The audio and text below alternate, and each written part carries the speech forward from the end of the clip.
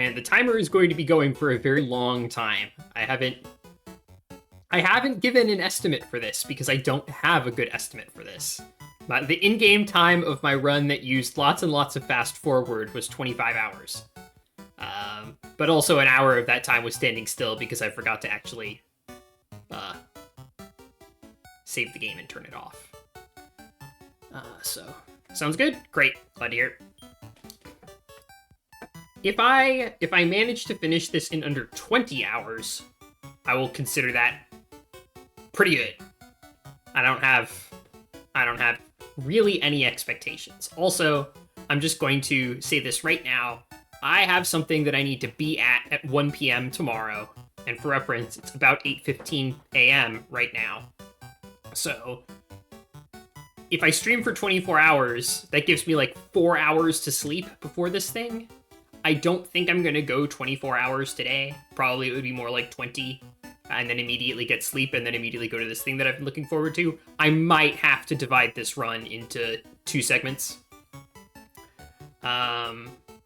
It's important that we have hundredths. Yes, exactly. I thought about changing it to just seconds only, and I was like, nah, this doesn't look good. It's not speedrunny enough.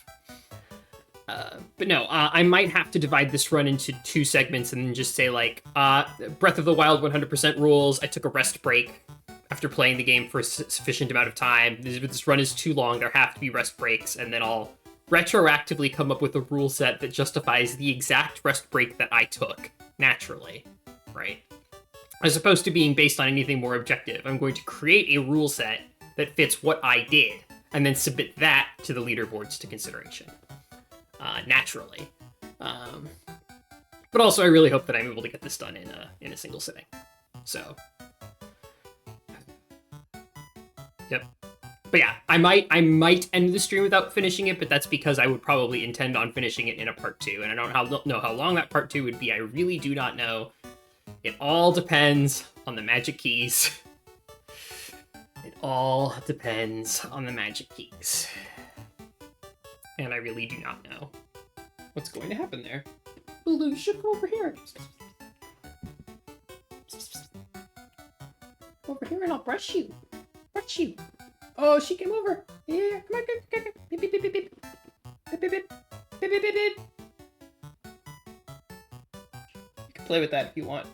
She likes to eat her own hair. Why? I don't know. She's a baby. But I wanted her to be over here in this little chair. Sorry you can't see her, but at an opportune moment I will grab her and show her off to the camera like I often do. Okay, enough.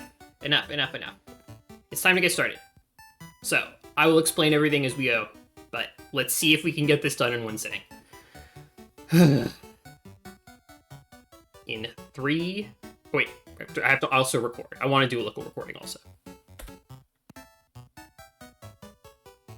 Okay. Let's do this. In 3, 2, 1, go. Thank goodness for Turbo A. For those of you who don't know, Turbo A is allowed in many, maybe most, Dragon Quest speedruns these days. The community as a whole had a poll and just decided, you know what, Turbo A, totally fine, does not degrade the quality of competition.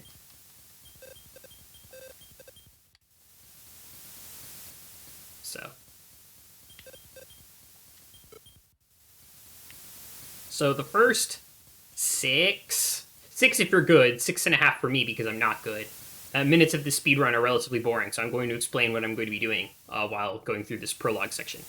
So, the goal of the speedrun is to max out the in-game catalog without using a link cable or major glitches.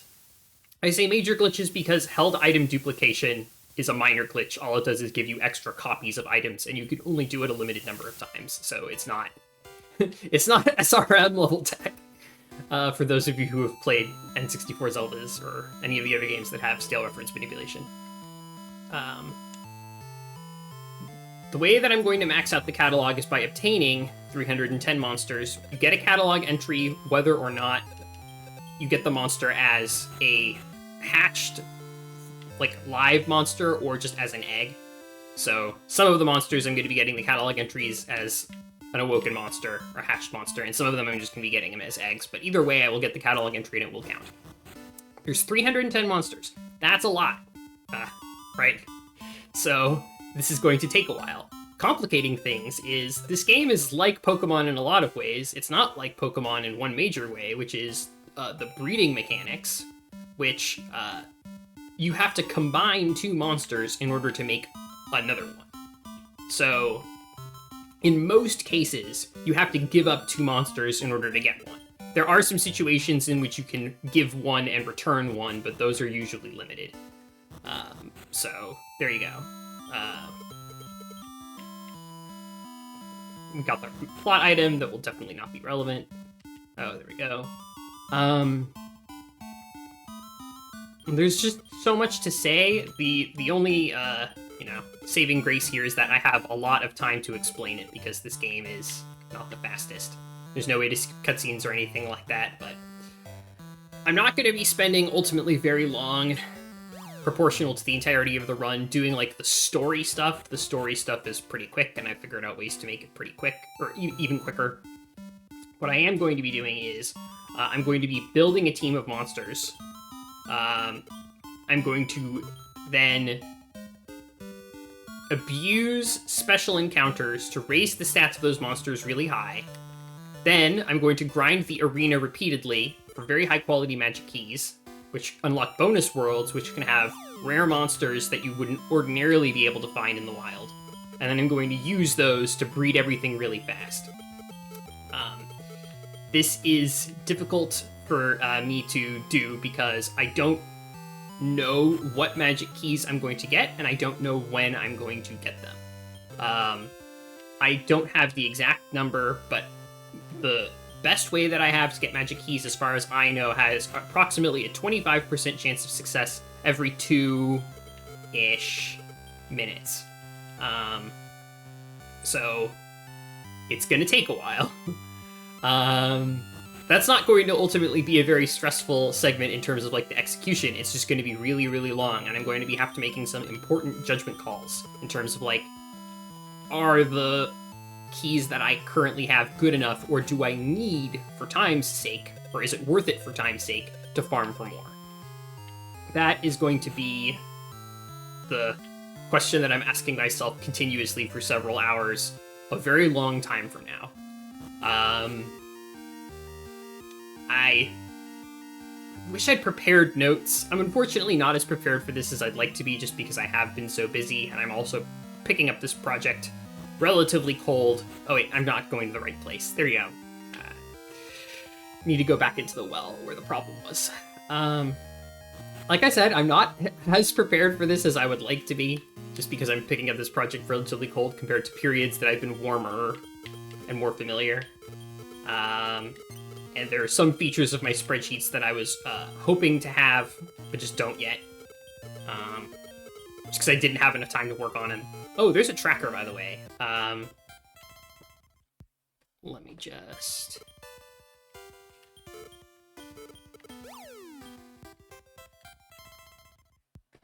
Let me just see here.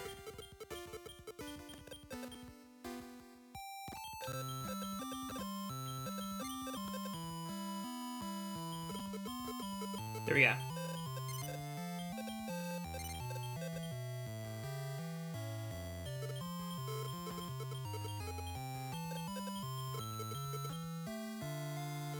Okay.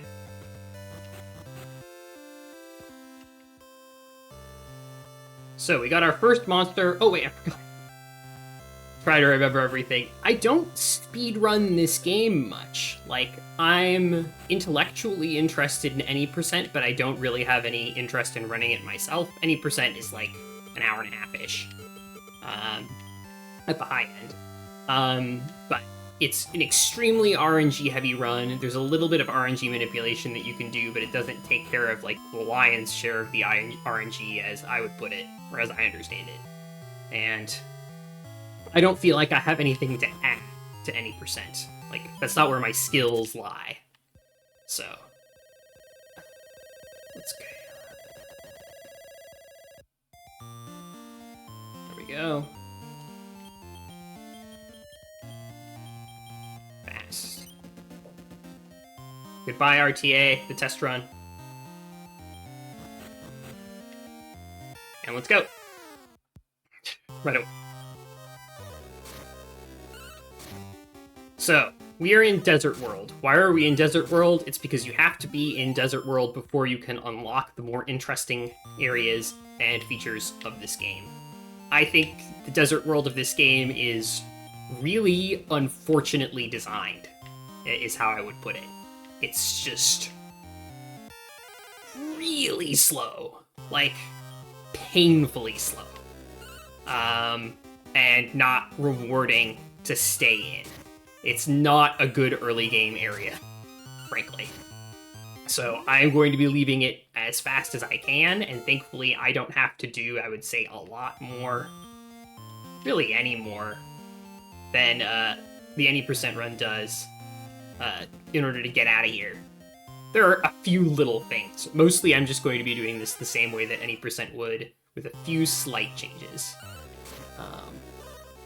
I don't think any percent recruits Spooky, if I remember. I don't remember. I know it gets Giant Worm, because I also get Giant Worm, but I don't remember what the other one is. Maybe Spot Slime? I just forget completely. Doesn't matter. Reach Asia, Jerk, Asia, however you pronounce it. 3 beef jerky, save outside the well. I'm just following my notes exactly. So that's the easiest way. Next. Recruit, Giant Worm, and Spooky. Okay. There's the worms. I feel dicey about this. Slash is only level 2. I have herbs, but they don't like it when you use herbs to heal your own guy. They immediately say like, okay, well, why aren't you healing me, your opponent? And they get all pissed off. And then they're less likely to join you. I think I'm just going to have to reset. That's just too difficult of an encounter for a level 2 slash to take. And I was just going to end up dying, and dying puts you back in Great Log, which is the area that you start in, and that's just no good. So, faster to just get it out of the way here.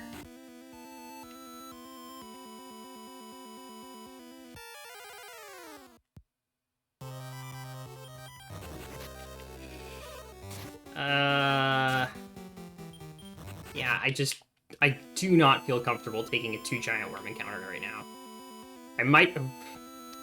There's no really elegant and good way to do this early game. There we go. Okay. This is much more suitable. 1 worm.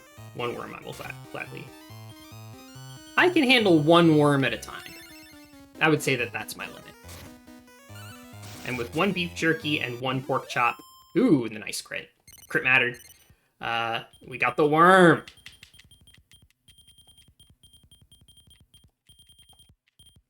I'm not going to spend a lot of time on nicknaming, but... Worms. Level 6. Ouch. You actually want these to be low level, because they're going to be leveling up a whole bunch, and they don't have higher stats for being at high level. It's like their level is rolled independently of their stats, which are always bad, so you want them to be low level so that they'll at least get level up bonuses, which they effectively don't have if you recruit them at a high level. So, a little sad to see 6 there. I should get 2 turns, I hope. Good.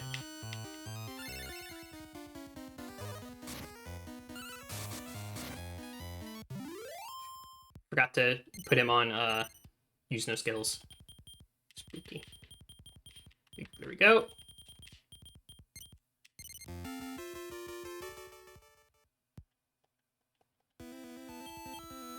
Oh, level 1. Okay, so not all of it.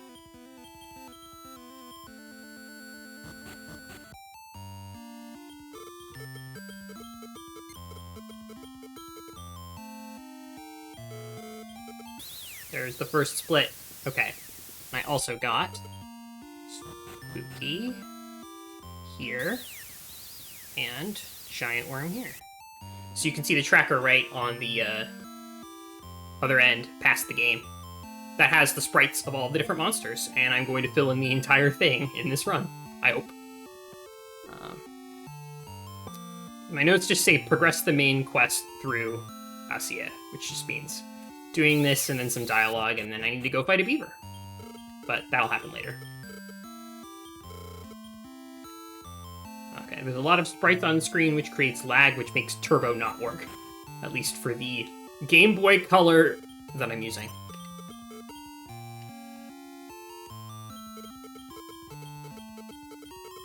The extremely real, legitimate... Wait, forgot. Mashing B instead of A. The extremely real and legitimate Game Boy Color that I definitely have and is very real, and I would show it to you, except it's really comfortable in my lap, and I don't want to take it out of my lap because it's just comfortable, and you'll have to trust me, broke, or just trust me. That's not what I meant to do. It's fine. That one lady happens to have the concern that the king needs in order to earn the respect of his people, or something like that. So you just kind of have to bumble around until you find her, or you just know where she is and talk to her. There you go.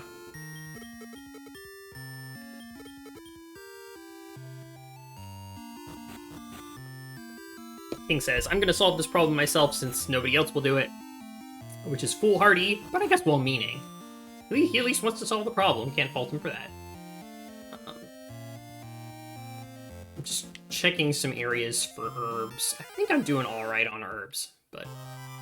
especially now with 3 tough monsters, these overworld encounters are not scary or threatening to me. They also don't reward basically any experience points, so I'm not thrilled about having to take them, but... there's a small sense to which I think taking an encounter right before getting into Calca here will delay my first encounter that I get in these sewers. I think folks are fine. Fine enough.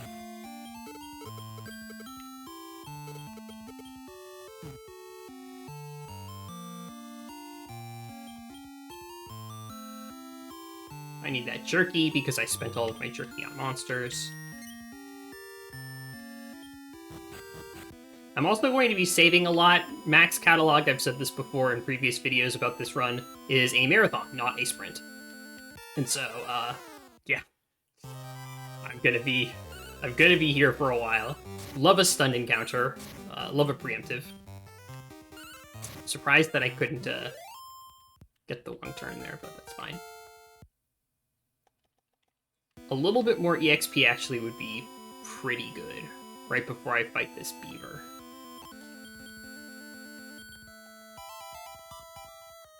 I will take one more encounter just to get Slash that one level, because I think it will help.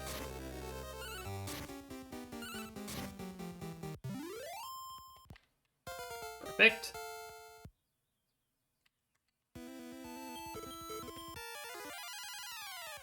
This is the beaver. He was creating the problem, which means I'm just going to have to create a problem for him. This is a pretty easy fight. I, press A and heal when needed. There is not a whole lot more nuance or strategy than that. Hello, DC. Thank you for the good luck.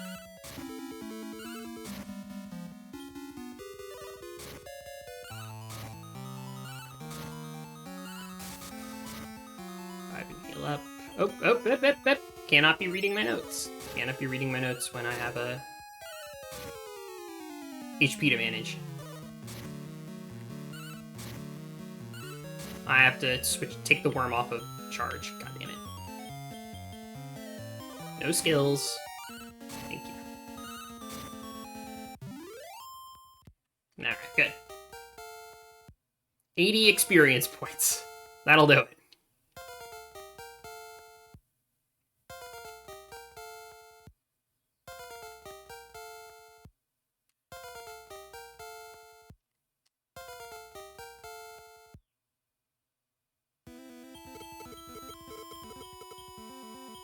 Unfortunately, the level up jingles cannot be skipped and take a little bit, but I view that as like a little bit of a throwback to the original Dragon Quest.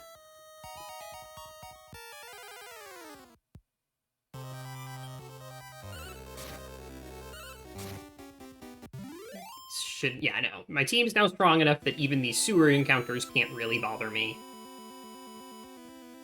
I don't think there's anywhere in the desert world where 3 monsters can attack you at once, which definitely can happen in other areas of the game, but will not happen here. I'm just gonna take the inn. And I'm also going to buy herbs.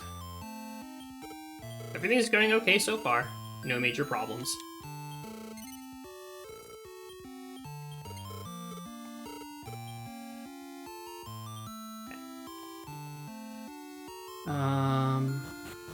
Yeah, we gotta report our success. Well, I guess he was there, so he knows. Gotta come claim our prize. The whole point of being here was to get a plug for the log that our home is on, which is taking on water and needs a plug. But you have to use a special magic item as a plug. You can't just like plug it with something normal. It has to also be magic. So there's like it has to be magical treasure. There's only a few items that are even vaguely likely to work at all. And this is the first one that we were able to get access to, the title bell, which was in the treasury of this world, and was promised us as a reward if we solved the problem. And we solved the problem, but the treasury was robbed. And so now we need to go help recover the treasury so that we can double get our prize.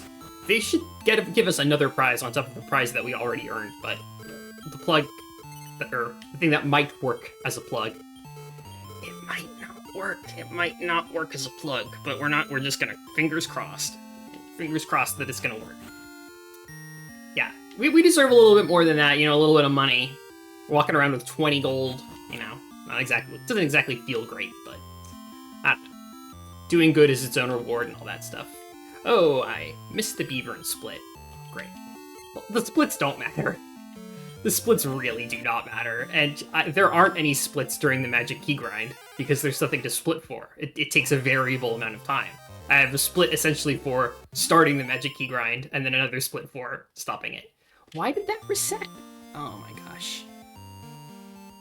Sorry, folks. Google Sheets, I love Google Sheets, but sometimes it irks me. Google Sheets is my friend. That herb is just barely within the tolerance of what I will go out of my way for. So, a meatless recruit there.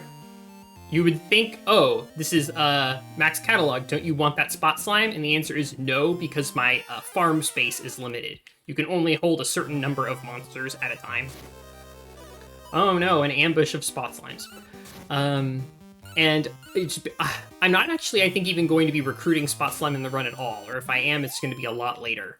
So I can't use the spot slime right now, and it will just complicate my plans, basically, to accept it now, so I'm just going to come back for it later if I come back for it at all. I'm not taking meatless recruits on this run, unless I happen to get the thing that I'm going for, without using meat. So, if you're wondering why I turned down a free monster, the answer is because it's a logistical headache for me to do so. There you go. Also, I have not said this yet. I really should have said this 20 minutes ago, or longer, but please ask me questions about this game. I am begging you, chat. Please. Just anything that vaguely makes you curious about this game at all, about the run, about the work that I've done, anything at all. I love talking about this game. It is one of my favorite games. At this point, I think I have to admit that Mario Superstar Baseball is my favorite game that I play on a regular basis, but this is a game that is very, very near to my heart, and it was my favorite game for a very long time. I love it a lot. I think there was a lot of effort put into it. I think it's overall well-designed, desert notwithstanding. And I just have a lot of passion about it, and I'm really glad to share it this way. And this challenge, Max Catalog, this is the challenge that really got me into speedrunning, not Mario Superstar Baseball. It was trying to swallow Max Catalog and failing that led me to do something slightly more reasonable, which was All Superstars and Mario Superstar Baseball. For those of you who know how that run works, that's not really reasonable either, but I was at least able to finish my first run in like 12-ish hours. And now it's under 7, so... But this, I'm expecting to take probably 20 hours or so. Okay, I have to be very careful here. Yes! Yes, I want the lamp. I want the lamp. I almost pressed B and rejected the lamp. This is an expected encounter that I do plan for and do want. Lamp replaces slash. Curse lamp is male.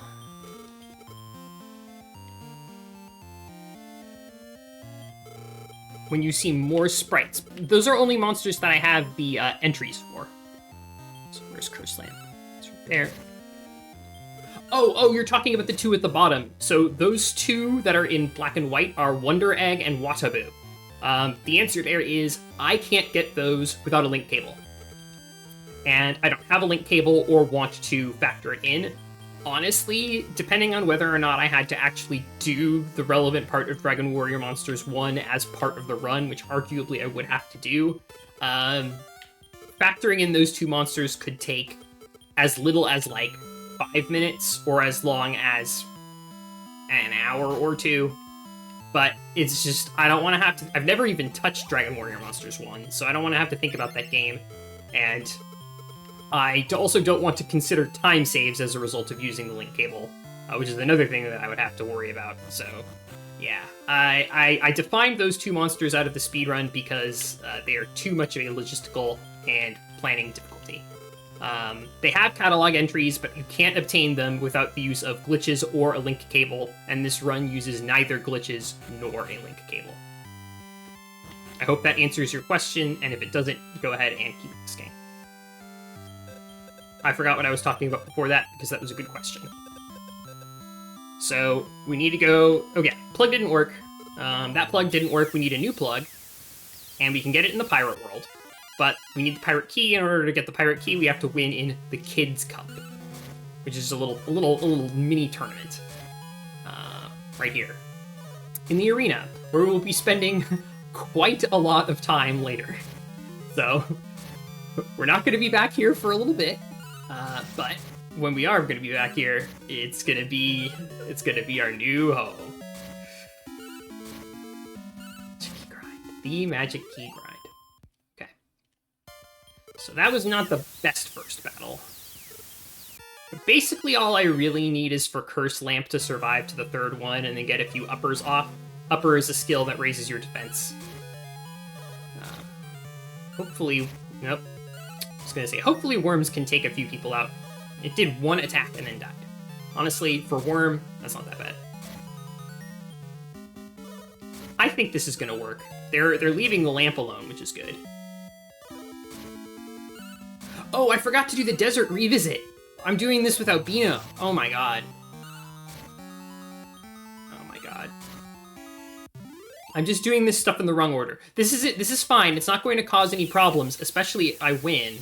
But I'm doing things out of order because I've tried to commentate at the same time. This always happens to me.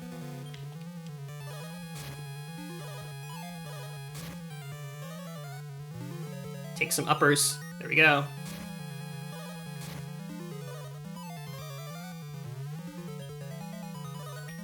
One more.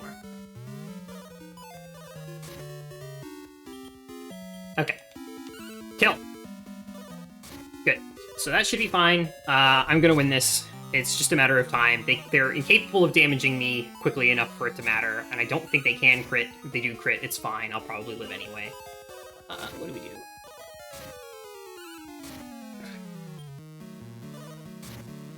Bino replaces Giant Worm. That makes sense. Any percent takes the worm into the mid-game for a little while, and makes more active use of it. I am going to be using the worm for something important, but it's getting some bench time first. Slash is going to be going into Deep Freeze once I unlock the ability to put monsters into Deep Freeze, because I don't want to have to think about him clogging up my farm spaces, like I mentioned earlier. The way that I figured out to do the catalog the most efficiently requires me to use all 30 of my farm slots. Once I've unlocked 30, you don't start with 30, you unlock them gradually over the course of the story, so I'm going to need all 30 of those slots, and there is even a point in the run in which I technically need like 31 slots, and use Deep Freeze as a way to get around that. You can have another 30 monsters in Hibernation, where they won't get passive experience, and they won't become more unruly but they're more of a pain in the ass to access, basically. So you have to take them in and out of the stable, which is what I call deep freeze. We did it! Curse Lamp and Upper kind of trivializes that whole thing. So we got the pirate key. We also got access to use the breeding services, except if we were to go to the breeding services right now, we would learn that there is a very long line, and it is a line that conveniently will not go away until we do the plot, the next segment of plot. So, I missed the split again. I also don't have a split for Kitty Cup, which I guess is fine. I need to do this first. Right.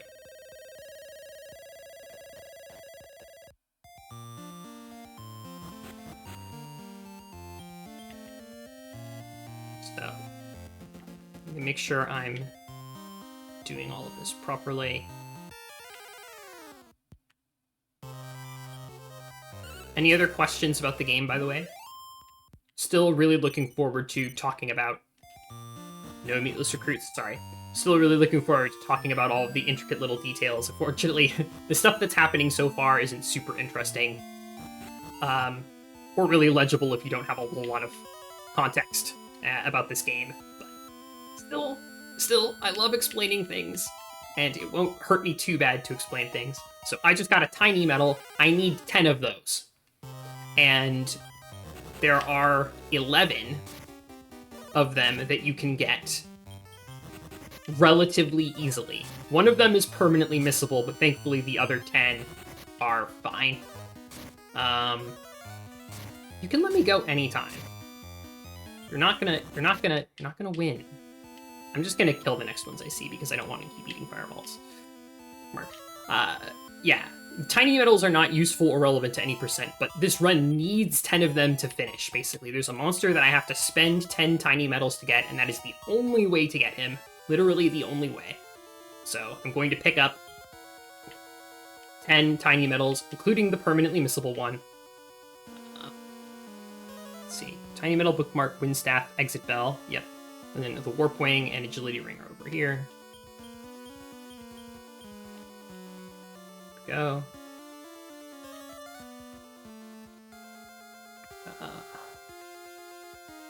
Yeah. Once you unlock... Another thing is, from the plot of the game, when we tried to use the title bell for a plug and it didn't work, it gave us the ability to use HM03 surf. So now we can surf, which is fun. And then conveniently, right after you gain the ability to surf, it puts you into a water world. Fun fact, Dragon Warrior Monsters 2 added the water family of monsters, which did not exist in Dragon Warrior Monsters 1. And so I think they were proud of that and wanted to show it off, so they created a world that was themed around water monsters, and in fact requires you to recruit a water monster in order to progress the plot. We will go there actually pretty soon. I don't need the inn.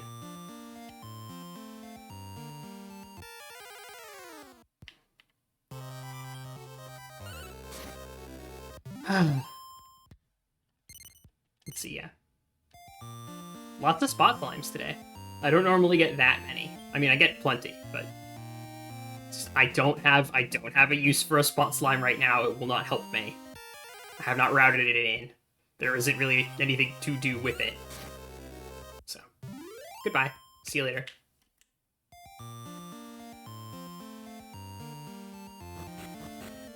Cool. Another thing is, you know that beaver that we beat up? He's got no hard feelings about it. And if you come back here after clearing the main scenario, replaces worms. There's Beano.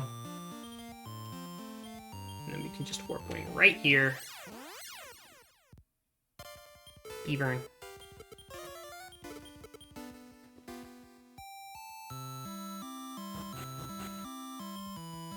We should be good to just head right back in. Okay. Reno. Pirate key, immediately enter pirate, go to Yold, sell stuff. I'm also gonna save my game, since I like what's happening.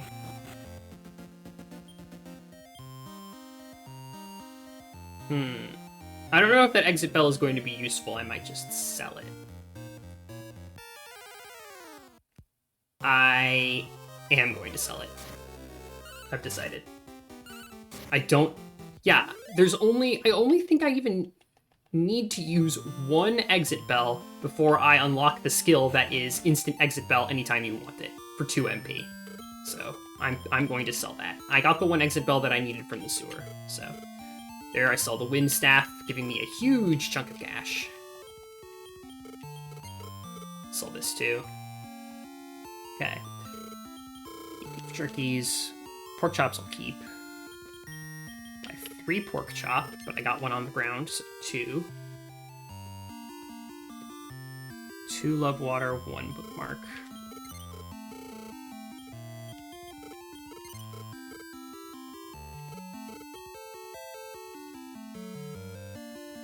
Take warp staff from barrel.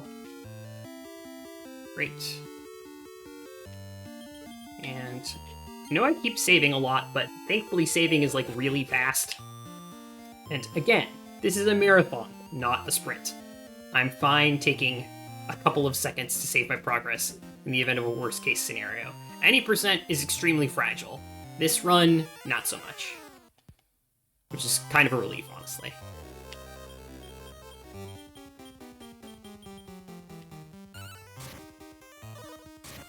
So, for something that's going to happen later, we need to have a mad gopher, which is that monster in the middle right there. It looks like a mole. Ignore that. It's a gopher. And we also need an army ant. We need to recruit them and give those monsters away. Just give them away completely. So that's what I'm doing right now. How long am I expecting the entire run to be? I don't really have a good expectation. 20 hours is my best guess.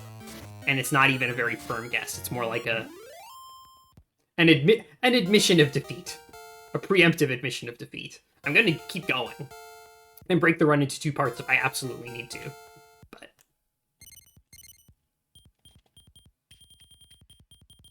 I know I just said that this thing isn't a mole, but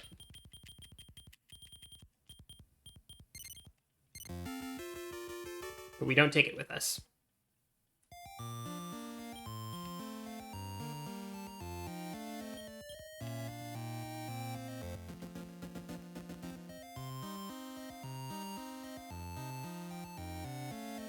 My notes do say that I should recruit the ant and the mole before doing Squiz, which makes sense because the spooky needs experience points. There we go, there's our ant.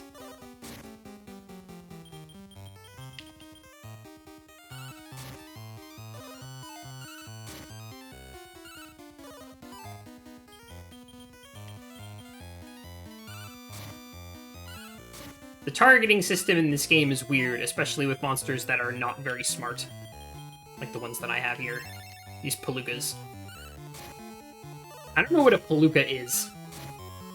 I don't know where that word comes from. If anybody wants to look up palooka and just tell me the etymology, that would be great. That would bring me joy. Oh yeah, got some mad gopher and army ant. Should not be pausing the speedrun in order to update the tracker, but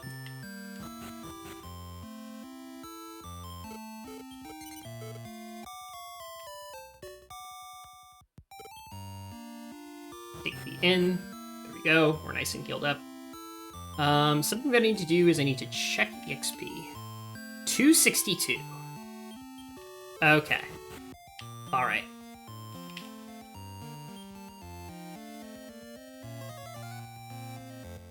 Spooky needs more than that. Spoilers.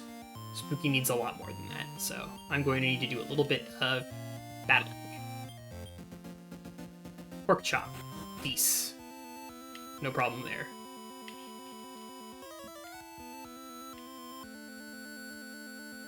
Now, in order to progress the story of this world, I need to have a water monster, and I also need a monster that knows the spell Lure Dance. There is a water monster that knows Lure Dance, right over here in the corner of this cove. If you defeat him, you get to recruit him for free, kind of like with the Curse Lamp earlier. And it's kind of expected, not mandatory, but expected, that you will defeat him and recruit him and use him to complete the story of this game.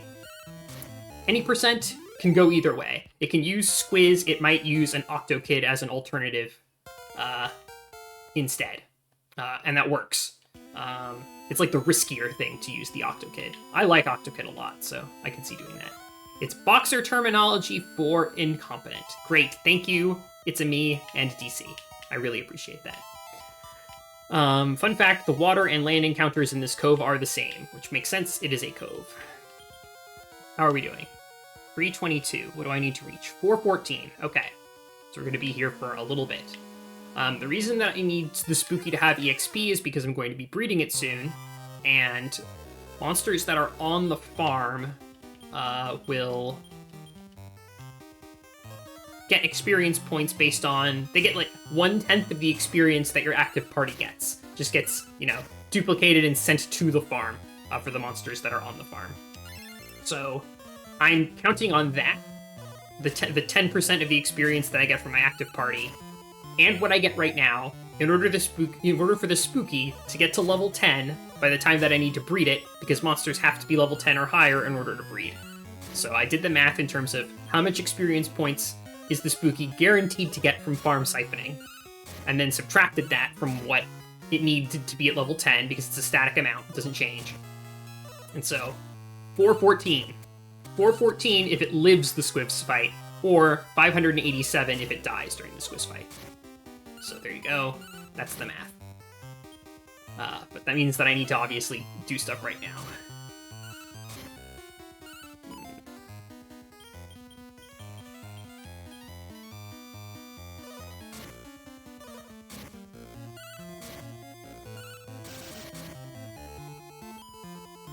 Okay. This is sure taking a while, but cracking this pearl should get me some experience points, so I'm assuming it'll be worth it. I am going to bookmark after this, once I've healed up. 93, is that enough? There's Increase. Increase I really want to see before the Squiz fight. It's another reason that I grind for experience right now. 414. Alright, that's one more than I need. But I do need the Spooky to live the fight. Mixed, charge, defense.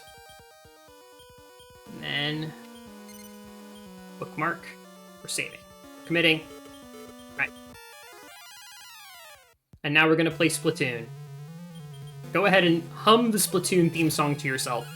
I'm not going to do that because it's really annoying when streamers do that, but... Going straight for the lamp. Which is unfortunately smart. I'm also glad because the lamp is using Increase rather than Speed Up. I don't want it to use Speed Up. I want it to use Increase only.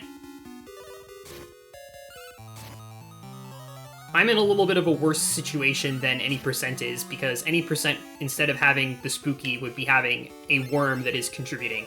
The Spooky is not contributing. It is just protecting itself. It is essentially a distraction.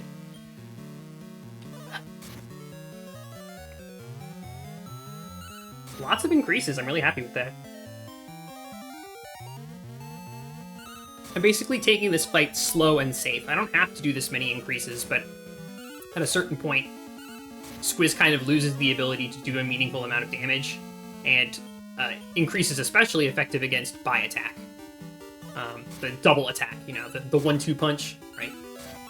Your defense, having higher defense, is even more effective against by attack, basically. So, which this monster likes to use. So, another reason why Increase is really good. I think I had all but one Increases, and then one Speed Up at the very end, which is, like, not ideal, but totally acceptable. And now you can see, before I was taking, you know, like 20 damage, 15 damage, 10 damage, now it's like, it's frequently doing 0 damage to me. Okay, it just did 12 damage to my ghost that was guarding, but that's fine. It doesn't look like it's going to be able to one-hit any of my monsters from the current situations, which means I just press A until I have one. My victory is essentially guaranteed here. Now, I really hope that I don't just immediately eat shit and prove myself wrong.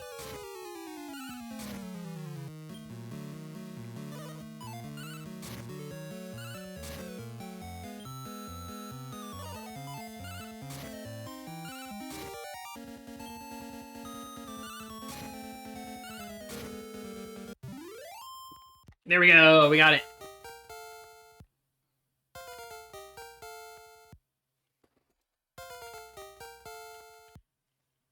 Oh, and it gets level 10 right there and there.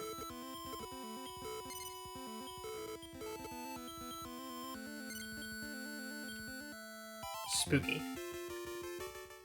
I must have done the math wrong, I'm now realizing, if that's the case. Good. Okay. I guess the exit bell could have saved me a very small amount of time right now, actually. Rather than giving me 20 gold that I probably don't need, but... You know what? It's fine. Now I know, for the next run that I do, if I get the free exit bell, take it after all.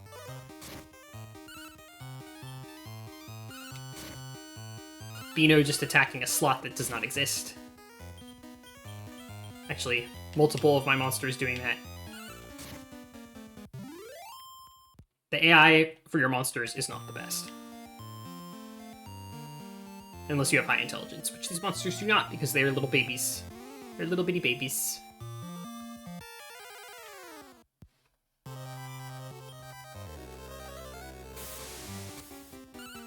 Before I get squizzed, these sea encounters are intimidating. After I get squizzed, they're not problematic.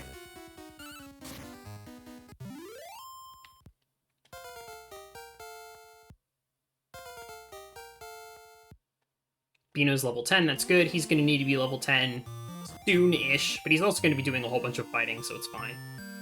So this is the permanently missable tiny metal. If you do this lure dance thing early, right, before you talk to the old man in Port Ritz, you get a tiny metal. But if you talk to the old man in Port Ritz, this tiny metal is permanently lost. Now, that's not a problem for the run, because there's a backup tiny metal that I can get that's not even all that far out of the way, really. But, I don't know. It's slightly faster to get this one than that one, and I like having the backup, so I just go ahead and get the tiny metal right there. But we're also going to come back here and do that same little dancing cutscene again pretty soon. Probably don't need to save, but it's fine. What's the rough ETA? The very, very rough ETA, I can't emphasize enough how rough it is 20 hours. And that's like a not even a well-informed guess. That's a vaguely informed guess.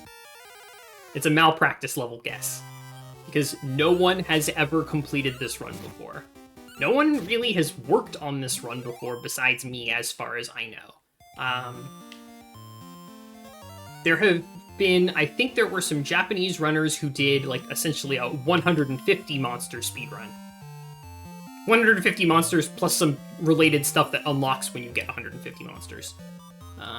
Poor Ritz is over here. But no one's ever done 310. As far as I know, I'm the first person ever to do 310. So, Port Ritz, Lone Barrel.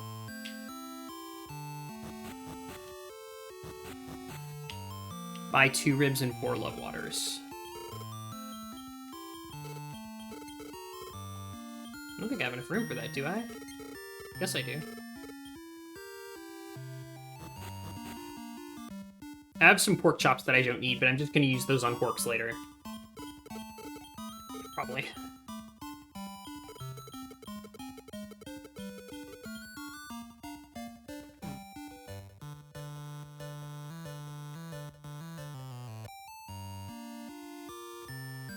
Had to go through a cutscene. Kameha he thinks that he's going to find the next thing that we need to find. He's a chump. Do I want to hear my tales? What? I did want to hear the tales. Sorry, I pressed B. There's a lot of sprites on this screen, which creates lag, which makes Turbo not work.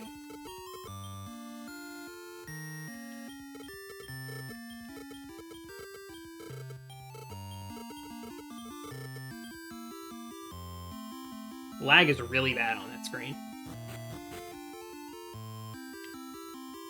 Good.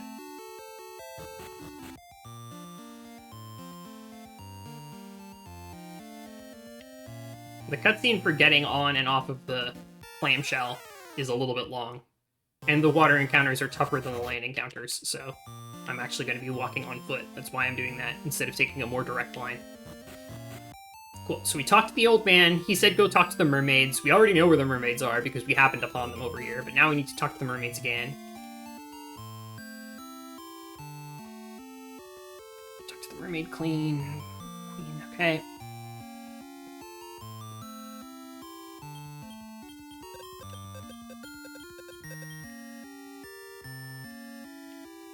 The mermaid takes us to the undersea queendom of the mermaids.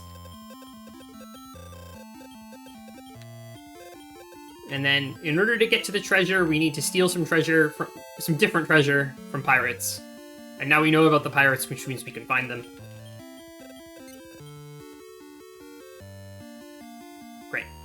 We're basically just doing the plot, right? This is just the plot. And then I'm just verifying here. I do have a bookmark, yes. I do, I have one bookmark. Saving again. Muscle memory, it's fine. Okay. Pirates. Favorite slime type. Oh, that is a tough one. That is a tough one. Slime Knight.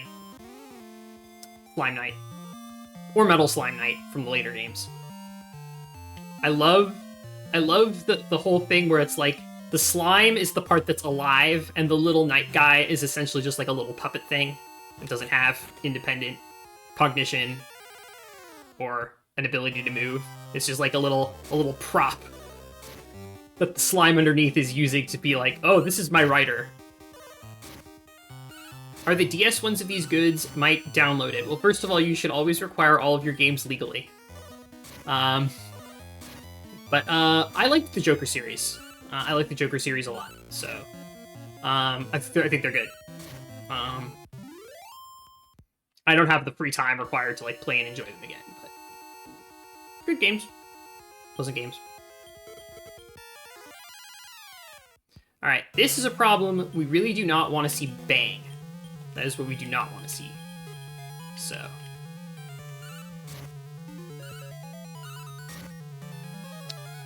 We also don't want to see Lure Dance not work.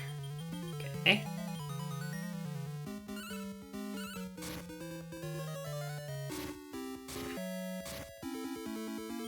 And we really do not want to see a crit from my monsters that takes this thing out instantly.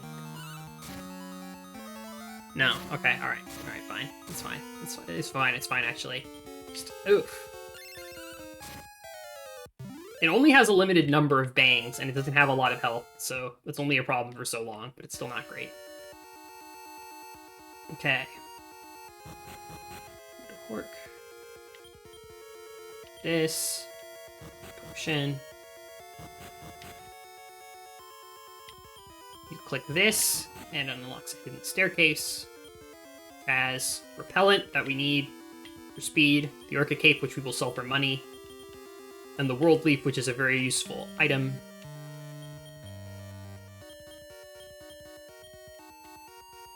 Use up these herbs for inventory space, and because we're rapidly outpacing herbs' ability to help us. And then up over there is the Int Seed, which I also want. Ooh, there it is.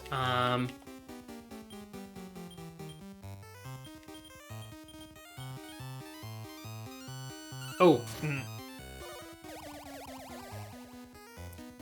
Oh no, oh no. Oh no. Frick.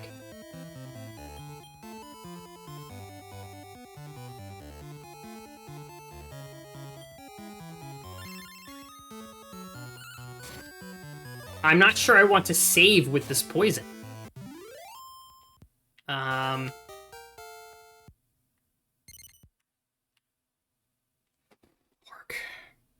Alright, I'm subject to being undone. 2 poisons. Thankfully not squiz, but... Oh, man. Oh, that is rough. That is really, really, really bad. I'm not sure I can accept that, actually. Even.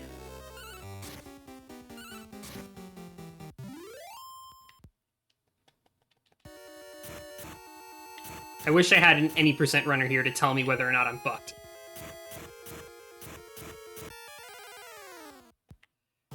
You're getting damaged every tile.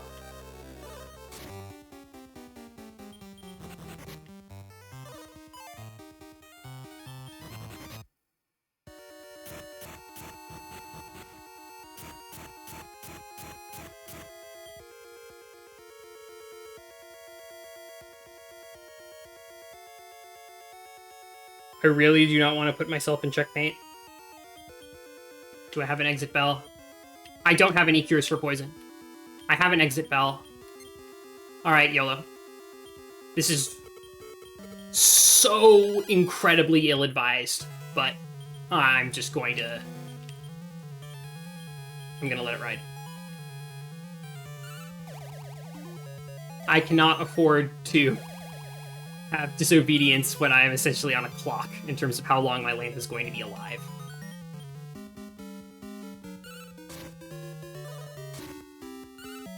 I'm gonna have to put it on mixed.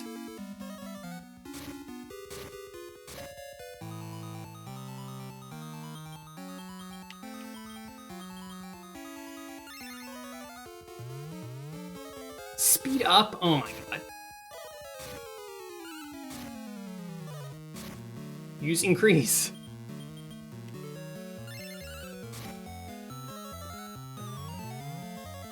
Okay.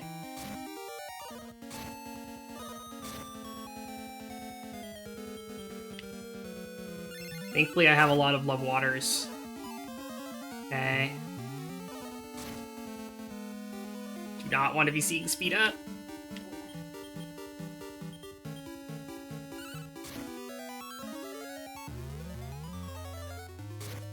Alright, now the lamp is just trying to piss me off, and it's working. I'm pissed off. Thank goodness I have a lot of healing. This is also the last major fight of this world, so I just need to get through it, but...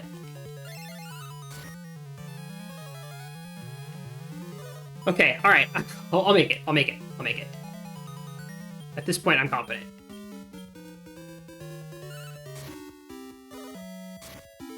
We're good.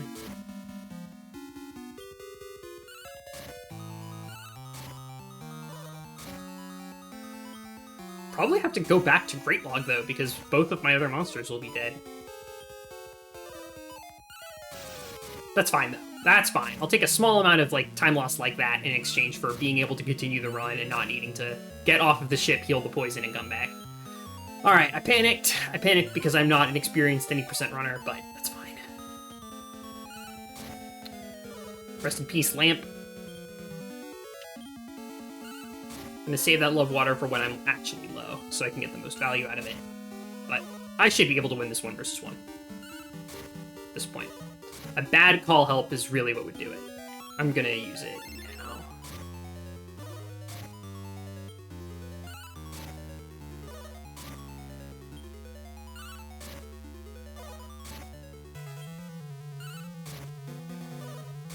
I have a World Leaf, I just don't want to use it.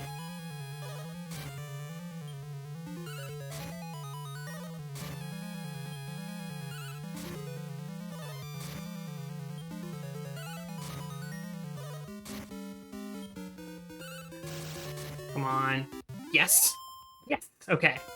Good crit.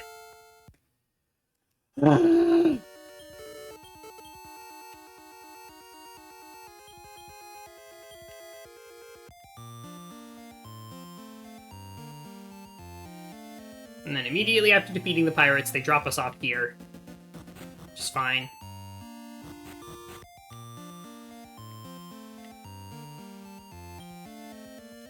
I don't have a lot of money. Beef jerky. So every time you go back to Great Log, you get a free full heal. So that's just what I'm doing here. Including revives. So. I got Hork. Got to mark that.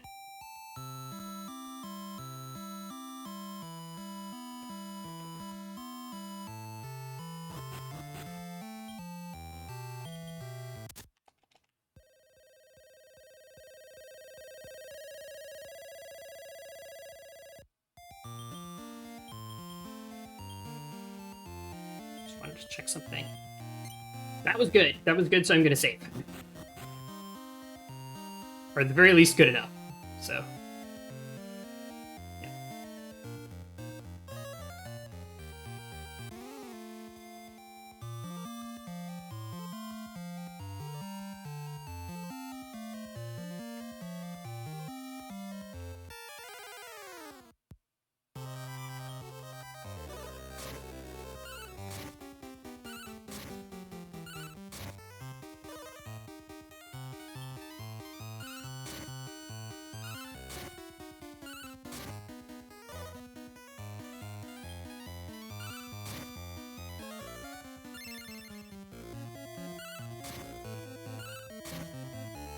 Forget when I'm supposed to repellent. It might be now.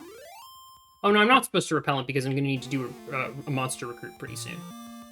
Right. I remember.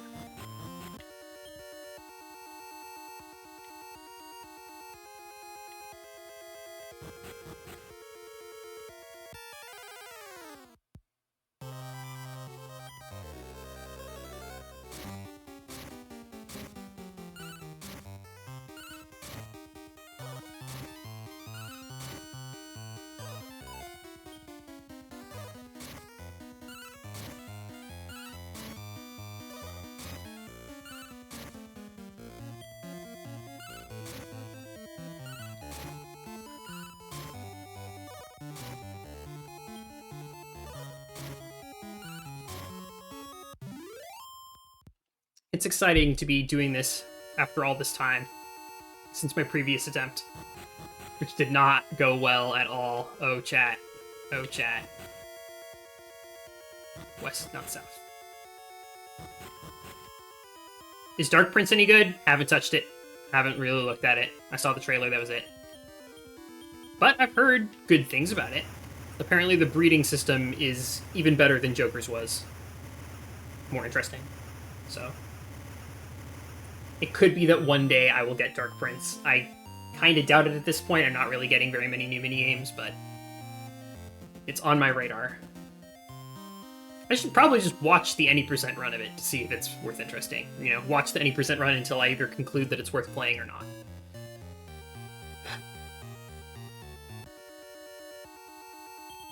Great. So we just use the treasure to unlock the path. Now we do this. We're also going to go over to Port Ritz, stock up on stuff, and then we're going to go into the volcano.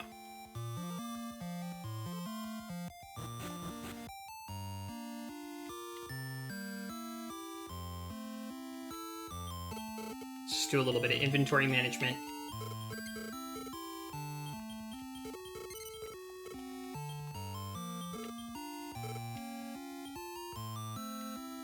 I need 2 ribs. Don't need that.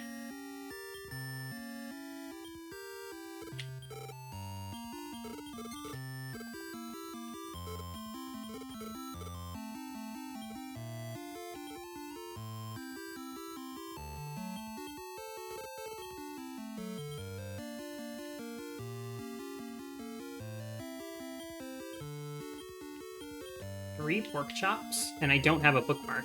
Bookmarks here? I hope so. No bookmarks here. I need to go back to Yold.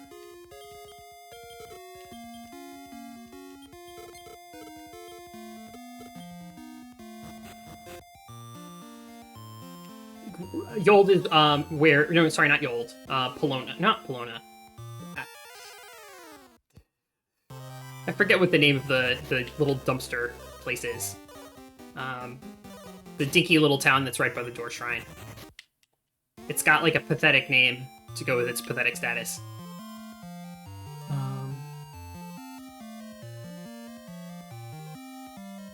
Let's see here. There it is. Port Ritz doesn't have bookmarks, and this place does, as I recall, so... Yep. And now, note to self, Jen, get a bookmark, and make sure that you have one before leaving here after the pirates oh so nicely drop you off here. So 2 ribs and a pork chop. That will do. I'm gonna save here. And now we storm the volcano. Now, those of you who have played this game before know that there is a relatively accessible early game-ish monster that is frighteningly powerful. Just way, way unreasonably tuned. To the point where if you have one, it trivializes the story of the game. The any percent, of course, relies on it as a central monster. And it is the centerpiece of that run. And that monster is Grizzly, the bear. Grizzly's attack scaling is among the best in the game. Yeah, the very top tier, and not a whole lot of other monsters can compare. Which is weird because Grizzly's very easy to make, and you can even find them for free in the Ice World. So they missed that on the balancing phase of making this game, but for us, we can take advantage of it. Unfortunately, in order to get one very quickly, we need a double monster, essentially. And we're going to combine that with our beaver. Hold on. This is where I need to... Dark Eye Evil Wand is not what I want. Okay. So basically, gender in this game is weird. And sometimes, often, you can tell what the gender of a monster is based on the formation that it comes in. So I have like a little cheat sheet, right, where it says, if you see this combination of monsters in this order, you can know for sure that the Dark Eye is going to be female. And I need the Dark Eye to be female because I'm going to be combining it with the beaver, which is always male. It's guaranteed, like it's fixed. There's good love water drop that I really need. I also don't really want to start rolling for the Dark Eye until I have my bookmark used. Which I have not yet, obviously.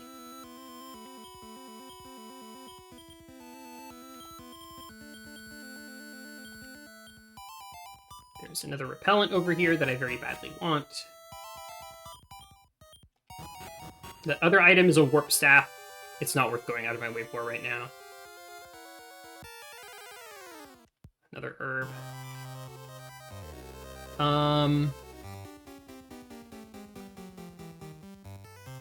Dark Eye, Evil Wand, Dark Eye, the one on the... No, I haven't used my bookmark yet. The one on the left there is a female, as far as I can tell, based on the notes, but maximum safety.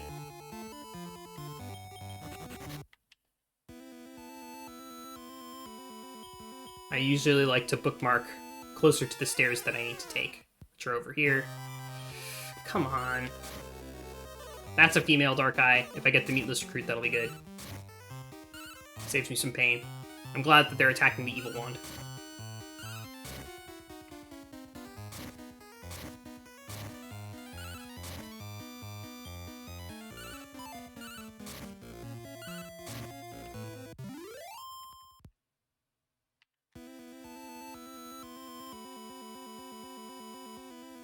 High encounter rate in this volcano, unfortunately.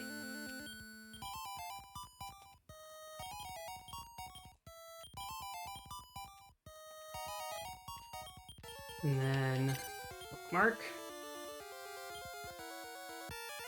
Alright. Now I go until I get the Dark Eye female that I want. Evil One, Dark Eye. Okay, great. This formation should return a female Dark Eye 100% of the time.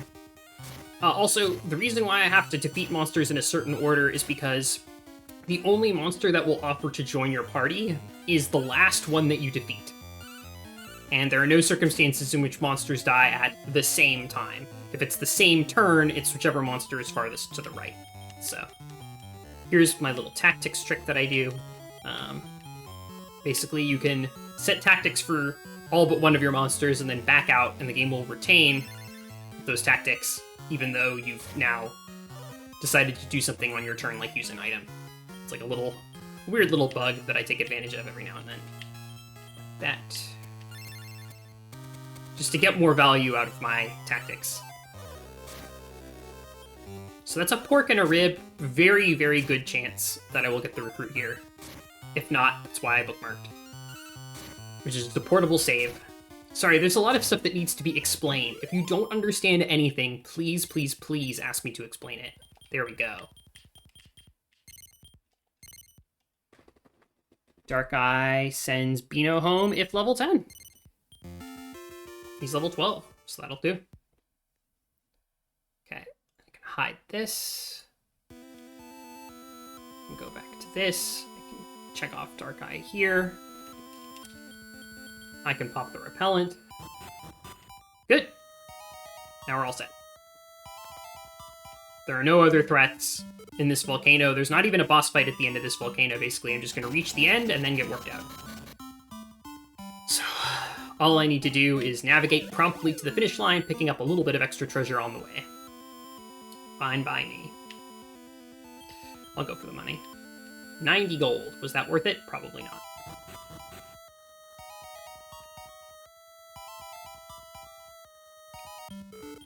That meat's probably worth taking.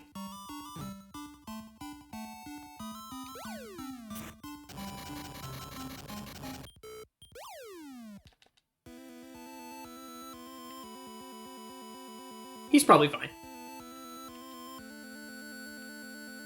That chest looks normal.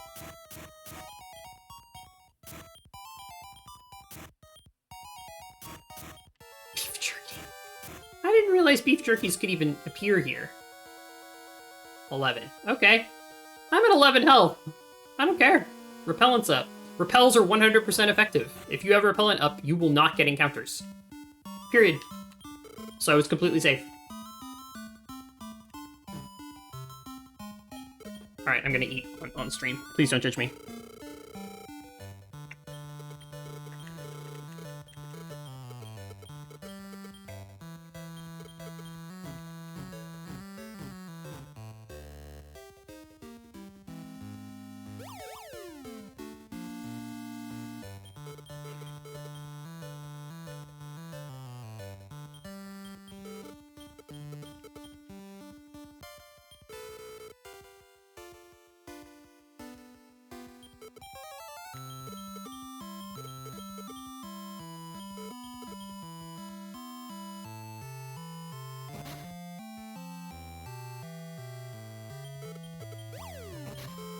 Just reading my notes. There's some stuff that I need to do.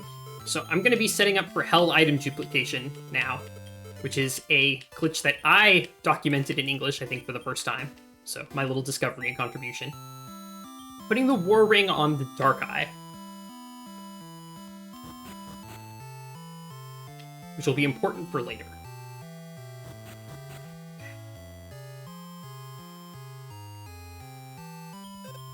And then my notes say drop off Dark Eye and Curse Lamp. Pick up Mole and the Ant.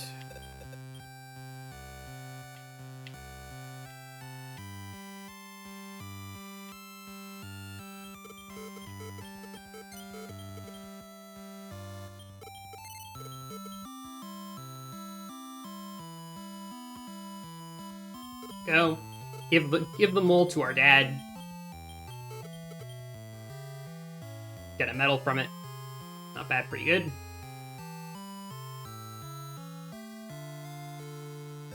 Oh, I don't have talking to mom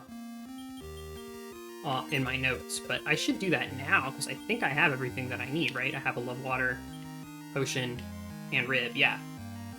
I should just do this now. Alright, note to Jen. Second note change, Jen. Do the mom's errands now.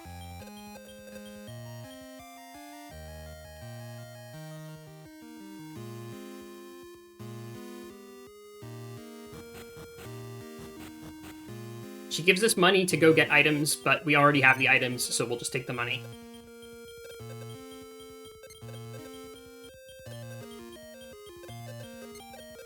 And then this is the best part. The last one is, go get a sirloin. She gives you the money for the sirloin. You don't get anything, or the ability to get anything, by returning that sirloin. It's essentially lost money. But also, we're never going to give her that sirloin. So she's just giving us some money and saying, go do us an errand, and we say, yeah, sure. And then we pocket the cash. We're committing embezzlement against our own mother. So, there you go. That's what this game encourages you to do. Which is why I love it so much, of course. I love embezzling against my own mother. What? No, I don't. That was almost funny. I just did not figure out the right way to finish it off. A little punchline there.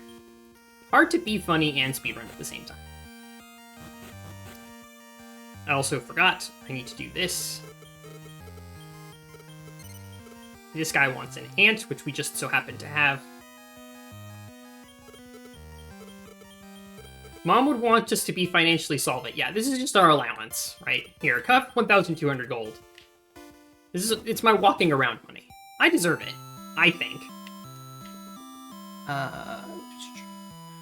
Oh, actually, I did have that as part of my notes. I just didn't put it in a very good spot. Okay. Alright, now it's time to do held item duplication and our first breeds of the run. Is everybody excited? This is how breeding works. You need 2 level 10 monsters, right? You combine them, they also have to have opposite genders. Gender's not real. In this game, it's kind of real, but...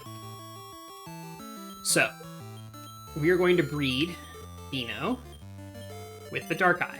This is the Dark Eye, by the way, that is holding the War Ring. So it's the mate monster, the second position monster, and it's holding an item. That's important.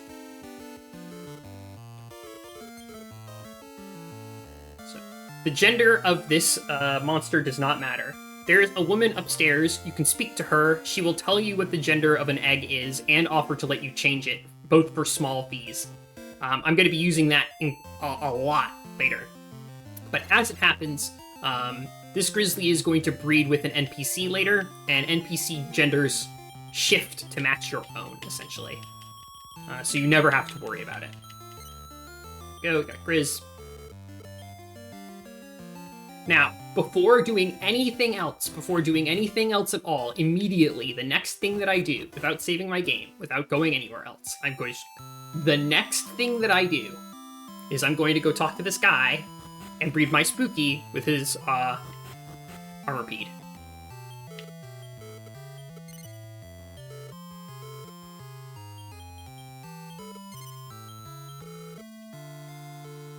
Its accessory is in the vault. You see that? Its accessory is in the vault. It doesn't have an accessory. Y'all saw I never put an item on that Spooky.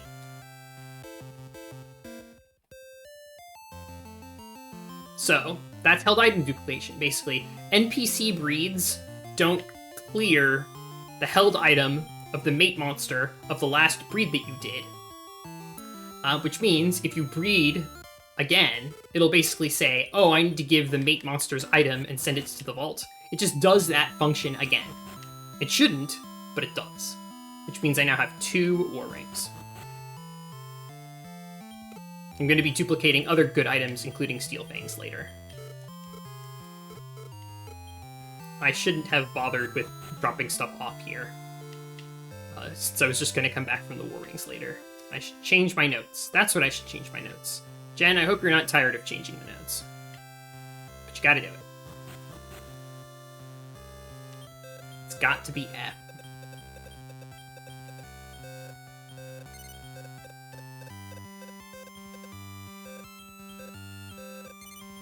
And then we sing the magical blessing of transgender. Good. Why is it F? What does it breed with? I'm sorry, I'm now doubting myself. Why am I doubting myself?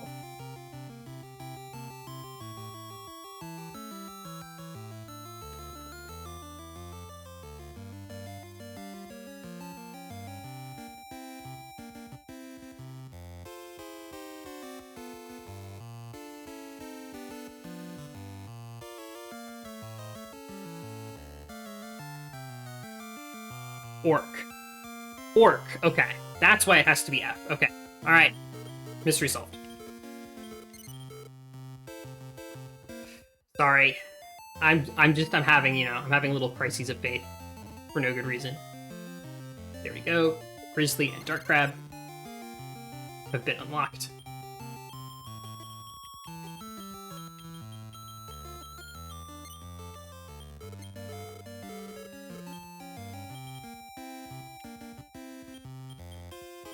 These war rings that we got go on Grizz and Crab. Got a beef jerky for some reason. It's weird.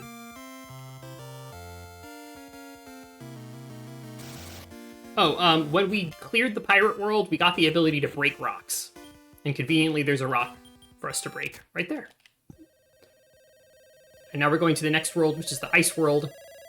Whichever of the Mad Gopher and the Ant things that you do first gives you a tiny medal, and the second one gives you the ice key, so you have to do both. And now Squiz is going to help raise these children as I proceed to the plot of the ice world. Also, this is the best song in the game, and it goes away after you finish the ice scenario, which is a crime. It is a crime. They never should have done that. They should always play this music. It's incredibly good music. I do go in here.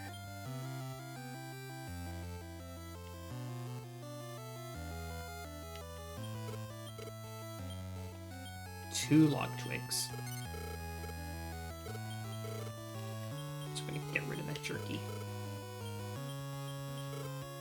I don't need the pork chops either.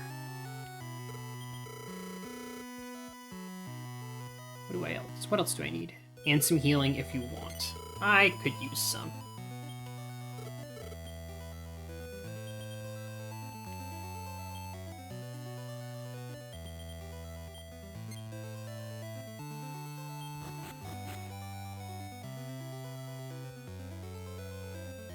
So log twig on the way to the frozen lake. There's like an optimal spot to put this, I think.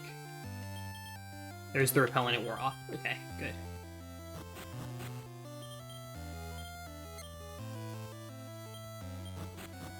I don't know why I saved any earlier than that. I'm just saving. I'd rather save too much than too little, you know? For the plot of this world, we have to come here first. There's an elemental spirit from one of the other Dragon Quest games. Her name is like Rubis or something. She's got a nice name. It starts with R. I cannot off the top of my head remember it, and this game doesn't actually say her name, but whatever. Nice lady. She watches over this world and says, go solve some problems. And then we get our official Problem Solvers Junior Ranger badge, which will let us go into castles and speak with royalty, essentially. I guess it's fine that I haven't gotten an encounter yet. It's okay, I'll probably just save again. Yep, there we go, Junior Ranger badge. We go right in.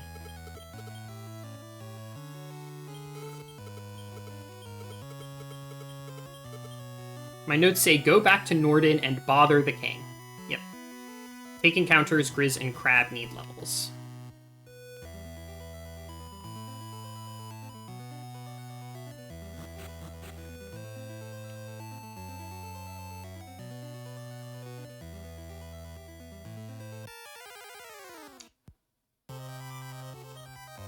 Nice, solo. Ah, I forgot to guard. Oh, that's okay. The Almirage attacked Squiz, which is the ideal case.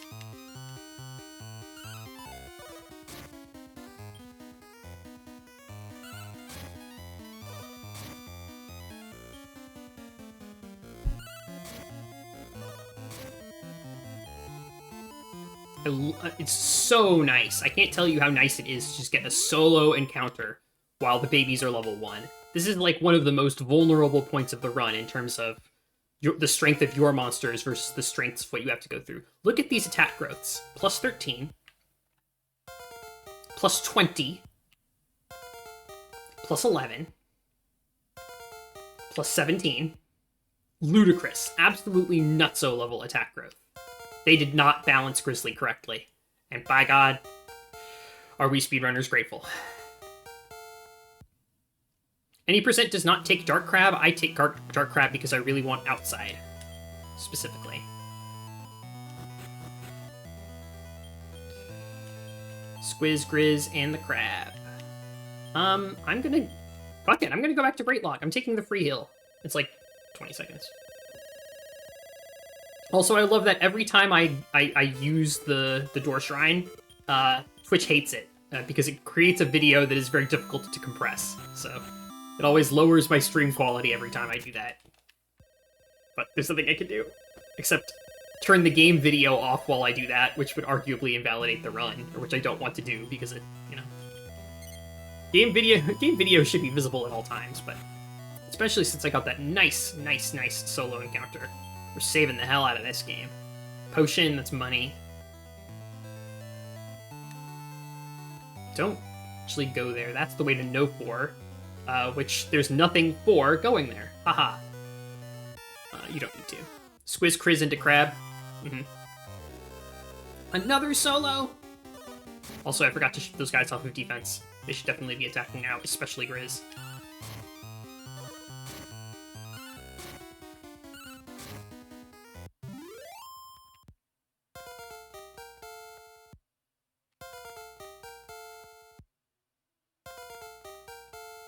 Ice Bolt, which we do not want to see. It is a bad spell. We want Grizzly to be doing... What the... Go away! Sorry, we're not accepting resumes at this time. He just wants to get his foot in the door. He just wants us to take a look at his qualifications. Sorry, Hammerman. It's not hammer time. I regret to inform you, it is not hammer time. For whatever reason, you can save here, which I'm of course going to do. So now it's good if Squiz dies, because Squiz does not need experience and is not really relevant anymore. He's going to come back at the very end of the run for a breed, and that's it. But he doesn't actually need to do anything anymore in terms of, like, the run. This does not look like a very threatening encounter as far as I can tell.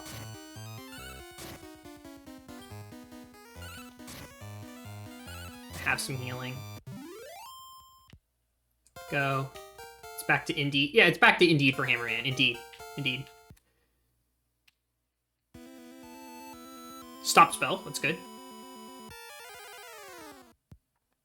Don't know if I need that, but if it's a rib, it's probably worth taking.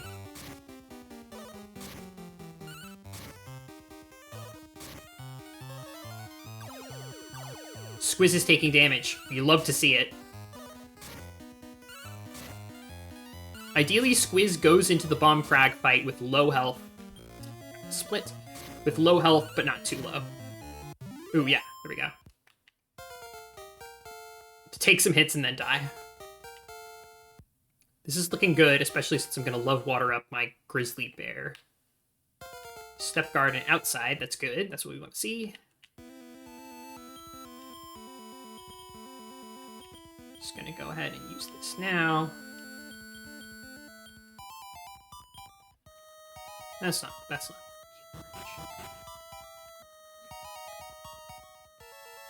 So the North Kingdom and the West Kingdom are fighting over the gold in this mine. There's gold in this here mine. And the Bomb Crag says, don't touch it. And starts trying to kill us. So we're gonna have to kill it back. Alright. Let's see. Lure Dance. Fight. Spell I think works. No?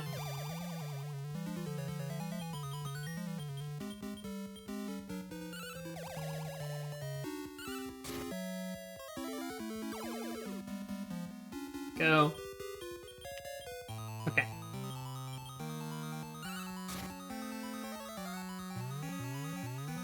Kill Squiz. Do it.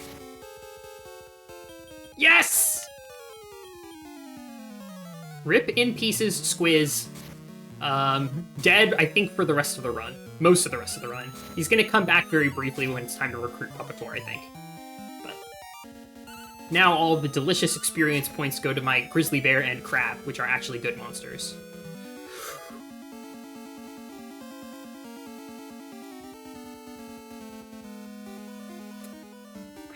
For whatever reason, I thought Stop Spell stopped that. It's a rock. It's not just a boulder.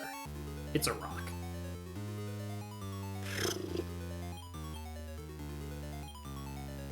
I need outside. But, point taken. I need to keep the crab at higher health if it's not defending itself. Yeah, that.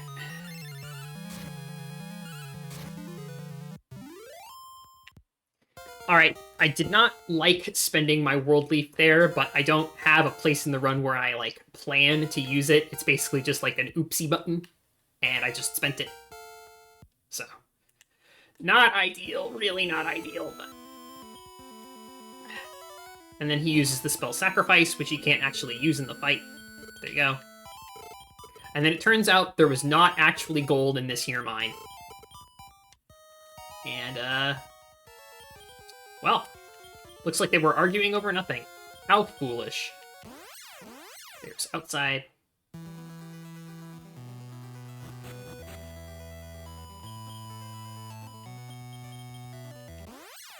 Warp Staff.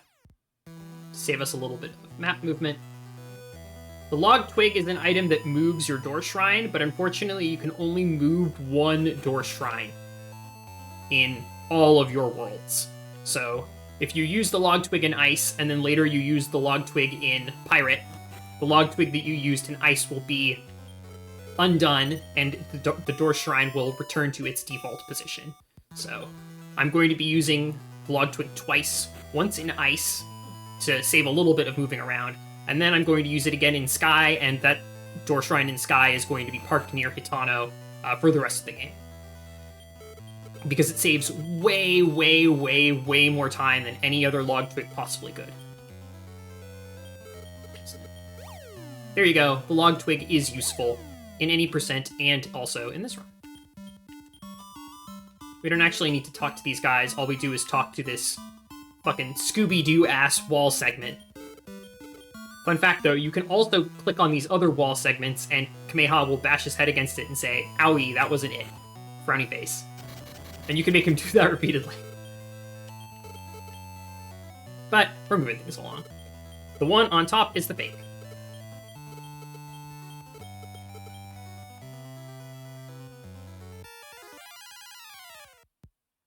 Okay. So all I need to do is land Stop Spell, and then this is free. And we're done.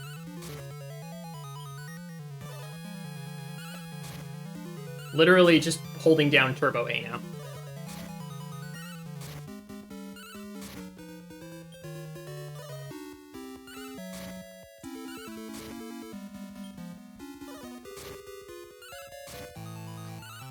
Yeah. I'm probably going to want to buy a World Leaf before Mudo. Maybe, actually. I'm not even sure if I would need it. I could probably do without that World Leaf. Probably.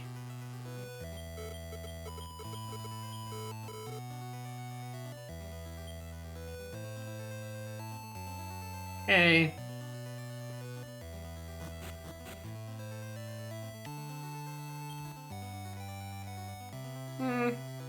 I probably don't need the in here, but can we breed an Omastar? Well, we're going to breed every monster in this game, right? Every monster that we can breed. We can't make Wonder Egg, we can't make Watabu, and we don't have access to the 3 event cartridge monsters. So we are going to make everything else. So if you deem any of the monsters in this game to be sufficiently similar to Omastar, then the answer is yes, we will eventually have one.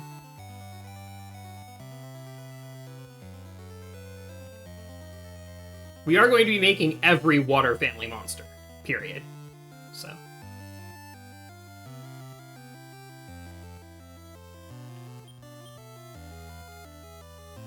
Potion. Some more money.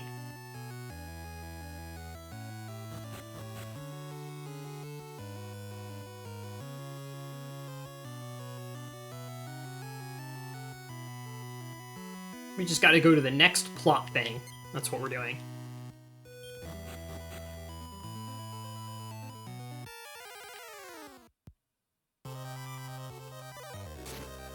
Oh no, an ambush!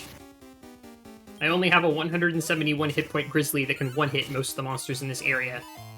And a tanky crab that can help me go fast. Whatever will I do? I think, chat, you know what I'm going to do. And you know I had to do it to him. 40's a lot. Oh, that was a good hit. Respect.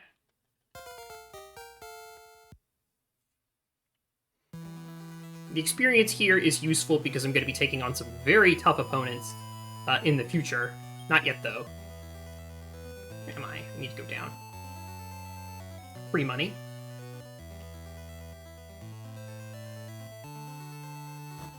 Welcome to Westania Castle, home of the plot. Read the sign for the plot. Yuna is depressed. Relatable. We need to try to entertain her in order to cure her depression. Her dad is well-meaning, but he's not really open to, you know, like, clinical options. So we're going to have to try and, you know... Oh! Squiz can't die. Because we need to do the circus performance again. Yep, But it's not worth it to use the World Leaf for that. So... But I don't have anything in my notes about how actually Squiz needs to be alive. I went the wrong way to Weston. Okay. One sec. Hold, please.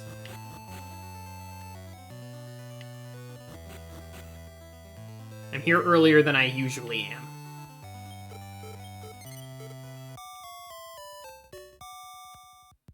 Just to preserve the state of my notes, I'm not going to pick up anything or do anything else that I otherwise would.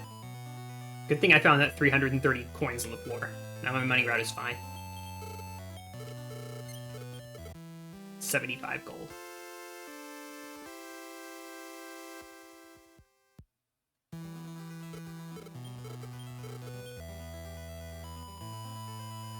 Okay. Now that we have 3 monsters, we can attempt to cure depression. This game is very logical.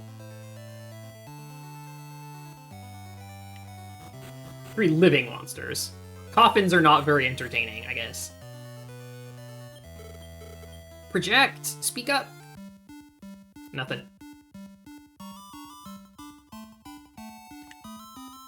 Look at that dancing. But the king says, fuck you. And rightly so, Kameha's a little dweeb, a little doofus. We do our circus act.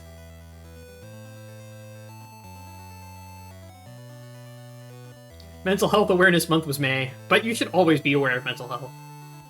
Please be aware that mental health. The king is impressed, but it does not work. So she's clearly got some problems. Well, anyway, on a completely unrelated note, let's go looking around in the woods. Why? There's something in the woods. There's something in the woods. There's something in the woods.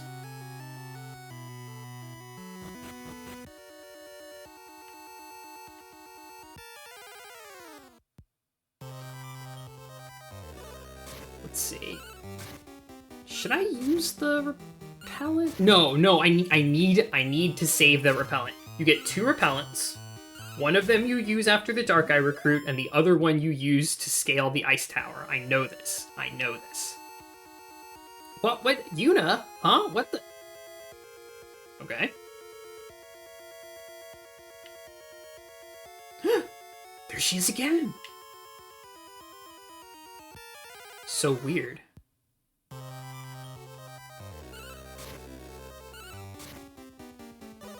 I want these monsters to kill Squiz again. Which, actually, I should move Squiz to the front of my party, so that he takes more damage. Monsters on the left are more likely to be targeted than monsters on the right, basically.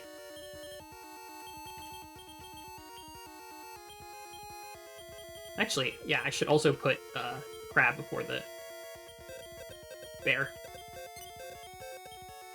Deku Princess from Majora's Mask moment, she hops into her inventory.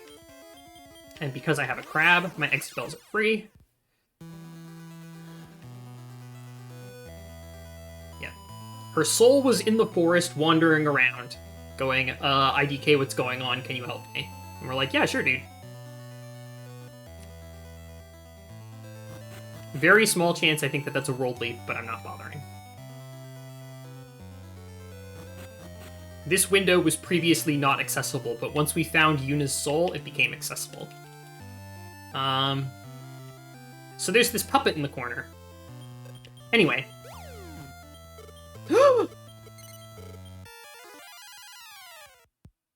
It was the puppet's fault all along. Oh no, Spoopy.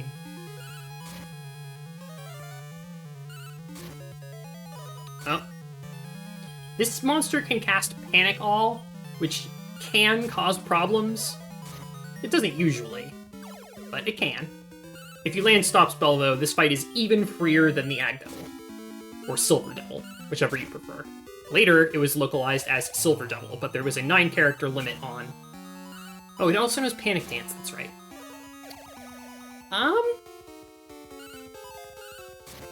This could be bad. Oh, never mind, we're fine.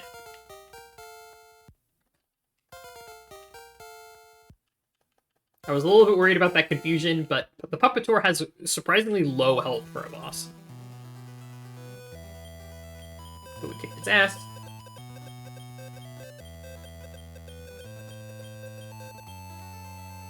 So, that's 2 problems solved. Once we solve 3 problems, this world's going to be in pretty decent shape, so...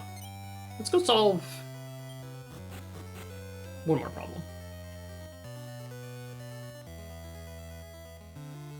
But that problem is in the east, so off we go.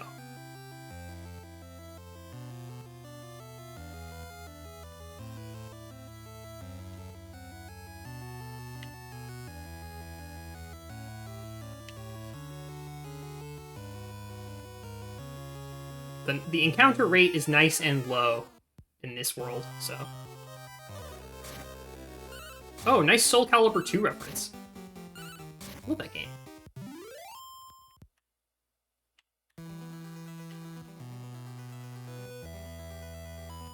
I'm gonna keep going just so that the monsters have more chances to kill Squiz. Let's see. After reaching Estria, use Repellent? That can't be right. Oh, I know why. I know why. I'm going to get access to more repellents before I do the Ice Tower. That's right. So... I am going to try and get Squiz dead, though. I'll use the repellent after that. I'm still very fuzzy about this run. Anyway, you don't need to do the story triggers for this next part of the plot. Basically, the Queen of the Eastern Kingdom is locked in an endless dream, and you need to get her that good herb.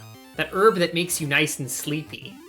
You know, gamers know what I'm talking about. You know, that nice good herb. Everybody knows that sleepy herb, right? There's a sleep herb. And she needs that good herb in order to feel healthy again. Relatable, am I right, folks? Anyway. It's on a mountain, though, so you gotta climb the mountain. Yes!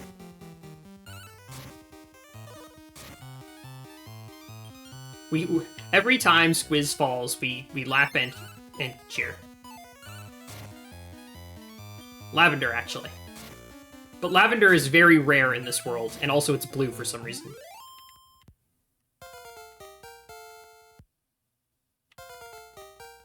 Twin hits! There we go. One of the best spells in the game. I got what I wanted, so now we repel. Now here's something very important. We are going to get our very first magic key. Now, I'm picking up this magic key, right? Where my party is like level 17, level 15. The power of a magic key is determined by the strength of your party when you pick it up. There's a very, very arcane and complex formula that determines this. I will probably explain it later. But bottom line, I have what is considered a very bad team, so I just got a very bad key. Now, why do I want a very bad key? Well, it's because I want monsters that I can run away from later. I want to not be reliant on repellents for something that I'm going to be doing in that magic key world later. So, this run gets 1 bad key for the purposes of creating weak encounters that I can run from easily, during the Bard grind.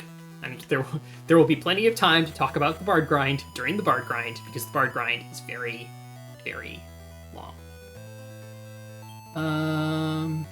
Let me just see here. Warp staff.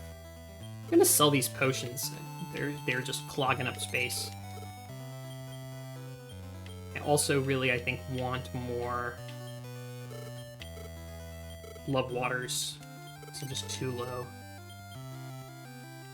Love waters are very money efficient.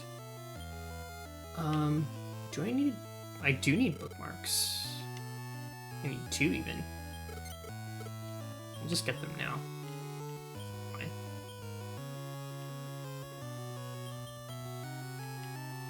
Don't I need ribs also?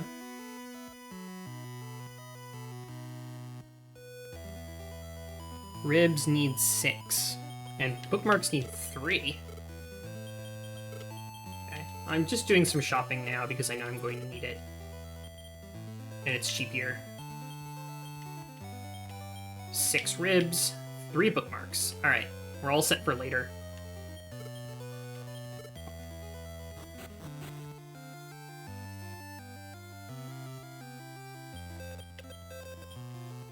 I just did something out of order in my notes. I'm sure it's fine. I'm sure it's fine and there's no problems.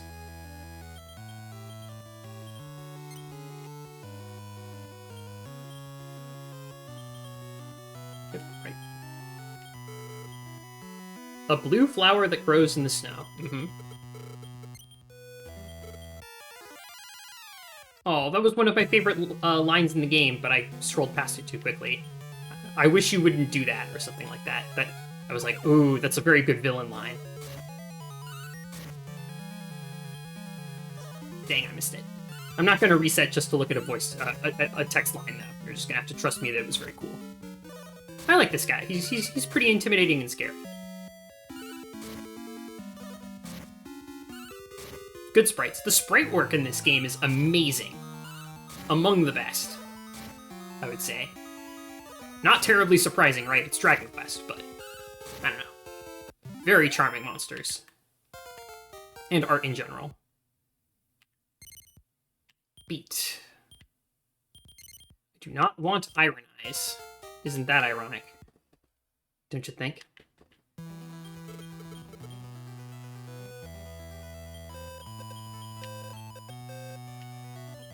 Oh yeah.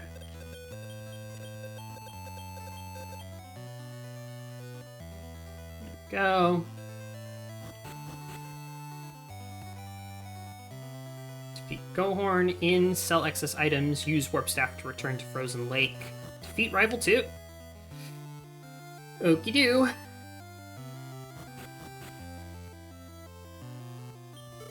I love the inns. They always cost 10 gold, and they are a full heal to your monsters that are alive, but don't touch your monsters that aren't alive.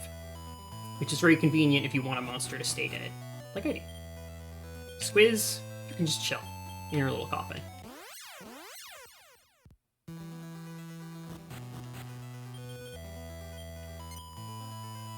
Saving just in case. This is a pretty safe fight, but it's the most threatening fight in the ice world, and it's the last one, so. Oh yeah, we've solved 3 problems, which means we're going back to Rubus, I think, to get our, prize? She did promise us a prize. But then there's this jerk. This is the jerk who, had, the curse lamp all that time ago.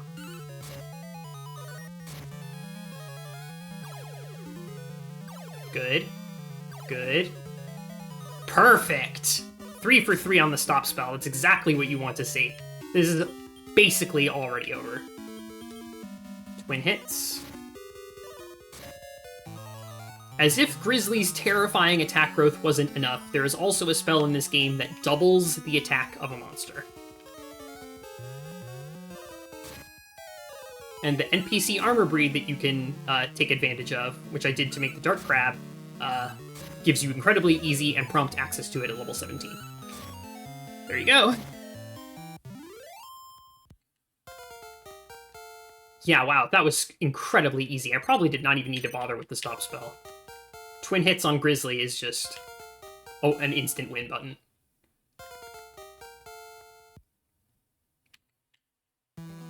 Squall hit. That's maybe useful.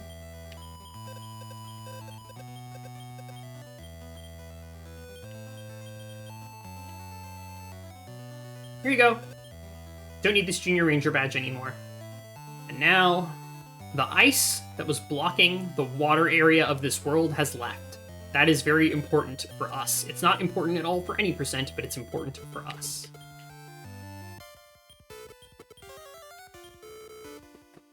This crest claims Sky Shield.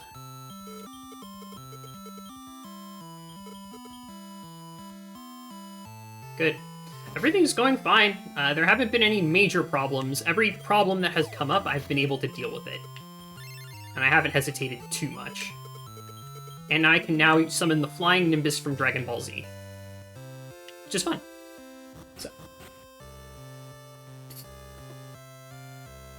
Come over here. Lulu. Important to say yes here to save a small amount of time.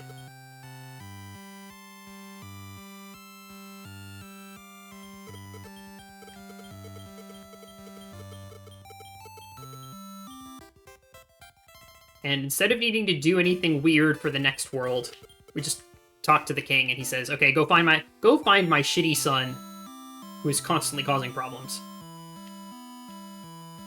Say yes, receive Sky Key, go to the Appraiser, okay. And then we gotta go to the Appraiser. This guy is very important for the Magic Key grind, but we're also going to claim a Tiny Medal, yay! And now for our very first Magic Key of the run. You have to save your game as part of appraising a key. That's very important for later. Plain Field. Has dragons and beasts in it. Of half-star rarity. That's beautiful. That is among the worst of keys. Those monsters are going to be very easy to run away from. I don't think it's going to have anything even vaguely useful. That's fine, it is still going to be useful. It does not matter what monsters are in that world, all that matters is that it is a Magic Key world.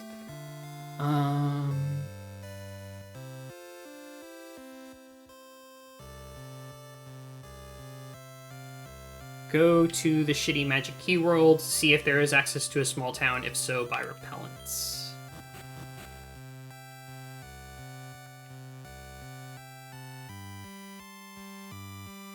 This party is actually ready to go. We're going to do the first part of the Sky scenario pretty soon.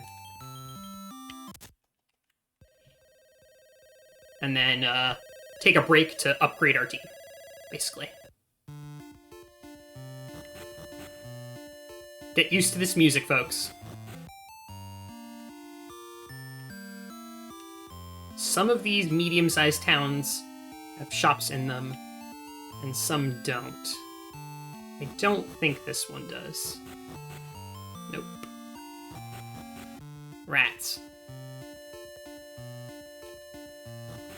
It's not worth exploring this place for repellents. We're just gonna get them at Hitano like everyone else. Alright.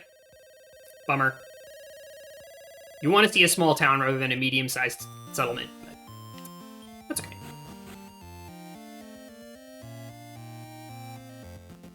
So that was Plain Field, which is a desert for some reason. I guess Plain Field is an apt description of a desert, kind of. We're gonna be back there before too long. I still have repellent, don't I? I do. I shouldn't have been walking around there at all. Well, okay. I didn't spend that many tiles. It was probably worth it. Okay, Sky World. We gotta find the prince. This is the only area that you can go to. And so eventually, you go here and make your way up to the top.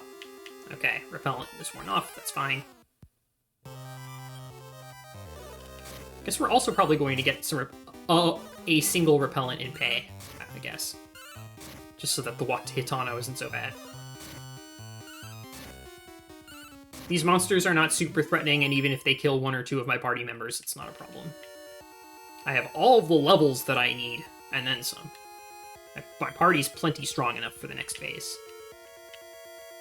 The Mad Condor has something. Uh-oh. I'm sure that chest that the Mad Condor took was very, very important. And that we're definitely going to be seeing that Mad Condor again. Because it's very plot relevant, what it just did. Anyway. Before we leave this place, because we've now done everything that we need to do in this place, I do want to pick up one item. And it is the item on the left, not the item on the right. We're going to come back for the item on the right later. Spoilers. This chest on the right, that's a magic key, but we don't want it yet. We want to be stronger before we pick it up. Here's the cleric ring. Outside. And then, because we saw the Mad Condor take this treasure chest, that unlocks special dialogue for Ugor, the Great Sage, whose grave is right here. And he says, okay, I'll give you an item that will help you.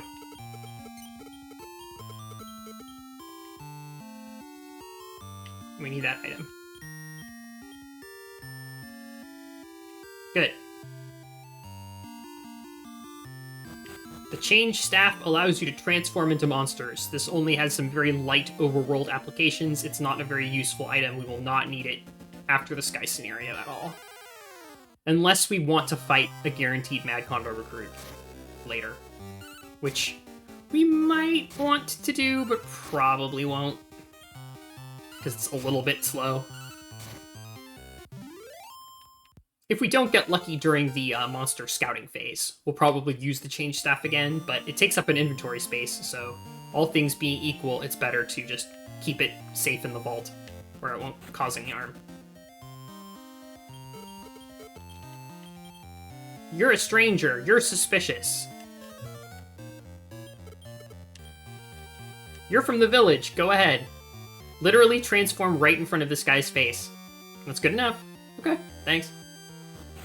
And now I'm a Darkhorn. I'm a big bad bull guy. Moo? I don't know. Something. Whatever these guys say.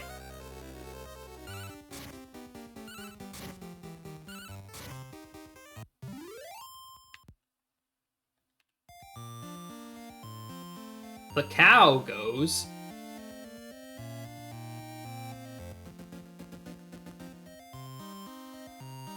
The bear goes.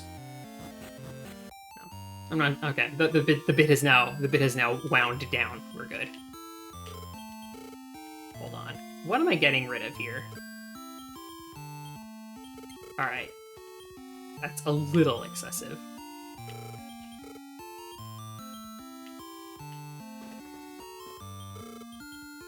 I have 4 repellents if needed.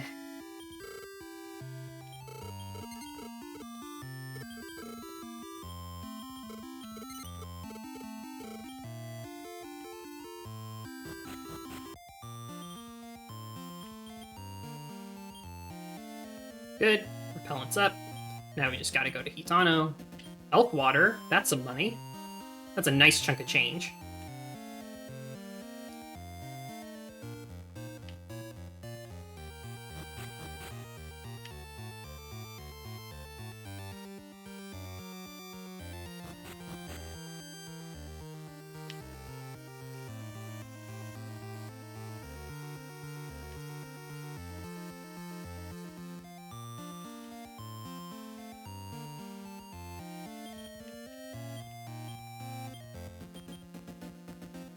There's our log twig. Good. Log twig, buy sirloin, then exit to Great Log.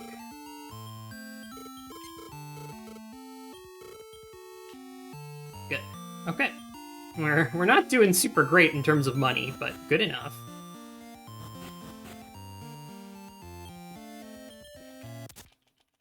So, in order to do this run efficiently, we need to be able to control the genders of monsters that we recruit to the maximum extent possible.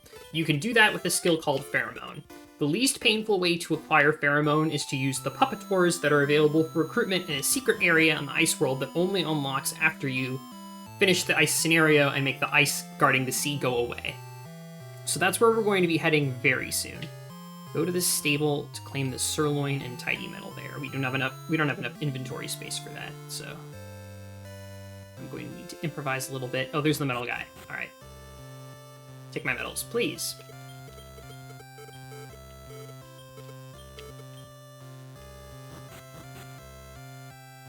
Now how am I doing? I think I gave him 2. 2's probably enough. But I don't think I need the cleric ring yet, so I'm gonna drop that off too. And then, in what I will never regret this, I'm gonna drop off the change staff. Later on, when I forget the change staff, chat, go ahead and remind me that I vaulted it. And then make fun of me for it viciously. Alright? Thanks. Remember, chat, when I ask, wait a second, what did I do with the change staff? The answer is, it's in the vault, Jen, and you specifically told me to berate you and belittle you for forgetting it. So, here you go. Thank you, Levant. Thank you. Good. Alright. Just, I need to be able to count on that later. So thank you for that. Cool. We're in Great Log. Some new stuff has unlocked. Earlier I mentioned the stable, right, deep freeze for the monsters. Well, that's now available, and it is over here, thanks to the power of the mole from earlier. It all comes full circle. There's a free tiny metal, and a free sirloin. That's all I came here for. And now I need to give my medals to the metal man again. Guess. How much room do I have? 3. I will probably fall asleep before then, but if you're up, you'll say it. Okay, fair enough. Fair enough.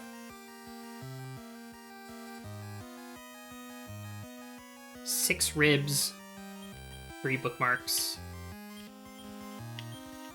2 sirloins is what I need. Good, I have that.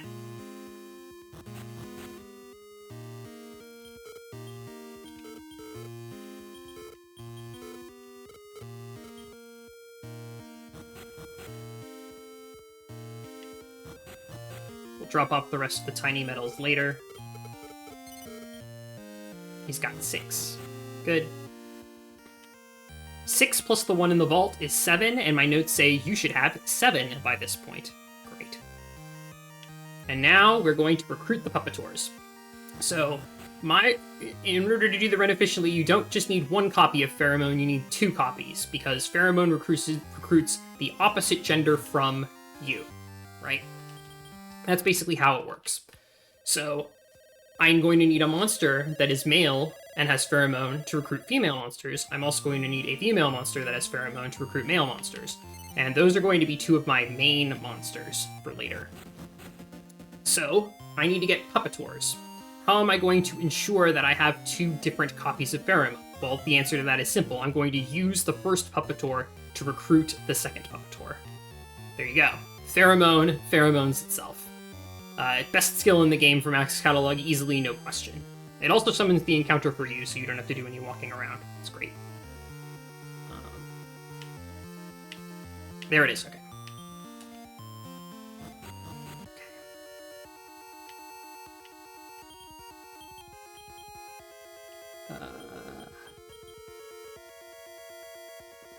Ice Tower, order Crab, Grizz, Squiz. Grab Crab, Grizz, Squiz, use bookmark near entrance. Okay, and get the first puppetor. Cool. Using 2 ribs, it says. Oh, right, I need to reset the game. So when you reset the game, it clears any repellents that you have. I still had repellent up, I'm pretty sure.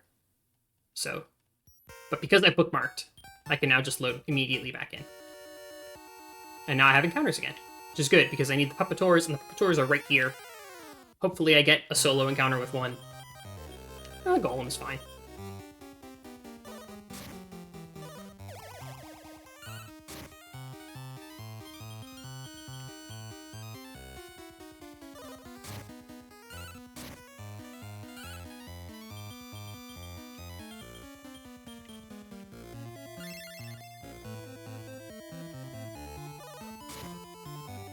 Okay.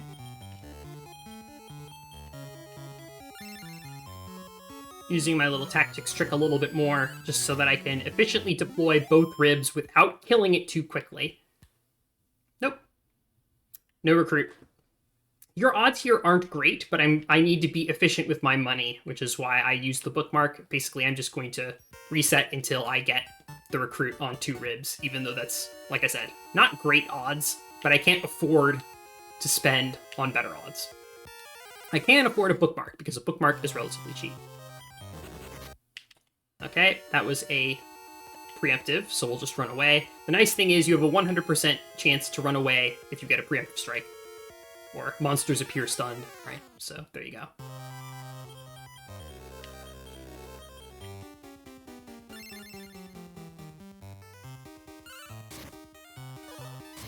Squiz. You naughty boy.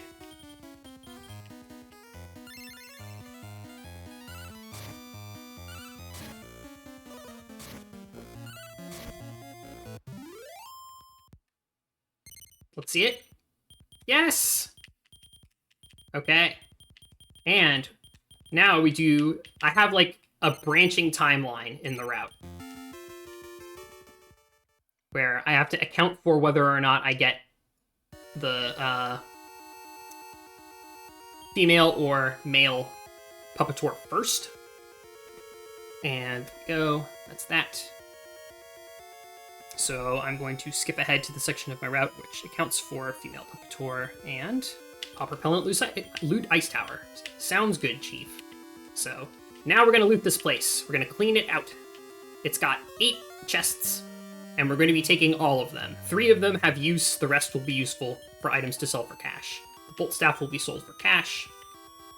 The Draco belt we will keep because it is marginally useful. It's not vital, but it has its place. It's not a bad item. It's among the better held items. And now it's time for everybody's favorite, sliding ice puzzles. If you love these ice puzzles, chat, don't worry, there will be more. I know you're super excited for these sliding ice puzzles that require you to charge up an animation for 2 seconds before you actually do the ice sliding. This is such amazing gameplay. They fixed this in the 3DS remake, but... Ask any Dragon Warrior Monsters 2 speedrunner. Without fail, they will tell you that the Nimbus animation is their favorite part of the game. Universally beloved. Smart Book will be sold for cash. You don't need to be smart. Brave Cape will be sold for cash. We don't need to be brave. We just need gumption and a charming sense of humor.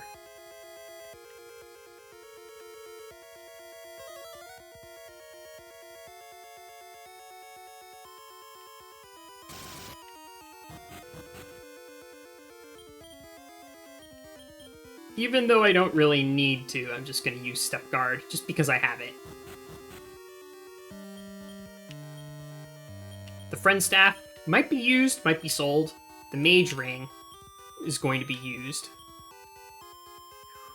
We're a little bit low on inventory space, but we should be fine. The last 2 items are on the roof. The roof. The roof is on fire. No, it's not. You have to fight that urge whenever you say those words, the roof.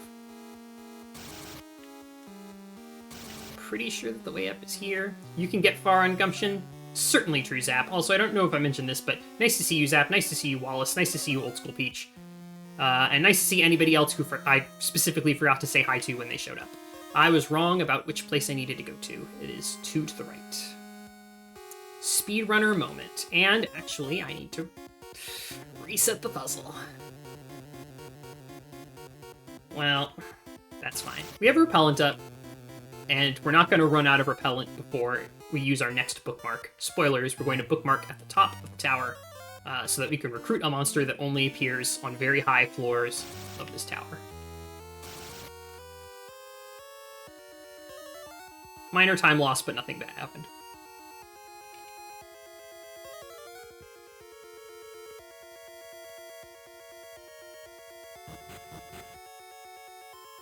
Here we are on the roof. The Divine Ring will be sold for cash. The Meaty Orb will be extremely relevant a while later. Remember that I have this. Tames monsters incredibly. That's right. The meaty orb is the master ball item of this game. It does not fail unless you're trying to recruit a boss monster. It doesn't work on boss monsters, but nothing works on boss monsters, so... I'm just going to set my tactics, though. Command, defense. Good. And then...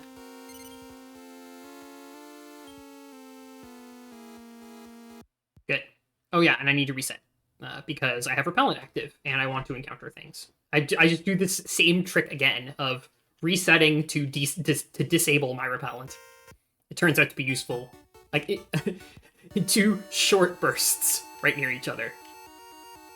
I don't often need to do this, but it happens to be a relevant strategy. So, there you go. I'm looking for Metal Darck. And it is not here.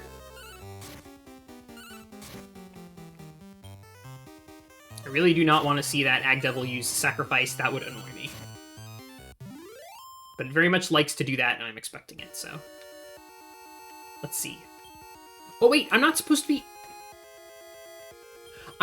be walking around. I'm supposed to do this. This is the first usage of Pheromone in the run. Okay, yes, because I need specifically a male Metal Darck. I'm not walking around. I don't walk around for encounters anymore. I don't do that. I don't have to do that anymore. If I want an encounter, I summon it with Pheromone. If I don't want an encounter, I use Repellent. And you can even use Repellent and Pheromone at the same time.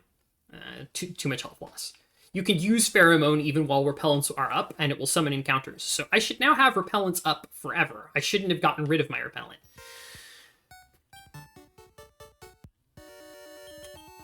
All of the encounters that I get at this point going forward are now going to be Pheromone controlled. So I should always be using my Repellents. Silly moment. I messed up. It's fine. Too much health loss, I'll just reset again.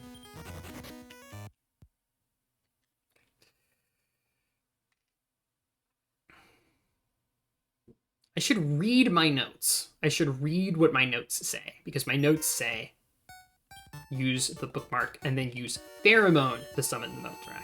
Yes, Pheromone.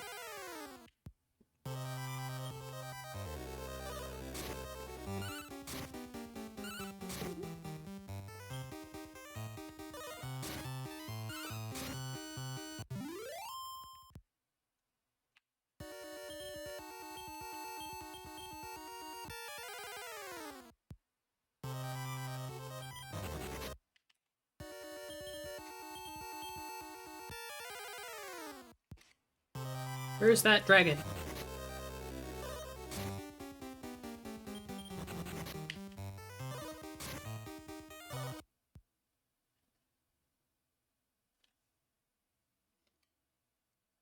I am not getting very good luck on this, unfortunately.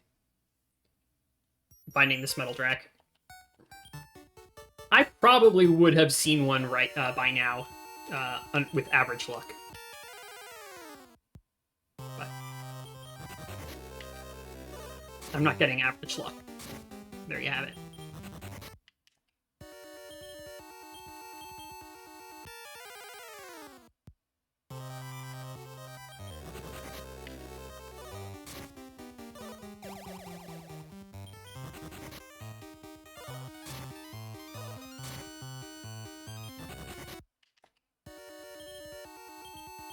This is dicey.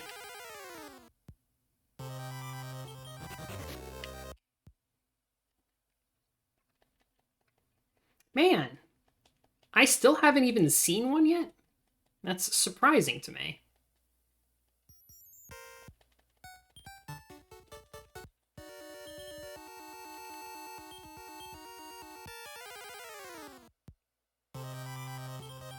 There's one.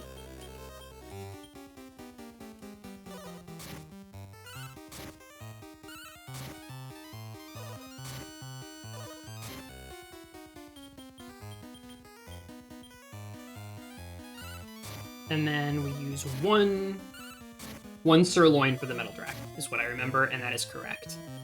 So we're just going to let it rock. Pretty good odds on one sirloin.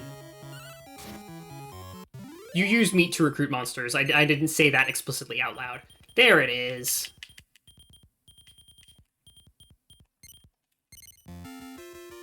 We do not take it with us. We check off Metal Darck on the tracker. There it is. Good. Go to Weston Salute.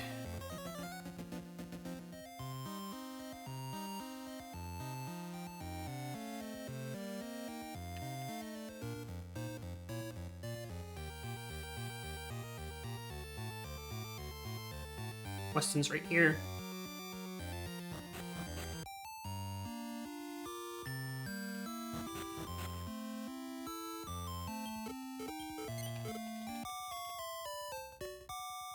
Might as well.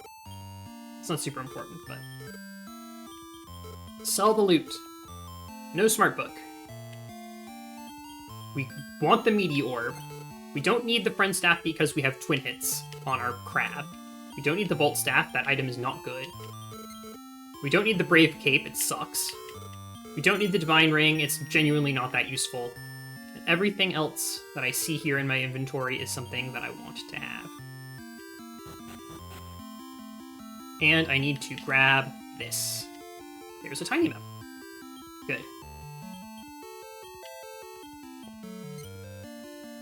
Go south, 1 map tile. Use pheromone, recruit orc. Orc.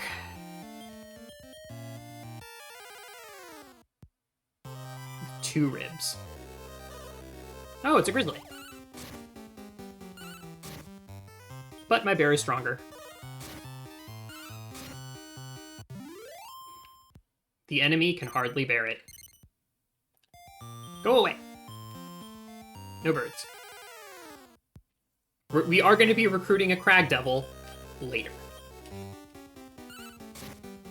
I should have gotten rid of the Grizz first, but it's fine. You do not be doing that.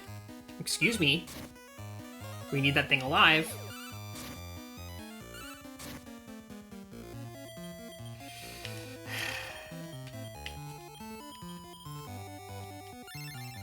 Two ribs.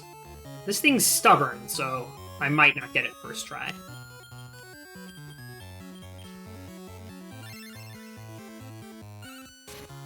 That's why I saved, though, so I can be efficient with my meat.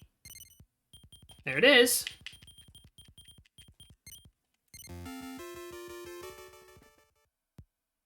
Orc. Return to Door Shrine.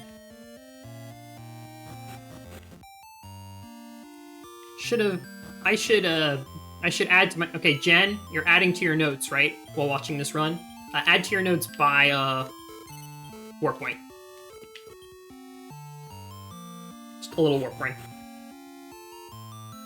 It's faster than trying to, in some way, walk back to... Or route a warp staff, probably, at Hitano or something. But it's a lot faster than walking back to... the original Door Shrine location of the Ice World. What the? Okay. Not sure what happened there. Pirate World. Recruit Merman M1 Rib. Okay.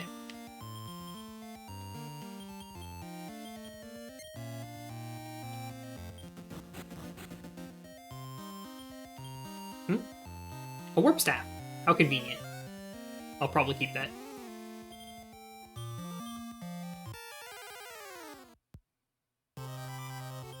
Show me Merman. No Merman. Pheromone is so nice. You can already see how fast Pheromone is making things, right? I only get encounters when I want them now. But unfortunately, I have to do the first 2 hours of the run with random encounters. It's a little bit of a drag, but it's what it is.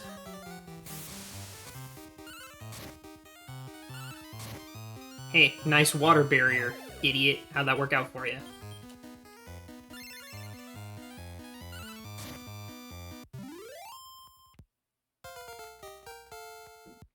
Let's see that merman.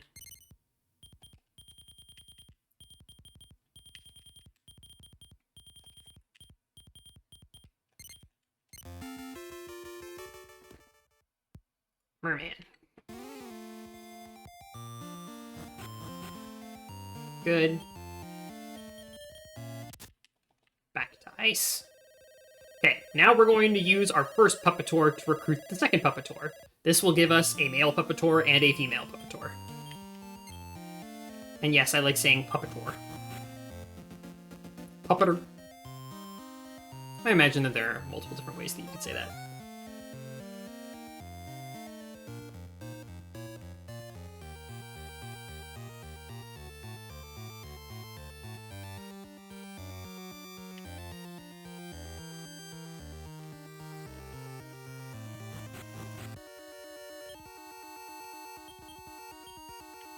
Okay, so I have one more bookmark so that I can use one Sirloin to recruit Puppeteer M.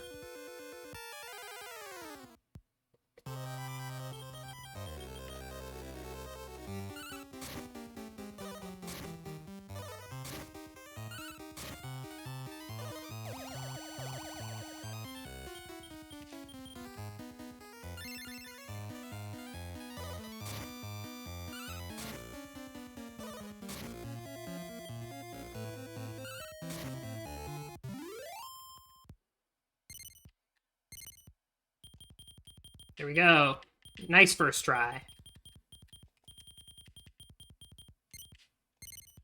And then Puppeteer M replaces Puppeteer F on our team. And now we're going to go recruit a monster, which we need to be female.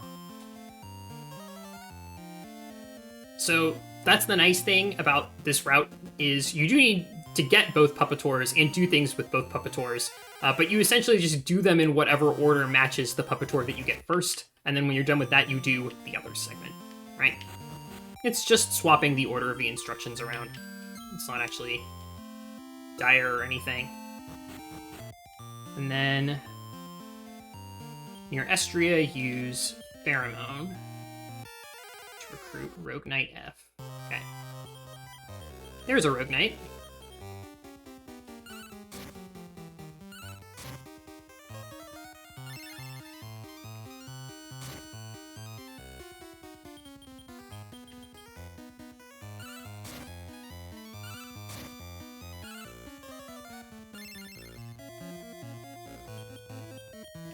One rib is not good odds, but that's why we saved. It's decent odds. I feel like it's a coin flip, roughly. That's gut feeling, though.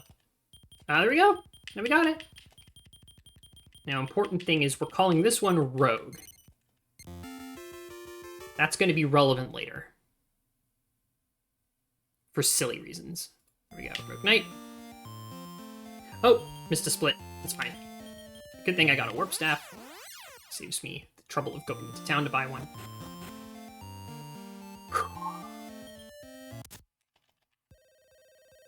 Branch routes synchronize here. Return to Great Log now that all the recruiting is done. Drop off Grizz and Puppeteer. Okay.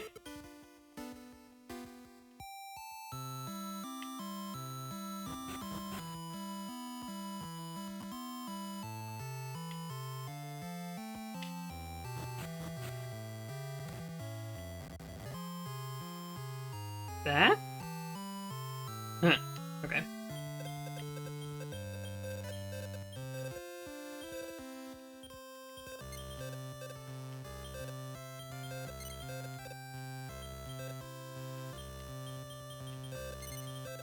Merm. Orc. And I actually need to go back for that cleric ring that I dropped off in the vault, but I was having inventory management problems, so I don't regret putting the cleric ring in the vault. I'm also going to go ahead and take the change staff out now. So if you were waiting to make fun of me for forgetting the change staff in the vault, I'm very sorry to tell you this, but I am not going to be leaving the change staff in the vault. My inventory management problems are over, and I have enough room for this, so I'm going to be taking it. But I hope you don't mind that I got your hopes up for nothing. It's not my intent. Don't I also need the Inseed? I'm gonna need the Inseed soon. There's no...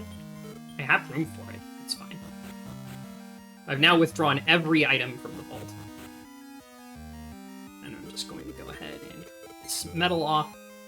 He holds on to the metals for you, which is very convenient. There we go. I'm now up to 8 tiny metals. I'm definitely going to be able to get 2 more. Now I need to give the merman the mage ring and the cleric ring to the orc.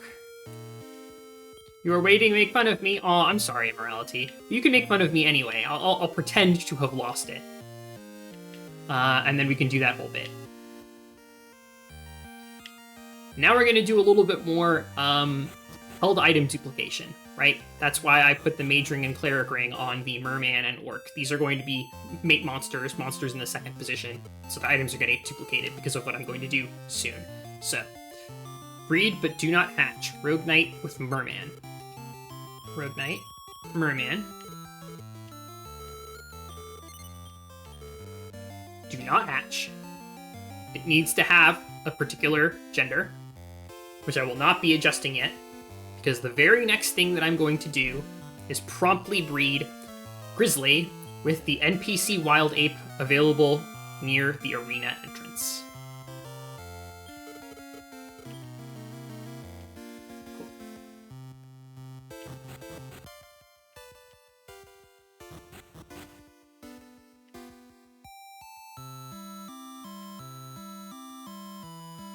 This will duplicate the mage ring, which is important because I'm going to be leveling up some monsters, and those monsters need to learn skills, and skills have stat requirements.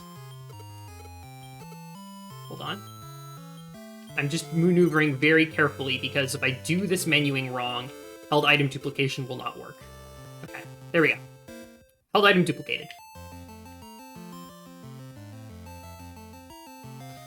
But yeah. I need to meet certain stat requirements, and the Mage Ring, War Ring, and Cleric Ring give you bonus level up stats. Bonus stats on level up, basically. And the extra Mage Ring MP is going to be very important, actually, for what I want to do. So I want to have 2 Mage Rings so that I can improve the stats of my monsters as I level them up. It applies per level up, so it's especially important to have them early on, like at level 1, after a monster is freshly hatched. Female Brushhead is what I wanted. And male Grizzly is what I wanted. So double checking. Great. Nope. We got the better end of the coin flips there. This time. No need to sing the Magical Blessing Song of Transgender. This time. Definitely will later. Orc goes home. Good. I'm glad I left myself legible notes.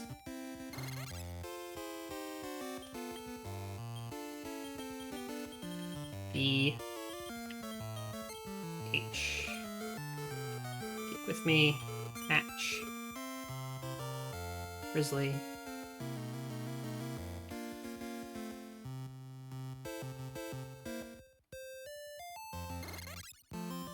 Oh, I have to go back to the vault anyway. This is just Grizz again.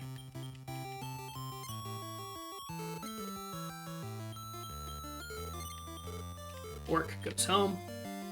So that's actually interesting, right? Which is I bred Grizzly with Wild Ape and got Grizzly. That's because Grizzly and Wild Ape are both beast family monsters. In most situations, if you breed 2 monsters that are the same family together, what you will get is whichever monster was used in the first position, right? Which in my case is Grizzly. So that's going to be very important very soon. I'm going to be taking advantage of that mechanic to build the precise team that I want.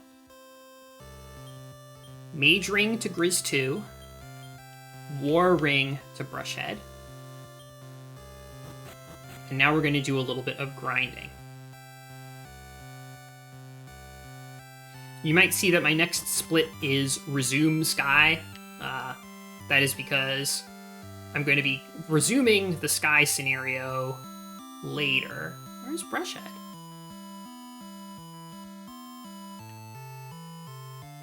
Can I not read? There it is. Okay. I could not read. I could not read for the life of me. Okay. Also, remember when I said I'm going to be using pheromone to get the encounters that I want all the time? Well, technically I can't do that right now, so I'm going to have to do a little bit of wandering around. That's just because I put the puppets away. The puppets are not strong. I need a competent monster to train up these babies. This area that I'm in right now is nice because you'll only ever have to fight 1 or 2 monsters. It does not have any 3 monster arrays. Those can't spawn in this particular area. Like, see, there you go. This is essentially perfect. Of course, it goes for the brush head anyway. That's why we use defense. Grizz already at level 1 and terrifyingly strong. That was great. Good. Now I finally have a monster that has healing, which any percent can't afford to go out of its way for healing, and arguably healing is slow anyway. But I can, and do.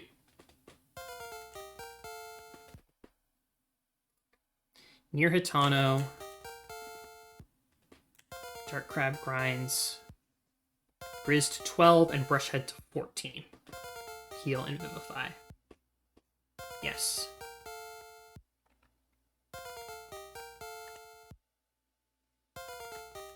Are the enemy encounters influenced by the tile you're standing on when it happens? Good question. No. The tile that you're standing on affects the likelihood of getting an encounter. Like, if you're on a mountain tile, I'm pretty sure that means it's more likely that you'll then get an encounter than if you're walking on a plains tile, right? That's what the tile types affect. And that's standard Dragon Quest fare, as I understand it. That's usually how it works. And in fact, with that knowledge, I should probably be walking on mountains specifically, with the understanding that they have a higher encounter rate than the forests, I assume.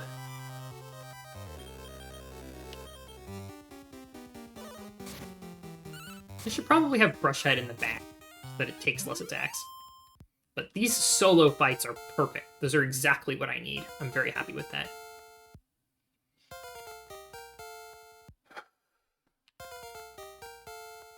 Errand, that skill will be marginally useful later, which is kind of unexpected for those of you who are in this game, and it's like, what is Jen going to use Errand for? And the answer is the Bard grind.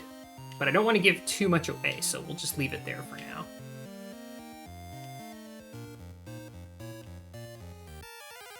Also, something that's important is that you don't want monsters to have bad skills that they can use.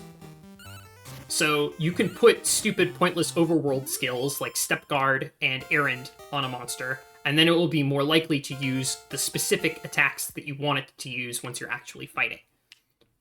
Like, I don't want Grizz to know Snowstorm, but you can't get rid of moves except by getting more than 8 and then deleting one of them.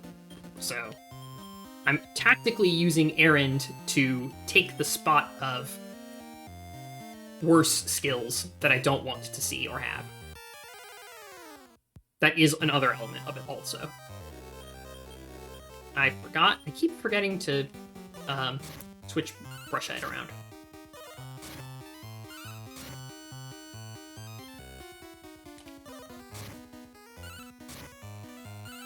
Quit picking on it. It's so weak.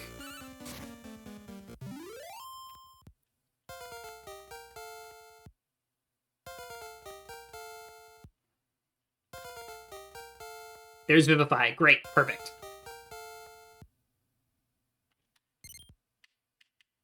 There's Panic All. I don't want Snowstorm. So I'm just verifying that my grinding is done. Heal and Vivify. Yes. Errand and Panic All. Yes. This is important that these monsters have those specific skills, because if they know the skills, their children can learn the skills. But they need to have that skill on their list of skills that they can use at the time of the breeding in order for that to be the case. If they forget the skill, they will not pass it along. So that was the purpose of the grinding, was to get them up to level 10 so that they can breed, but also with the skills that I want, because this is for team building.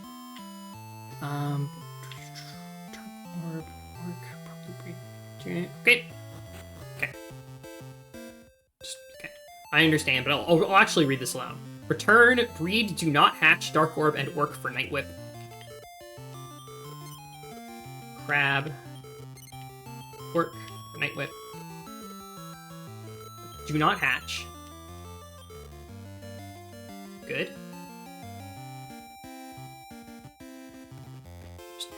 Have the catalog entry for Night Whip, so I'm checking it now. I checked Orc, right?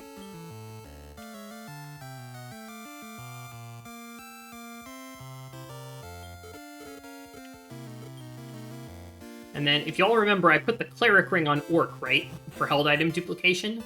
Well, we're going to now be doing another NPC breed. During this phase of the story, you have access to 2 of them. And this NPC breed that I'm about to use is very useful because the monster that you're breeding with has Sacrifice as a skill that it can learn on its natural list, which means it will pass it down to its children. I'm talking, of course, of the Spiky Boy. I'm not going to be breeding his Spiky Boy with my Spiky Boy, though. I'm going to be using the Worm.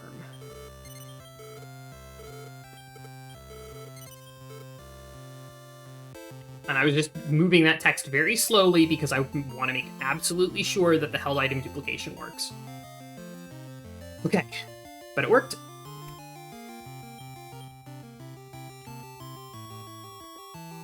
My notes say to hatch the eggs first, but that's silly. I should just go to the vault so that I don't have to do backtracking.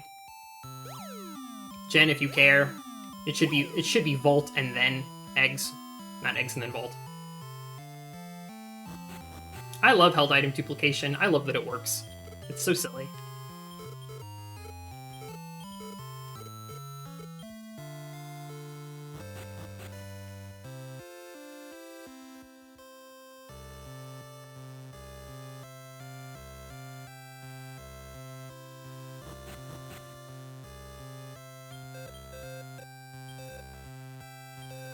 Okay, the Night Whip needs to be M.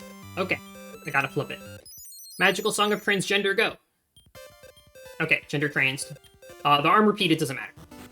The Armor Pede is not going to be mating. It's going to do its job, and then it's going to retire to the stables for the rest of the run. That is the plan for the Armor Pede. Night Whip M. I'm so glad I gave myself very, very clear and specific instructions. Don't put your eggs in one vault. I suppose it's true.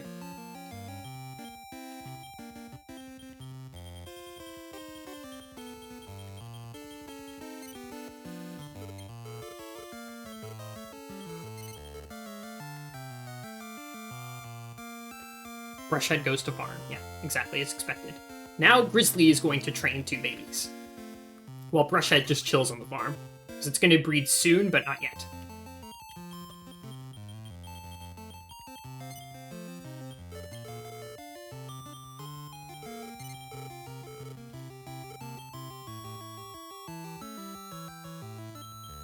I need to give items. So, Int Seed, use on Night Whip. Int rose by 3. And I also give it Mage Ring. Give Armor Pede a War Ring. You got it. And now I'm going to be grinding up the Night Whip and the Armor Pede. The Armor Pede just needs to learn 1 skill, which is Evil Slash, and it should get that at level 15. The Night Whip needs to learn 6 skills, and 1 of them requires level 17. So, we're going to be grinding at least to level 17, although it might also take a couple more levels for the Night Whip. So, we might be at this for a little bit, but it's okay. And unfortunately, we do not have Pheromone here.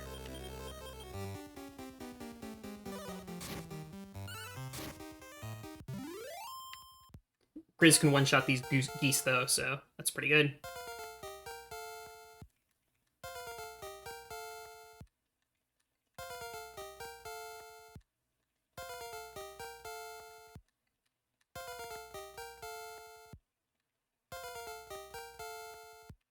Can we item dupe that Master Ball Orb? You can only duplicate held items.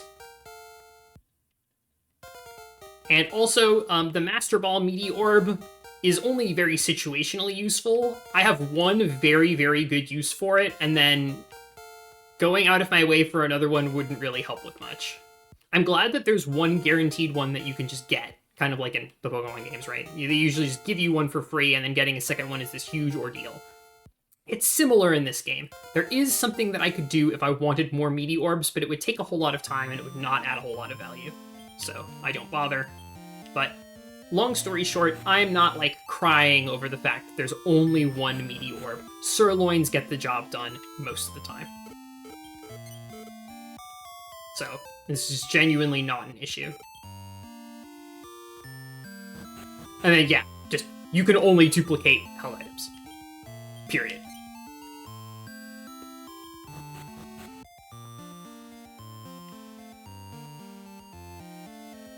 But yes, I need the meaty orb specifically because I want to engage in monster theft. Yes, unlike in Pokemon, you can steal monsters. You can steal monsters from their trainers. Which is, I would argue is pretty evil. But you get to be evil if you want to. That's true. That's true in real life also. You can be evil if you want to. Do you want to? Personally, I don't, but there are plenty of people who do. Those people exist, as we know. Yep. But thank you for the question, Zap. I appreciate it. Yeah, bang.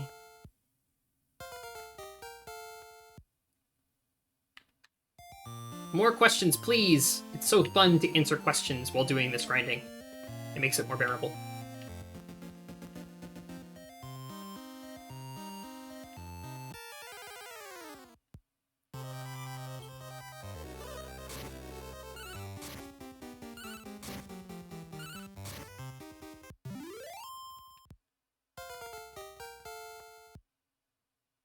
There's a small chance that I'll encounter metal slimes in this area, which is one of the reasons why I'm here, but I don't really need metal slimes to get this accomplished very efficiently.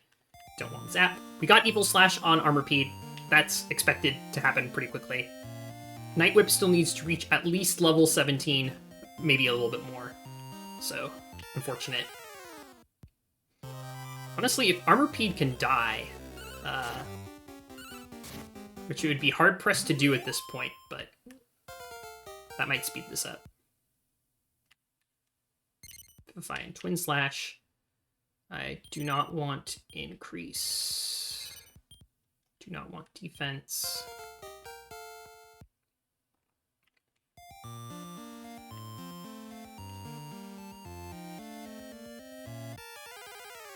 Everything's going fine so far with respect to the run. Like, things are proceeding as planned on paper. Digital paper, as it were. I have very few physical notes for this run, as you might expect.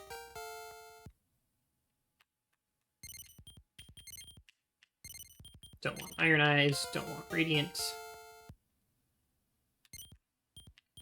Do want Twin Hits, extremely want Twin Hits. But don't want Rob Dance. Just gonna take a free heal.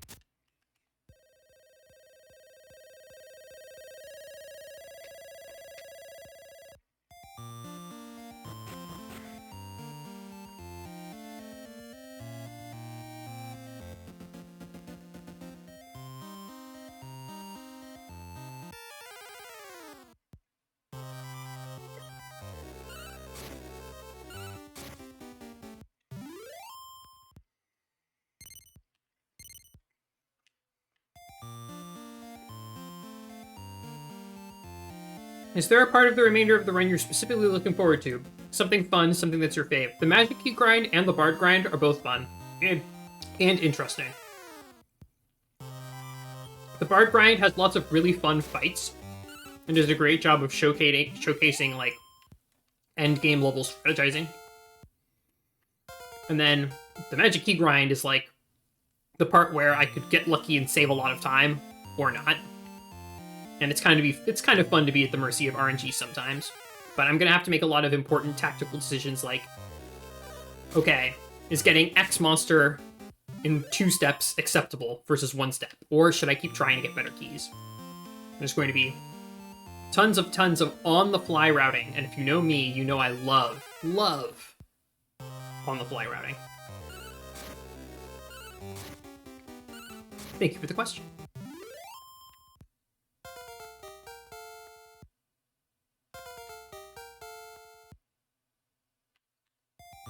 Fortunately, Night Whip is a little bit slow of a grower.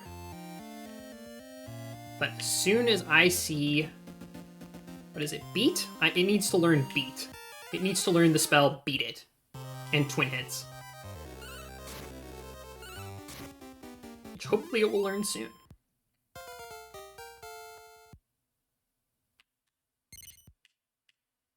Okay, so it needs Stop Spell. Does not need Step Guard, though. Pretty sure I did not get everything I needed. I don't have Beat. I have Bird Blow and Wind Beast. And Twin Slash. That's a little weird. Hold on. Stop Spell. Twin Hits. Outside. Yes. Vivify. Yes. I don't have... and Informer. Okay, yeah. I have 5 of the 6 skills that I need. I do not have Beat It. So I gotta keep going.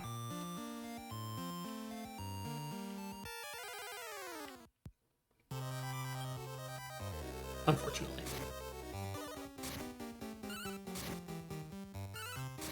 Also, I need to take Armor Pete off defense. I'll probably put you on defense.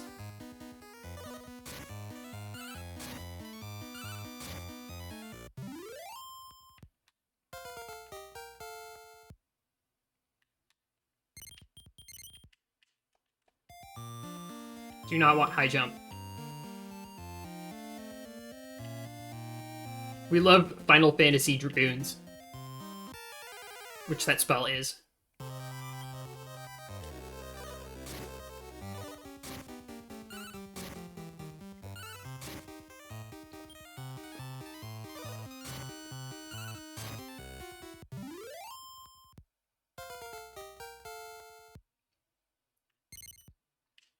By attack.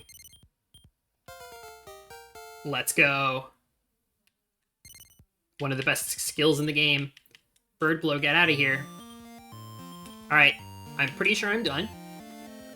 Stop Spell, yes. Or sorry, Beat, yes. Twin Hits, yes. Stop Spell, yes. Vivify, yes. Outside, yes. Informer, yes.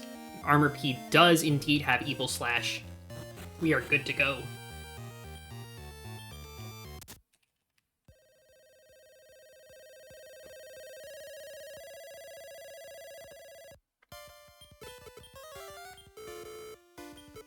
Oop, a little early.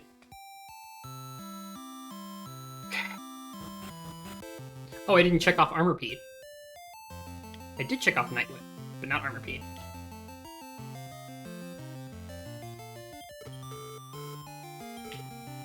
Okay, breed, but do not hatch. Brush Head. With Grizz 2 is Robuster.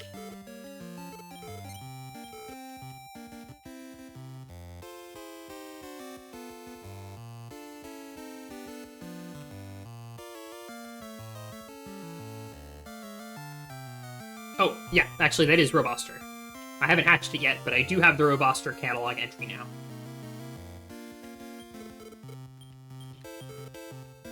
Then breed also. Or F with Night Whip is Rogue Knight.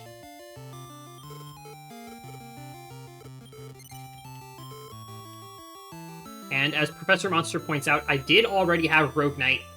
This isn't catalog efficient, but Rogue Knight is extremely good, and it has heal. Rogue Knight is how I get heal onto both of my mains.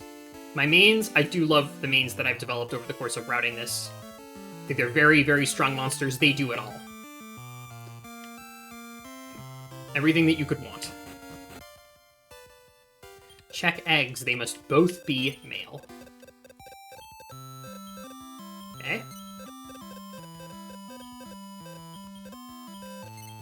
Song of Transgender. Boom.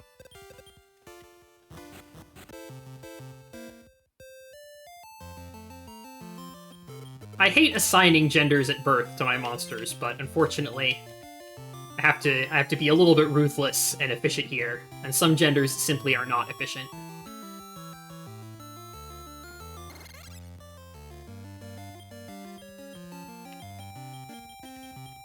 And then out of custom, this is Rob. And this... dot dot dot, cutscene.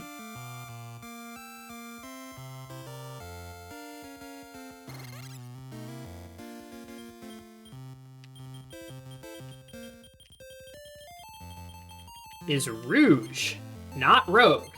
This is Rouge Knight. Loves the color red. Alright, let's just quick go back up. Deposit items that we don't need. Assign held items. It looks like I need to give a War Ring to Roboster and a Mage Ring to Rouge Knight.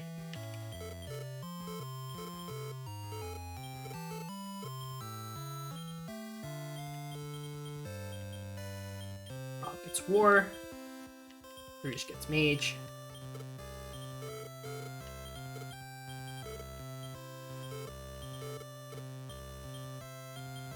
That I want to put the Meteorb away. I really do not want to use that Meteorb by accident. That would be very bad. I'll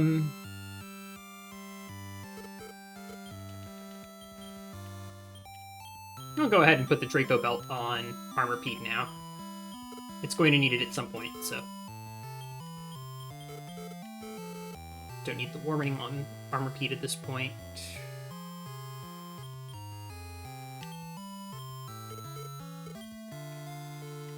Cool. Good. Alright. I think I now have everything set up. So now this is like the... There are three sort of like segments of team building.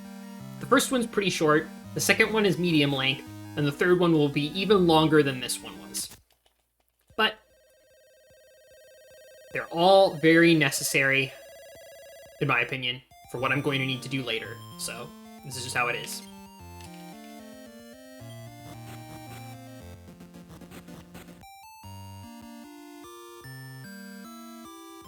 So, go to Hitano.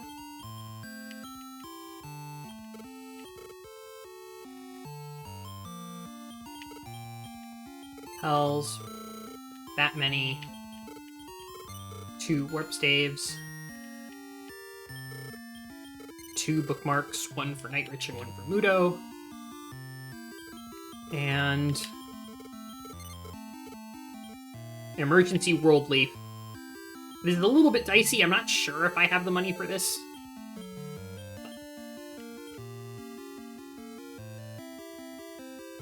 Probably fine. Even though I don't... Well, I know I should save. You know, I save a lot, right? But it's genuinely fine. It takes so little time to save, and it helps reduce my nerves. And that alone makes it worth it. The reduction of... I forgot the important part. Now you can make fun of me for the change staff related reasons. Now, true, technically I didn't need to withdraw the change staff, I already had it. But what was important is I needed to use it for plot reasons. Skullroo? Nope. I need to keep doing this until I get Skullroo. Got it. Okay, second try. Good. And I need to use the repellent. Good.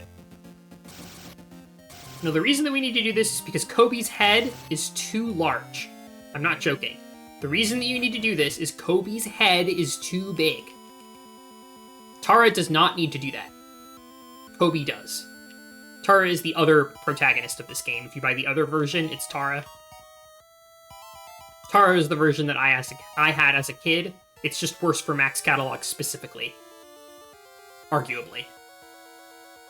Cobi's reliant on getting big roosts through magic keys, but also has much better version exclusive monsters.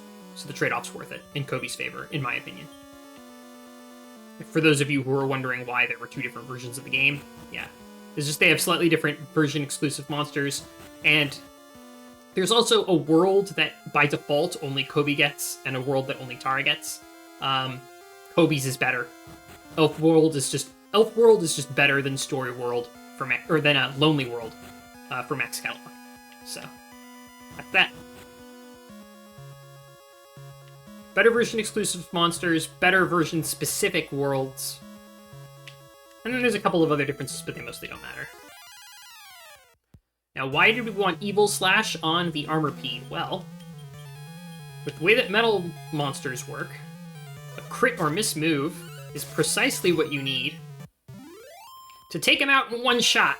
There we go, beautiful. And that is a true metal slime, as metal of a slime as any other metal slime that you would encounter.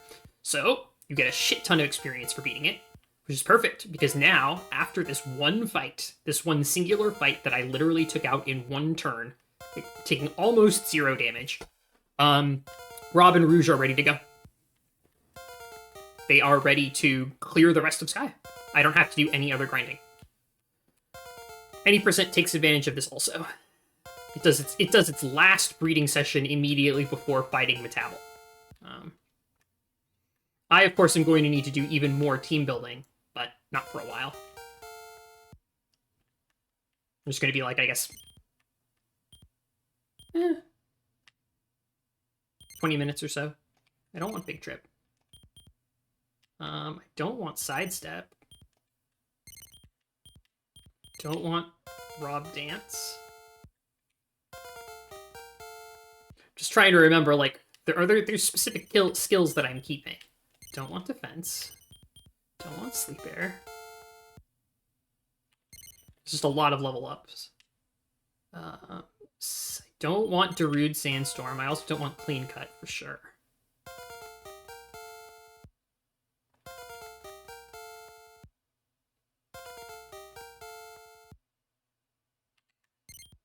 By attack, I need that. Don't want Warcry.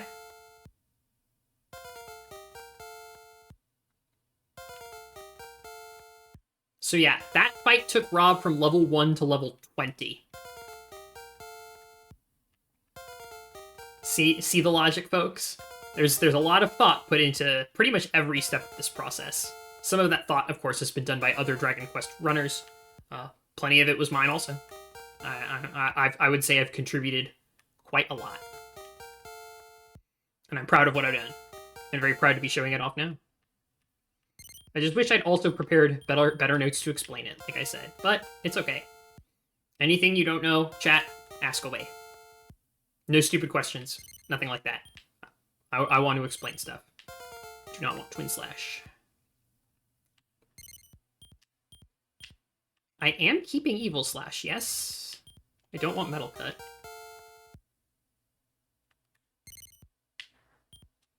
Heal, Pheromones. I don't want Odd Dance. Get out of here.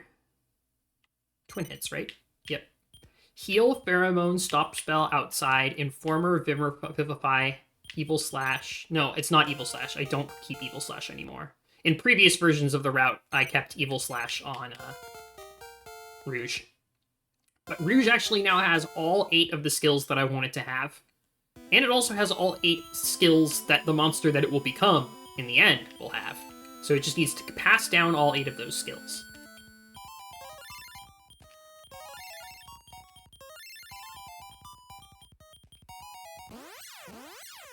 Outside. I love having outside. Our repel is still active, so we're going to continue onwards. Oh, there we go. Metabel defeated, woohoo!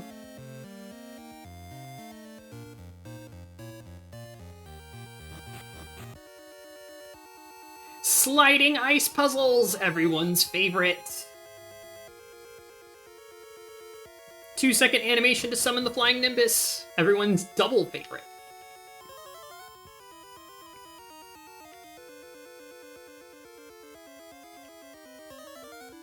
This is the Armor Tower. Previously we were in the Helm Cave. That's where the Metabel lives, is the Helm Cave. Now we're in the Armor Tower.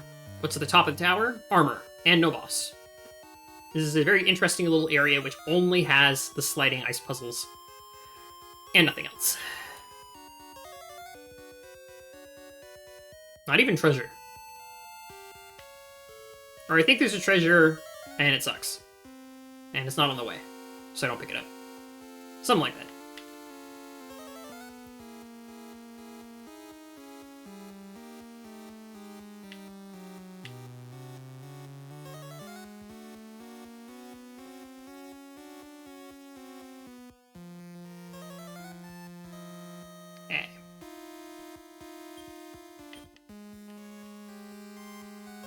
Saw that I lost my repellent, by the way.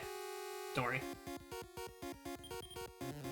But there's no use for encounters. We are more than strong enough to take on Nightrich and Mudo at this point.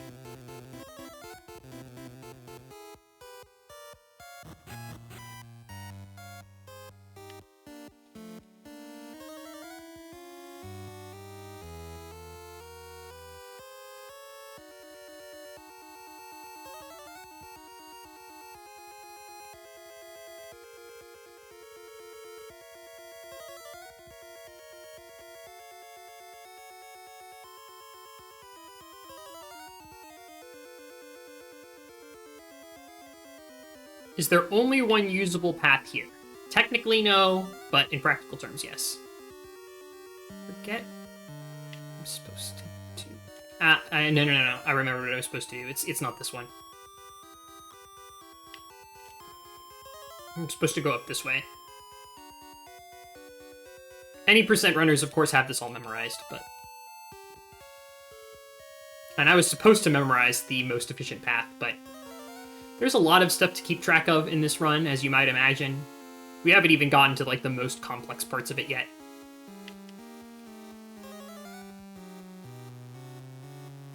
It's this one, right? This is where I go next? Probably. Oh, that looks right. That looks right.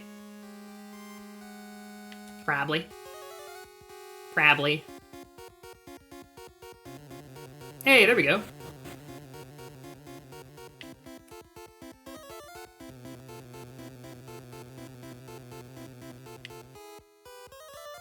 Does this game have a lot of traversal skills like the Flying Nimbus? Feels like the HMs in Pokemon. No. There's the clamshell to go over water, the cloud to go over air, and you also gain the ability to break rocks. So it is a little bit like Pokemon. You get Fly, Surf, and Strength, and Rock Smash, I guess. But that's it. Those are the only traversal skills. Are Fly, Surf, and Rock Smash. And there's actually no skill in this game that allows you to, like, return to Great Log whenever you want. There's no Zoom spell. Like in modern Dragon Quest games, you would have Zoom. There's no Zoom. There is, Outside, which functions like the version of Zoom that takes you out of dungeons. I forget exactly what it's called.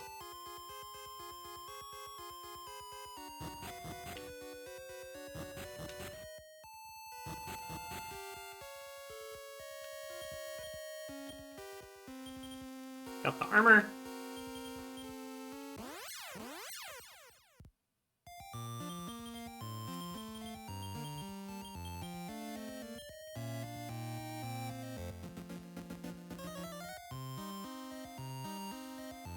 Oh, yeah. Have an armor. We got that armor. Yay! It only took us 3 hours. Yay. Any percent run would be way done by now. And now, here we go. The Spoopy Graveyard.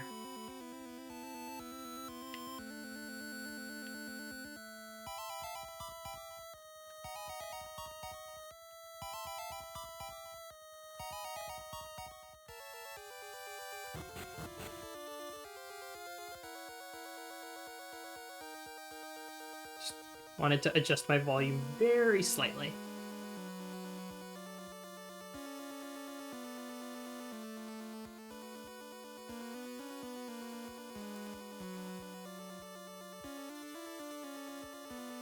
If you talk to that guy, he'll fight you. There is no reason to do that.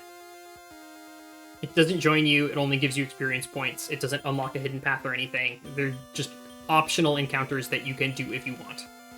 And I, of course, do not want. I do not need XP. The tablet gave me all of the EXP these monsters will ever need. Okay, I specifically put the solution to this puzzle in my notes because so many times during practice, I scrambled to pull open the any percent world record and was like, okay, well, what's the solution to this puzzle? The solution to the puzzle is southwest, southwest, southeast, northeast. That's the answer. That's the fastest way to solve it. It has been mathematically proven. So, and hey, sliding ice puzzles, anyone? Sliding ice puzzles? We love sliding ice puzzles.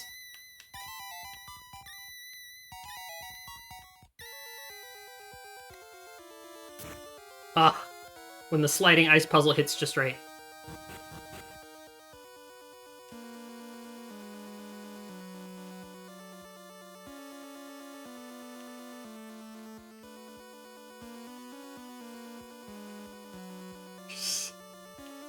There was no skill involved there. That was rote memorization. This is also rote memorization. It's this one? Oh my god, what's wrong with me?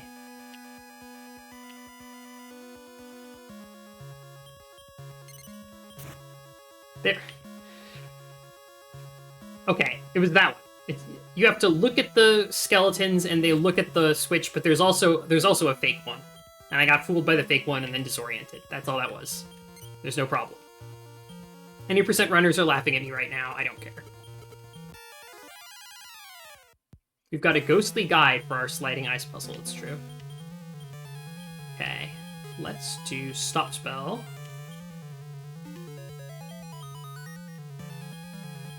Sandstorm. Twin hits. Nice. Ah! Diago! Way to kill my mood.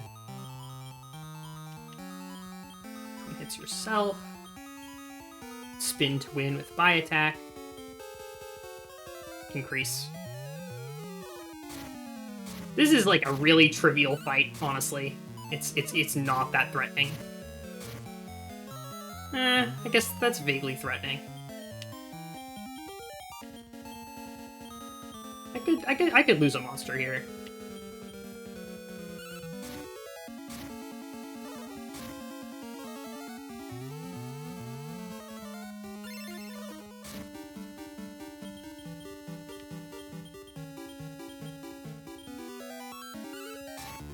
Let's just kill it.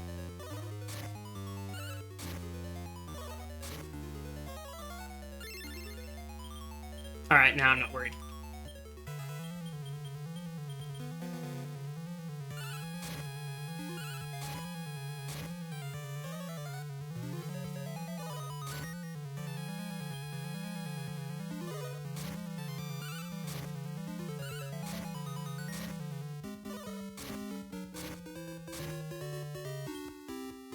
I hate it when he summons Diago right at the beginning of the battle. Because you can't attack Diago, he just does stuff and pisses you off.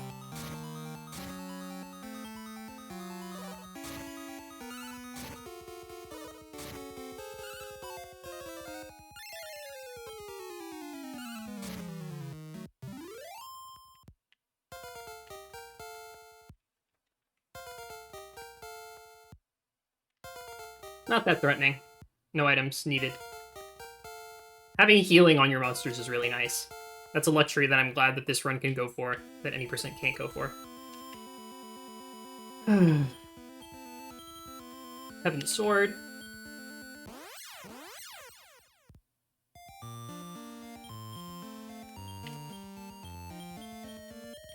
Take advantage of our Log Twig, buy Warp Staff, and then immediately we're at Hitano, which is where we need to turn stuff in.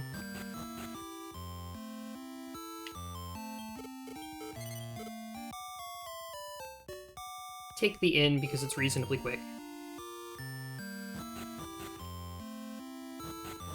Wrong way.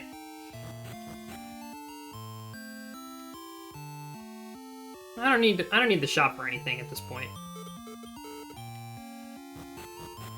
Good. We got the 3 items, so we can do the plot. There's also a tiny metal there. That's tiny metal number 9. for those of you keeping track at home.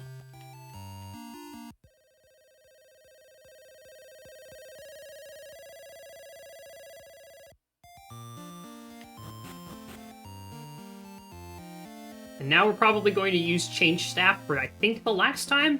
I don't think there's any reason to use it after this, unless we want to fight a Mad Condor and recruit it afterwards, because we didn't find one in Magic Key Worlds. So, these guys will fight you if you are a human or you turn into an evil armor. But if you turn into a demonite, like so, he says, oh, you're one of the cooks. Come on through. And you don't have to fight evil armor. Yay. And then the goal is just this path. There's going to be 2 items as we descend this little, I don't even know, like, reverse volcano kind of situation. As we wind our way down, there will be 2 items. A bolt staff that will be sold, as you might expect, for money, and a steel fang, which is the best held item in the game. Increases your attack by 50 points. We will be duplicating it. It's great. We love the steel fang.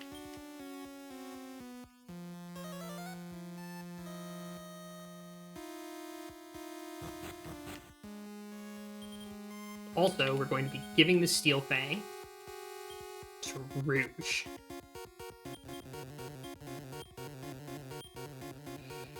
Okay. Hello. That guy looks nice. I'm bookmarking in front of him for no reason, by the way. What the? That wasn't part of the deal. You double-crossing. We'll do mixed, charge, and mixed for now. That's the nice thing about the battle AI is you don't need to micromanage all that intensely.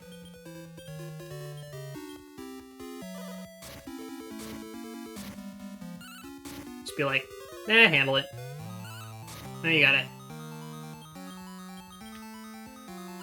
I got these love waters, might as well use them.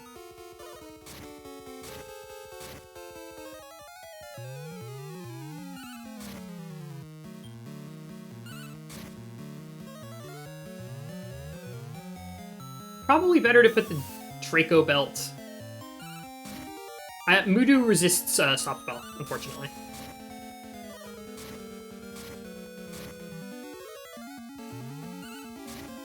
I mean, there's not really a whole lot of held items that are super useful and relevant for battles. It's just a stat stick. So probably the Draco belt or Draxiel comes to mind.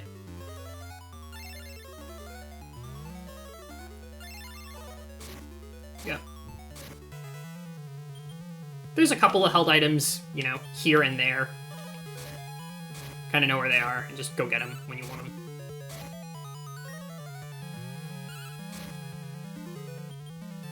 I'm casting Twin Hits mostly as a distraction.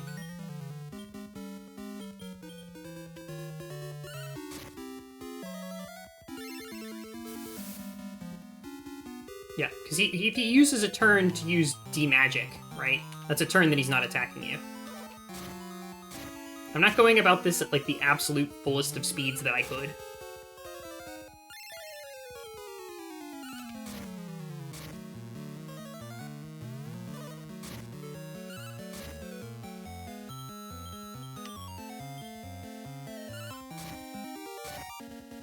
Alright, get him, boys! And Bug.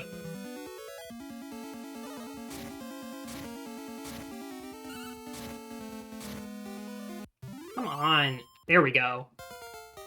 I wasn't worried at all.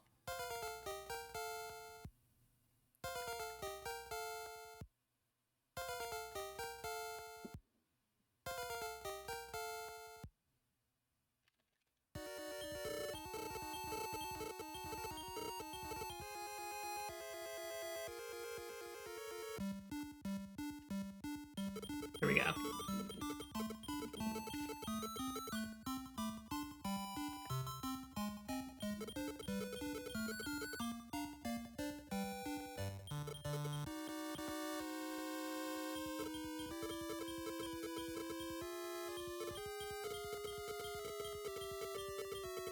And then there's this guy. Final boss says hi. And he says, we'll give you the plug that you want if you give me a whole bunch of stuff.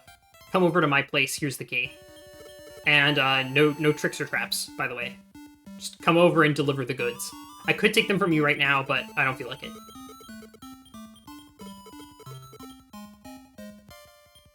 I guess Warabu was holding on to them, so he couldn't have taken them, but still. Uh-oh, we're low on time. I feel like dithering to do some team building, though. I'm sure that the log will hold up for as long as I feel like doing that. Okay. Bolt change staff. Give tiny metals to Metal Man. Return to Hitano. Sell bolt staff, etc. Buy up to 6 sirloins and 3 repels. He's got 9 metals, which is the correct amount.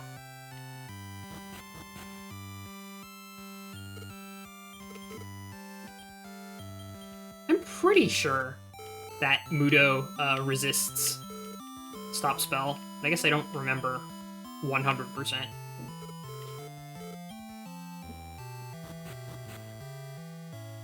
Okay, back to Hitano.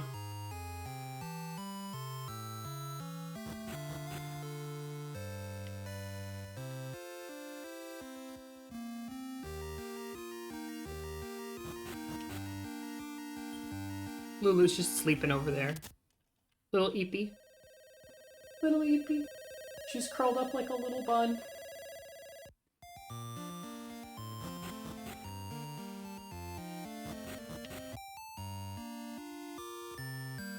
Buy up to 6 sirloins, 3 repellents.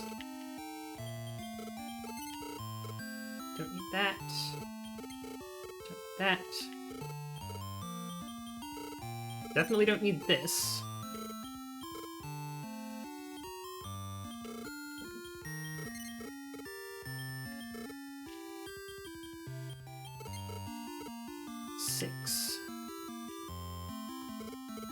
I still have the world due from Pyro World, right? Yeah, I do. And I have a leaf. More repellents that I need. Do I feel like taking anything else? I don't need bookmarks. I don't need warp staffs. I don't need exit bell. Mark log twig. One more world due for safety. And then I should conserve funds. Oh, wait. Oh, yep, nope, I'm not. The next thing that I need to do is actually right nearby. So, we put... Right now, the male puppeteer that we got is on the farm just chilling. The female puppeteer that we got was combined with the Night Whip in order to make Rouge, the current party member Rouge. So Rouge has a pheromone. It just so happens that Rouge, as a male monster, attracts female monsters. And every monster that we want to breed with the things that we are about to get, you might not be surprised to hear, is male. It was all planned. I've been controlling the genders this whole time, such that I only need to recruit female monsters in this final sort of team building recruitment session. Also, Lionx is so annoying.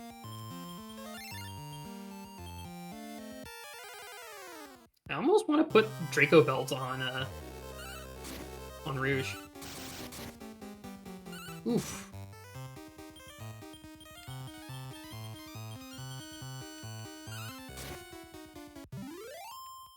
Do not need slow attacks.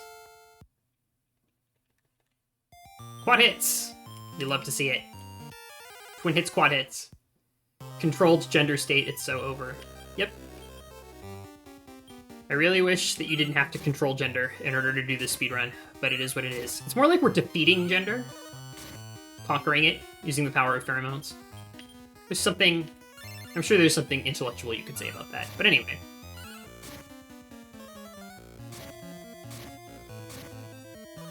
We want to recruit one of these Andrials.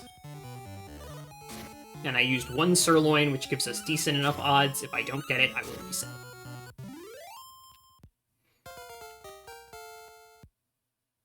Sacrifice? There it is. Sacrifice is going to be an extremely important skill for later. Andrial. Okay. There we go. It's Andy. Controlling genders is kind of on brand for my username. You're not wrong.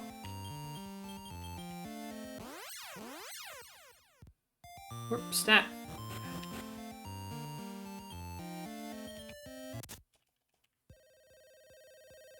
I'm going back to Great Log for the heal. And now, the final boss of this game, Darck, D-A-R-C-K, Darck, gave us the key to Limbo.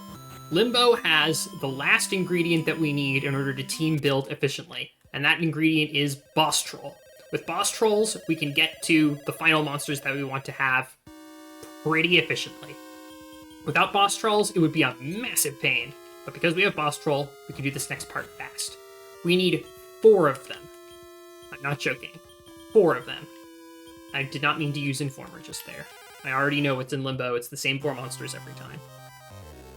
I don't want to take this. Oh yeah, I need to... Problem is, my notes assume that Steel Fang is going to be on Rouge, but Rouge just does not have enough health. And Armor Pete has too much health.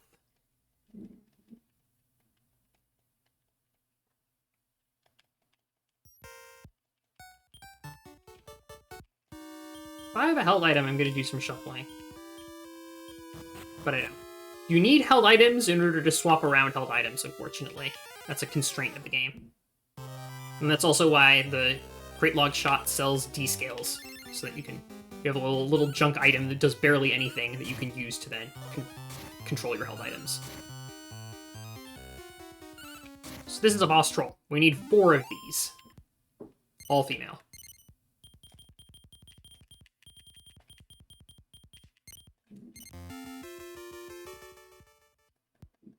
I'm going to be using 1 sirloin on each, and I will be saving after every single one, because I do not have the spare funding to waste on failed attempts. We also are going to be getting a Misty Wing. Why are we going to be getting a Misty Wing? It's because I want to duplicate the Steel Fang. And if I get Misty Wing, I could do that in a way that gets me 2 catalog entries, which is as efficient as I can get.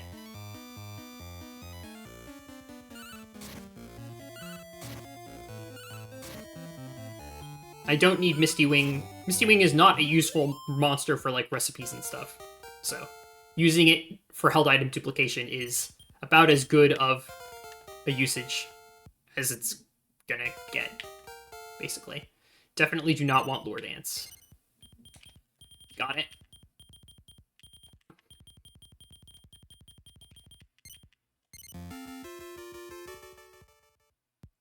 Good.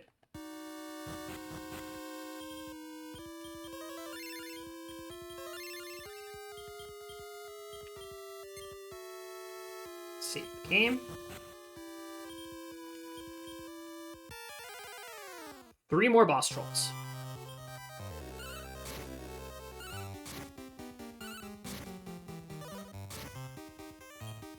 Wow. Couldn't even take it out in 1 turn.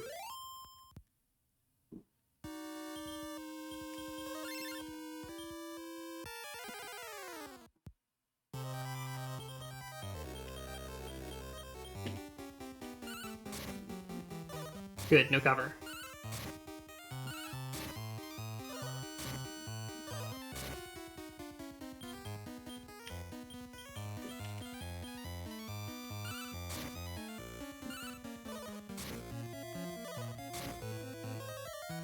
Buddy. So it begins.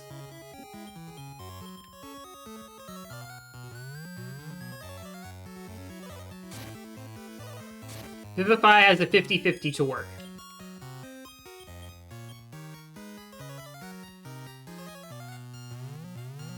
And it only brings the monster back at half of its max health.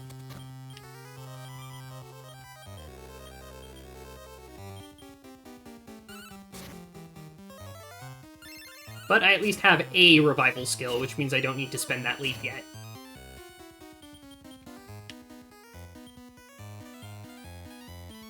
Actually, I'm just going to deploy the sirloin now.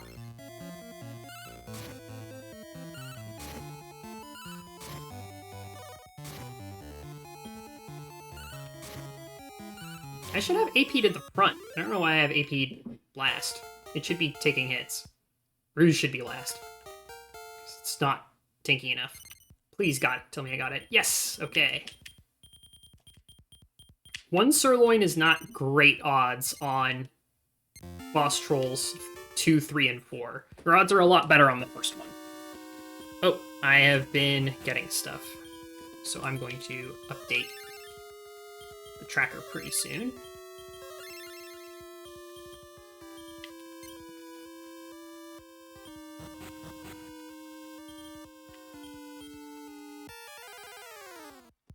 I got Andriol. I got Boss Troll, and I got Misty Wing. There we go.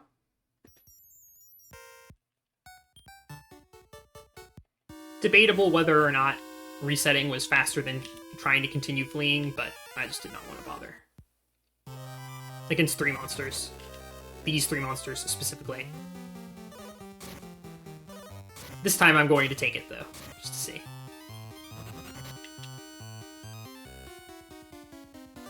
And now I'm committed.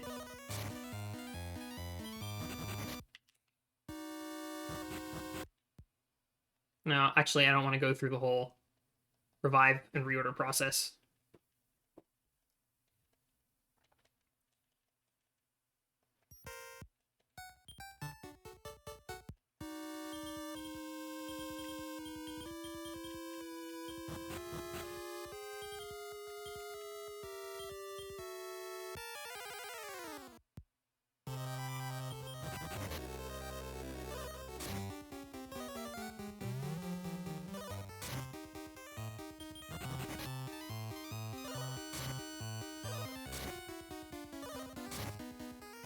Died? Are you kidding?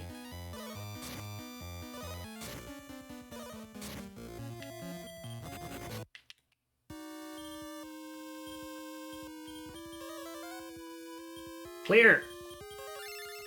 Clear. Okay.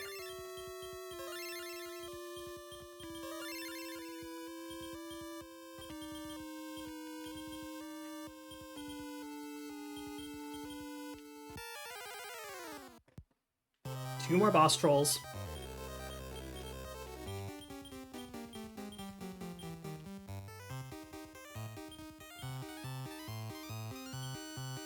Stop spell doesn't do anything.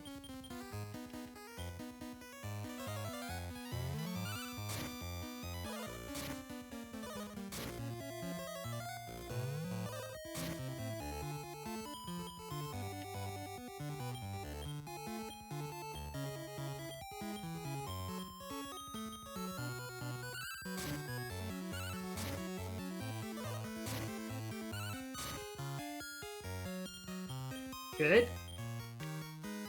Let's see it.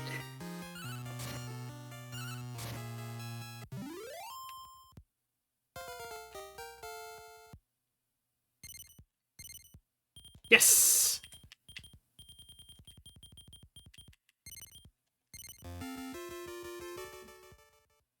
Good, good, good. We got the Misty Wing and 3 boss trolls. We just need 1 more troll. And then we're on a roll.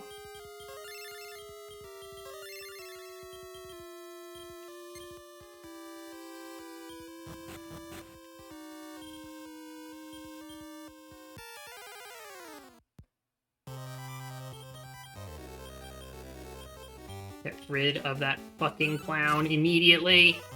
That clown knows twin hits, and it's not afraid to use it.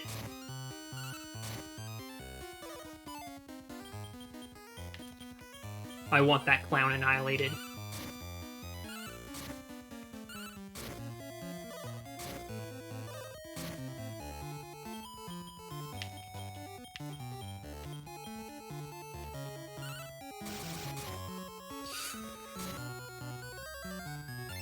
Whew. It's just hanging on. Don't cover. Okay, good. I have my shot. Alright, big money, big money. Boss troll. Let's see it. Come on, come on. 4 for 4? You see a clown, take it down? Hell yeah. 4. Come on, come on. Yes, baby! Wow, beautiful. All 6 recruits successful. That's awesome. That wasn't, like, terribly likely. Not horrendous odds or anything, but, like, I usually expect for one of those, at least, to take a couple of tries. As it happens, I'm sitting pretty. I'm sitting real pretty.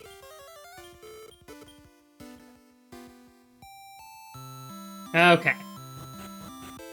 And now for some complicated, detail-intensive stuff.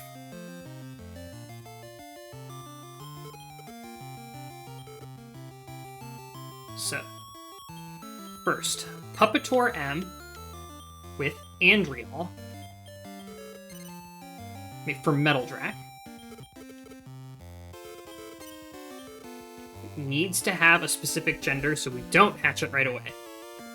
The specific gender that it needs is male.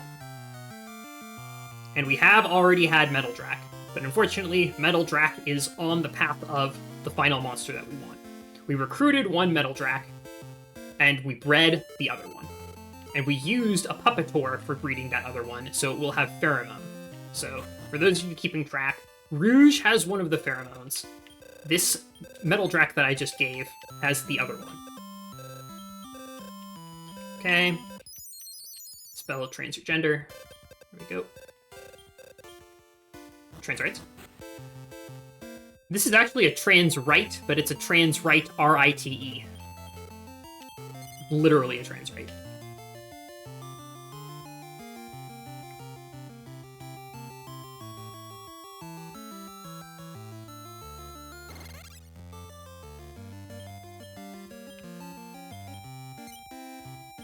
Varley, what a lovely name for a male robot dragon. Armorpeed goes.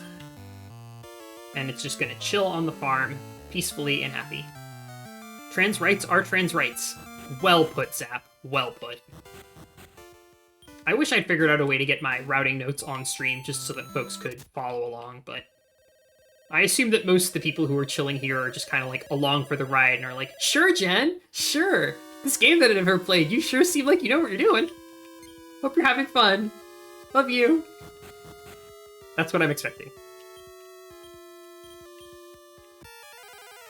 So I guess I was supposed to go to Sky, but fuck it. Yeah, there we go. Hubris. Doesn't fucking matter. Solo Misty Wing. This is the weakest possible encounter.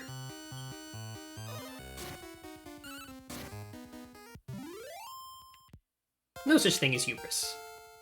Now, the only thing that's important is that it learns Pheromone at level 4, which it will, because the stat requirements for Pheromone are pitiful.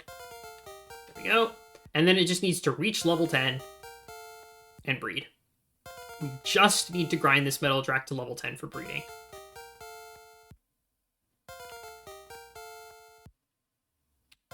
And we got it in one battle. Hooray! Oh, we've been overshot.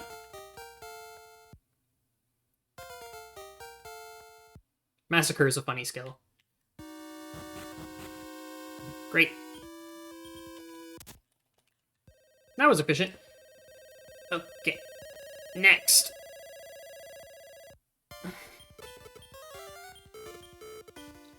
Alright, I need to do this extremely carefully.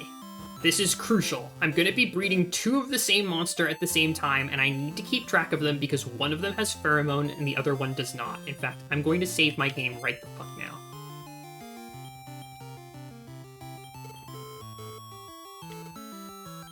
So, Barley, the pheromone one, is going to breed with Boss Troll 1.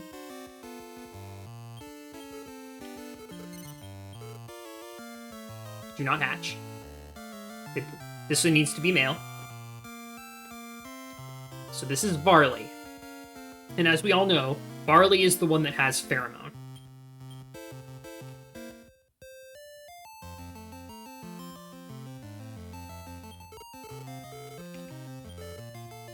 We are also going to breed the Metal Darck from the top of the tower with Boss Troll 2 for another Lava Man.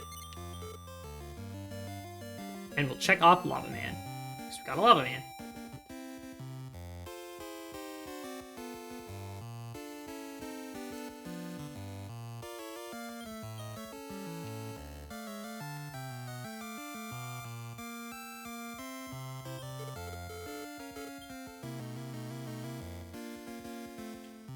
An important thing is Rogue Knight is supposed to do the grinding for these guys. Because it has pheromone. Female. Okay. Trans rates.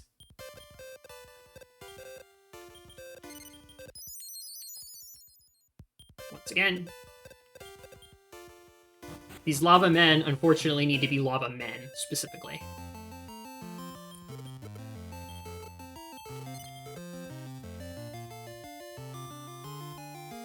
Uh-oh. First one is the pheromone one. First one is the pheromone one. But I'll also check the parentage.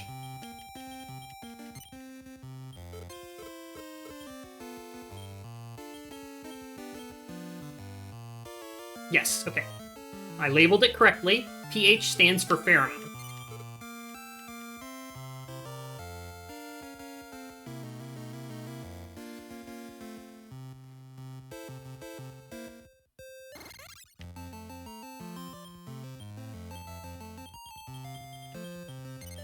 And OD stands for odorless. It has no odor at all. Okay, definitely not going to Limbo with this party. We're going to Safe Sky with its 2 monster fights that Rogue Knight can pretty straightforwardly solo.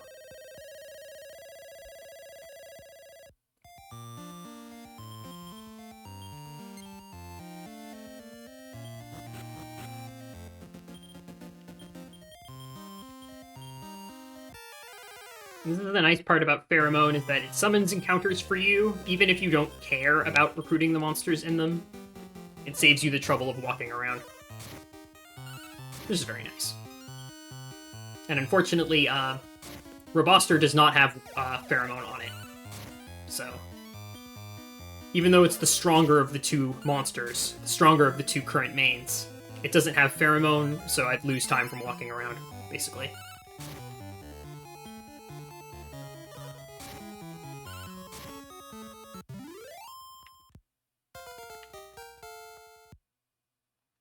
And just like before, the only thing that's important is that the Pheromone one learns Pheromone, which is about 2 right now.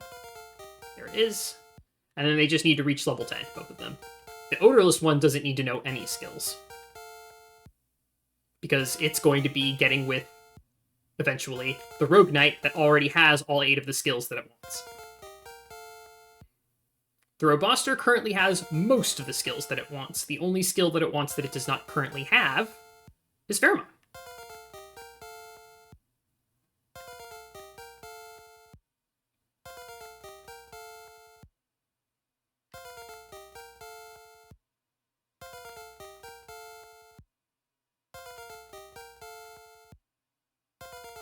We love that level up jingle. The thing that runners of this game love the most are the sliding ice puzzles, and the thing that they love the second most is the level up jingle.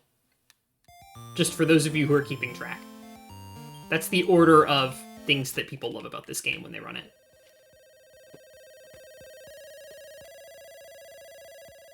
Ugh.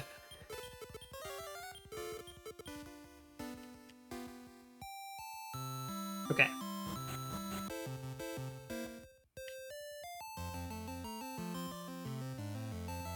Pheromone first, Odorless second. Pheromone with Boss Tool 3. No.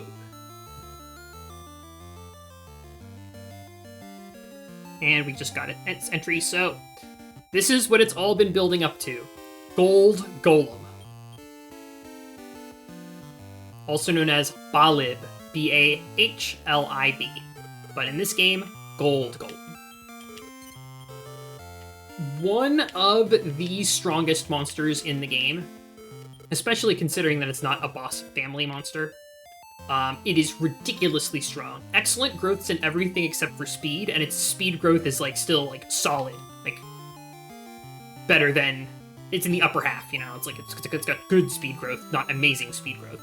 Excellent resistances to almost everything, even the stuff that it doesn't resist all the way or isn't immune to. It still resists generally pretty decently, and it's exactly what you want. It's exactly what you want for the speedrun because we need every stat to be high.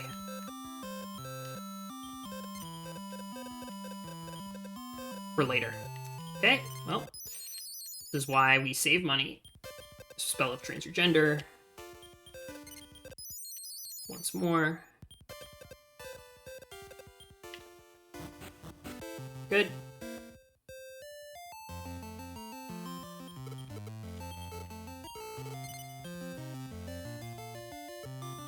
This is the pheromone one. So it's gonna get the same name. The same name as its, mother. No, father.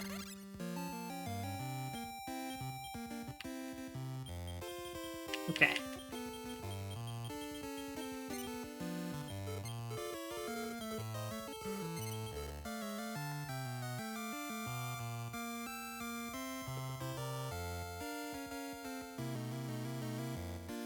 Oh yeah, the other nice thing about GoldGolem is there's like a set of monsters where the amount of experience that they need for leveling up is like completely unreasonable.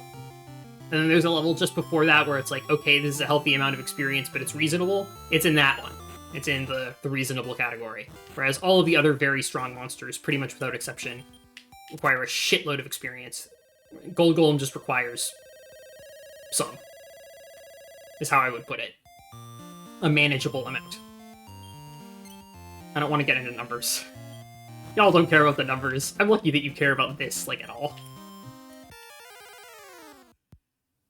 But yeah, great growths, great resistances, grows fast. It is the perfect monster for the run. So much so that there's nothing even vaguely comparable, and even though it's not catalog efficient, I'm going to get 2 of them.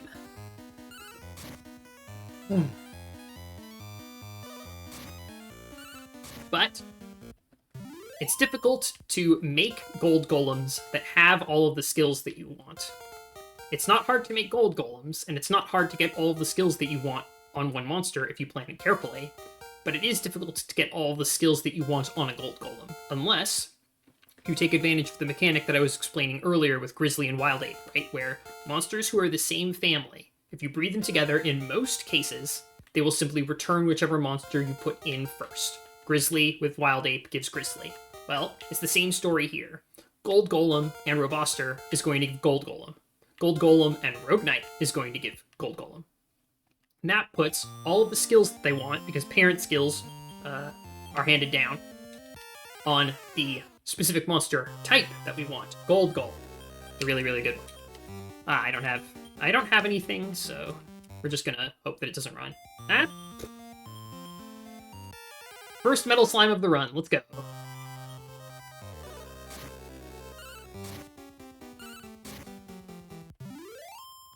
Tease. Teasing me. Lulu just got up and started scratching herself.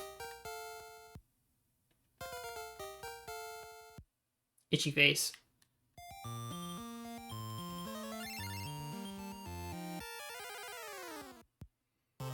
And then for the 3rd time, the only thing that matters for these guys is that they reach level 10, and the one that learns Pheromone has Pheromone, which it gets at level 4 without any kind of controversy or problems whatsoever.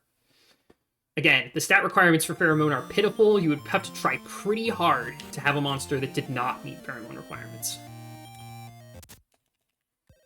And that's it. That's all we need. So I'm gonna be fucking saving before I do this last part because it's very sensitive. We're gonna complete our main lineup and do held item duplication of the Steel Fang at the same time.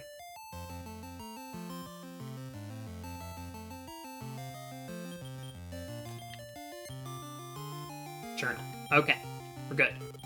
First, breed and evaluate first the Pheromone Gold Golem with Robuster to make GoldGolem M.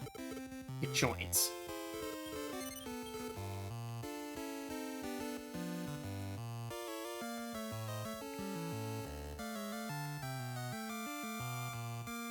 Just reading off of my notes verbatim now.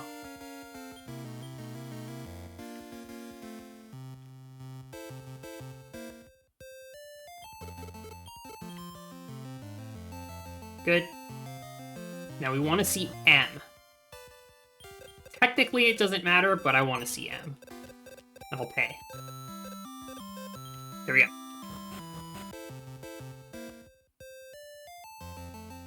With the final two monsters, you create them at the same time, so you only need to make sure that one of them is male and one of them is female, but for my notes, like, the one that has the more attacking skills also happens to be the one that is male, and the one that has the more support skills happens to be female. I hate the gender roles, but it is what it is. And here, we're going to give it the name that matches my notes. Golden Guy.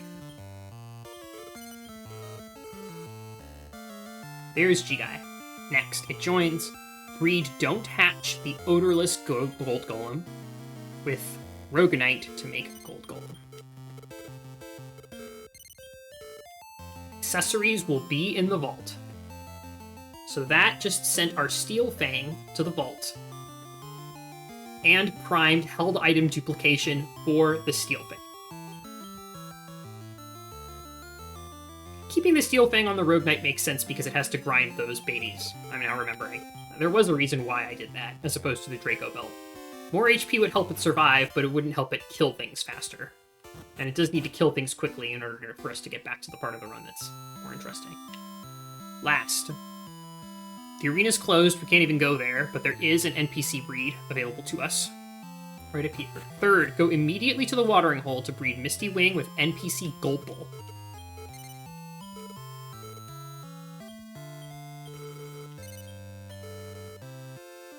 Its accessories in the vault, that's the Steel Fang. Proceed. That gets us Florajay, but don't get attached to Florajay, because it's more trouble than it's worth to try and make this Florajay useful for the breeding schedule. Like, literally, I already have way more... What's wrong with my hair? I already have way more birds and plants that I need. My hair is just ridiculous today. Sorry, one sec. Vanity moment.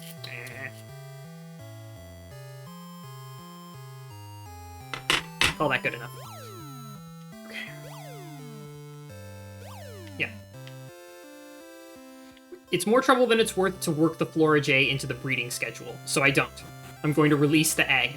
I'm going to, like, kick the egg into the world and say, it's your problem now. Have fun. Have a nice life.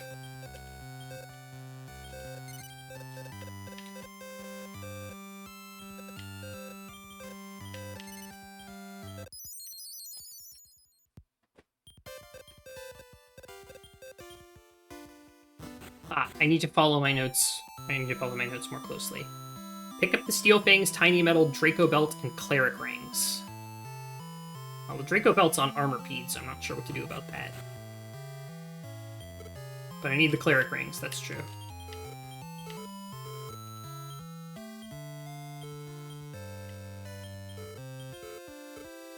There's my duplicated Steel Fangs.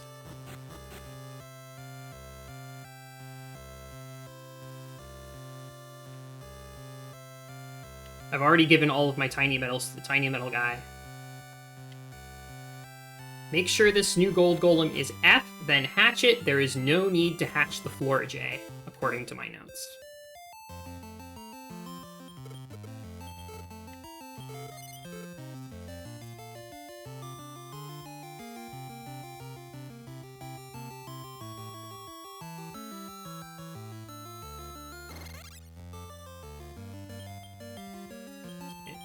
This name, aligning with my notes once again,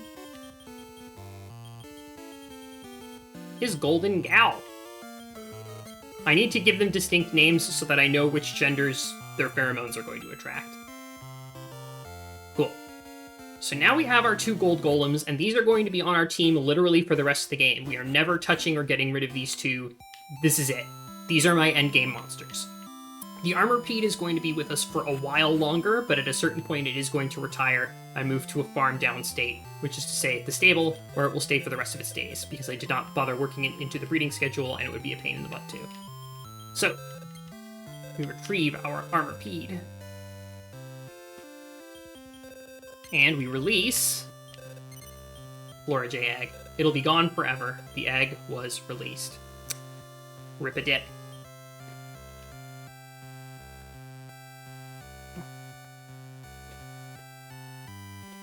Wait. My notes don't say to equip the gold golems with cleric rings. Okay, well that's a note fail, because these things really, really need to have cleric rings on. The golem power couple, yep.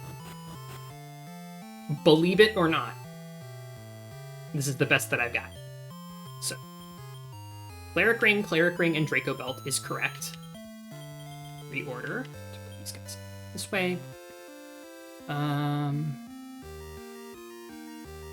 Buy healing items to taste. I don't need to.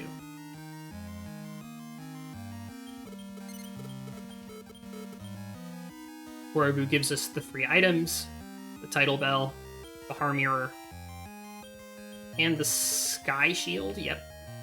There we go. So we're going to take those over to Darck, but first, we're going to have to get the golems operational.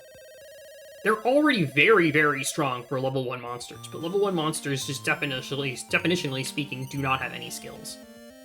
So, I committed with that save, so I really hope I did everything correctly, and this is probably going to be the last intentional random encounter of the game.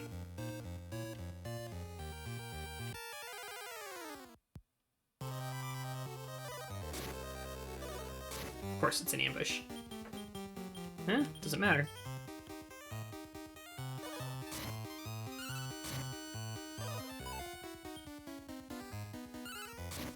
Because the gold golems will get pheromone after this fight, and are never leaving the team. So I think this is the last intentional random encounter. I'm of course going to get some unintentional random encounters, but I'm just going to run away from them. Because unintentional random encounters don't do anything for me after this. This is the last one, as far as I remember.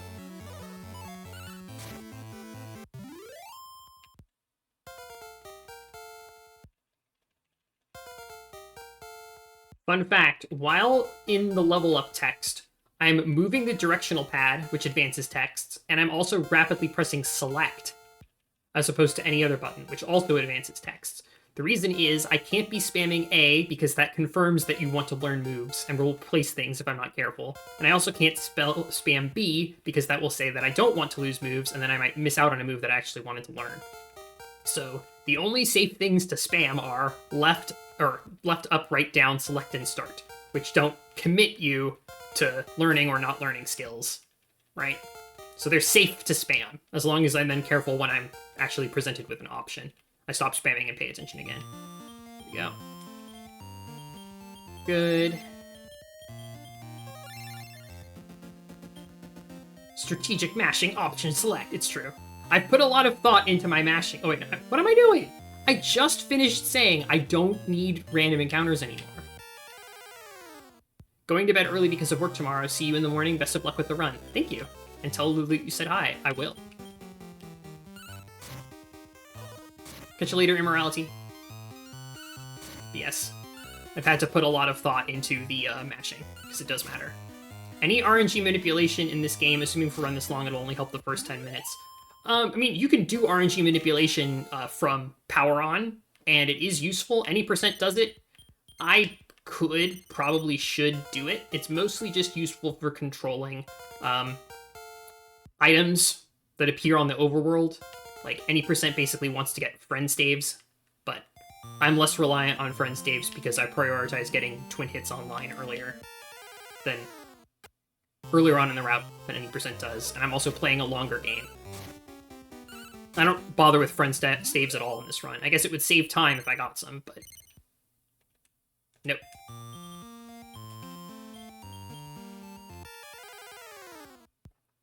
But yeah, you can do RNG manipulation, and it is useful for fixing random drops on the overworld. I just don't have a need to do that. Technically, you could also probably do RNG manipulation for magic keys, but you would only be able to do it a set number of times. It would be extremely hard, and you wouldn't have any way of knowing you did it right, and you would only get one shot each time. So it's impractical, and I have not bothered to learn it because it is impractical.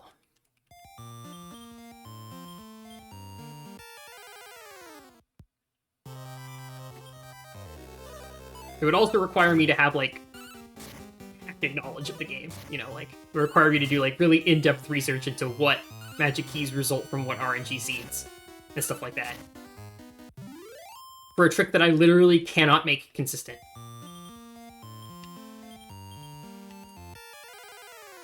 Except maybe if I used a bookmark in Sage Tower is the only thing I can think of.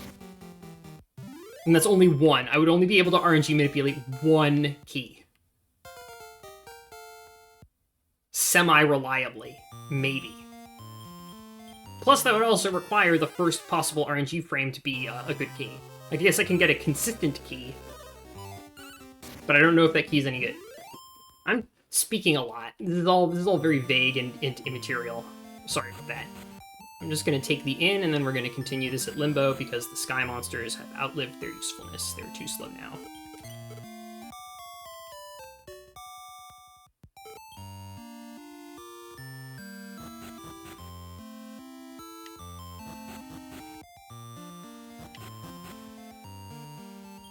Probably faster than Pit Stop and Great Log. Okay.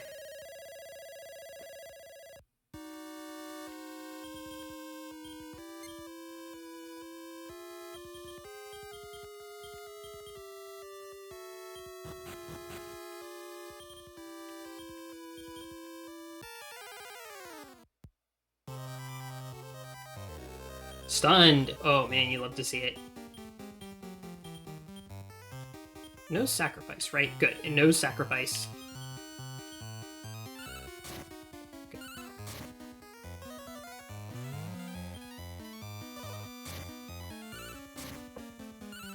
$11 damage to my GoldGolem.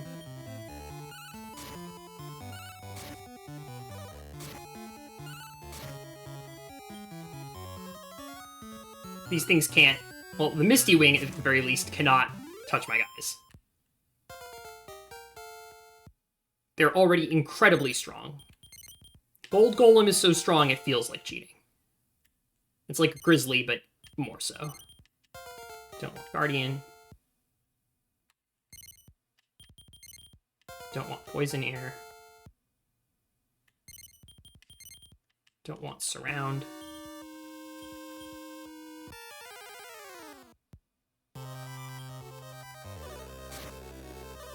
Misty Wings are good XP and roll over real easy, so keep them coming.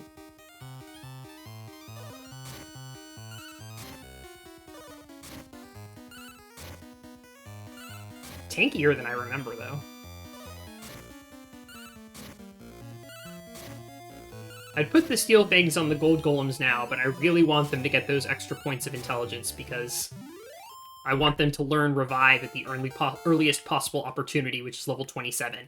And the intelligence that you need for that is pretty substantial. Metal Cut. Both GoldGolems have pheromones. Won't they counteract each other? You only use one at a time. Is the thing there. If I want to summon male monsters, I use Golden Gal's pheromone. If I want to summon female monsters, I use Golden Guy's pheromone. But it's a skill that they can activate at will for no MP cost.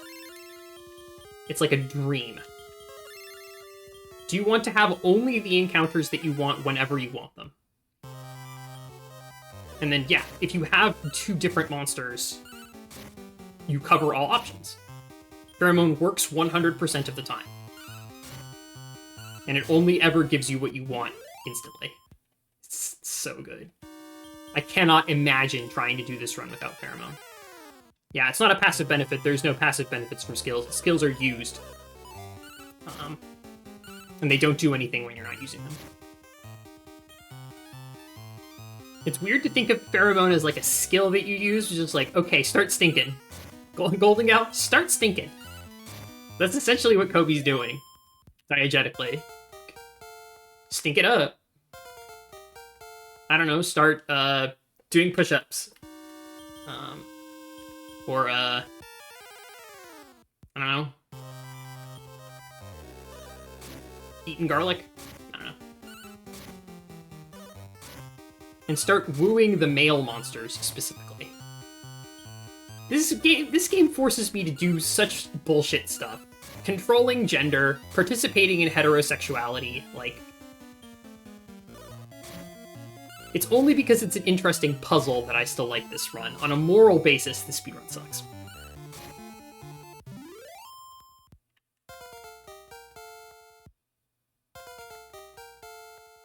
This grinding is unfortunately not the most interesting, but unlike in my previous attempt, I'm not going to need to do 4 hours of it. I only need to go until these guys reach level 27. At that point, they should be all set.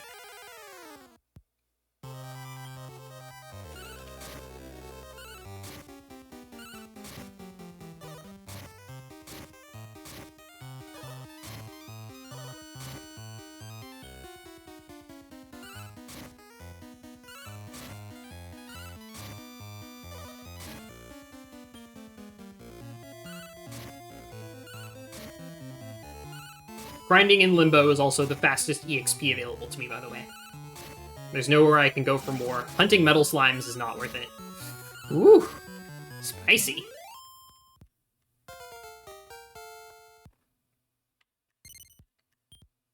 Tatsu Call, I need this. What am I getting rid of? Oh wait, no, I don't need this. Sorry, this is on Golden Gal. Golden Gal doesn't need Tatsu Call. Golden Guy needs Tatsu Call. Heal, Pheromone, Errand, Panic All, Squall Hit. No, I don't want Squall Hit. I don't really want Rain Slash either, but... forget what skill I'm actually going to learn after this. Does he not have Vivify? Does Golden Guy not have Vivify? He does. Oh my god, I fucking panicked. It's like, what is Golden Guy not have that I was expecting him to have? Because Rain Slash is not a good attack. It's probably one of the ones that falls under, like, I should replace this with something that sucks. Or something that it won't interfere with him using quad hits. But... maybe Surge? I think I'm gonna give him Surge, actually. Surge over Rain Slash. Makes sense. But Surge is a very late skill. I forget what the level that you need for it is, but it's like 30 or something.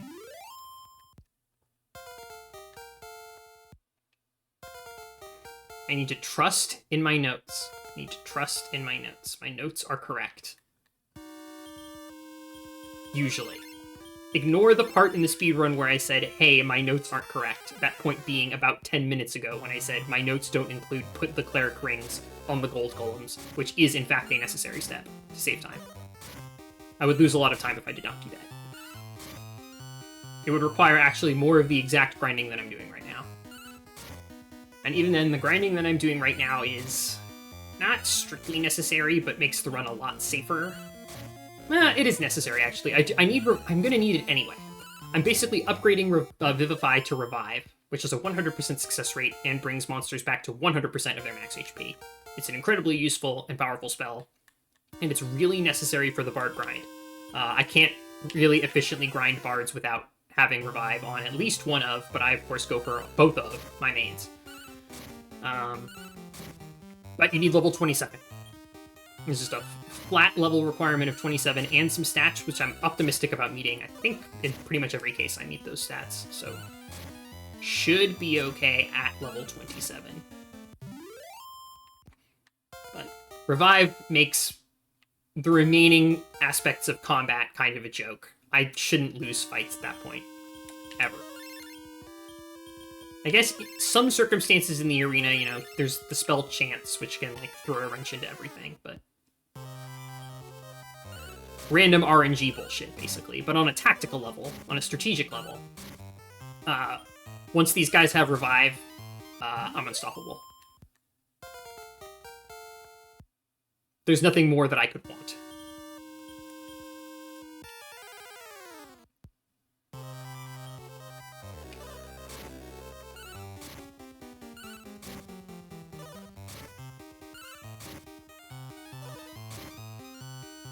Gonna need some coffee. I'll get coffee during the credits. Credits are an unskippable cutscene. With no interaction. Get up, get myself some food. What do I want for food? I know what I'm gonna get for food. More food, more coffee. I've got my protein drinks right here with me already, but...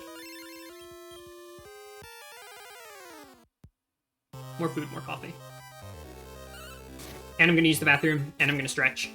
I've got a nice, like, several minutes. And that's, like, the last good opportunity to take a break. It's the last opportunity to take a break that will not lose me time. All things considered, I guess this is going pretty well. There haven't been any truly painful moments. Getting the metal Darck took a little while. Other than that, really can't complain.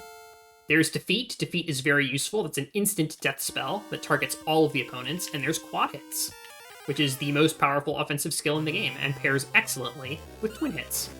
Twin Hits, Quad Hits is like the standard offensive formation in the competitive battling for this game. You're either doing Twin Hits, Quad Hits, or you're doing something else. It's that kind of thing.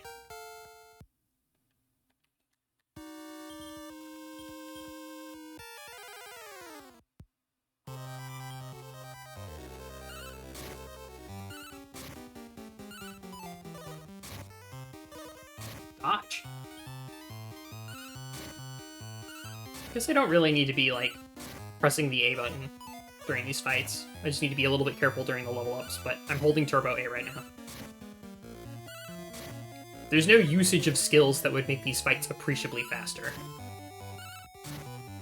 It's either attack twice or Twin Hits, and then attack once. And that's effectively 2 attacks worth. Skills are only useful...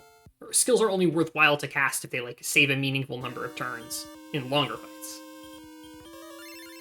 Which, these fights are so short, it basically does not matter. And, if I hold Turbo A and spin to win, it doesn't matter anyway.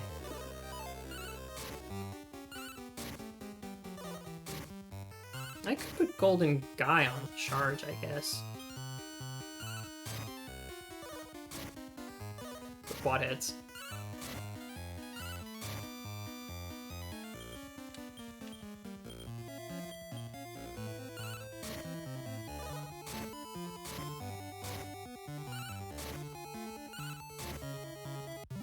Just ends up doing a regular attack anyway.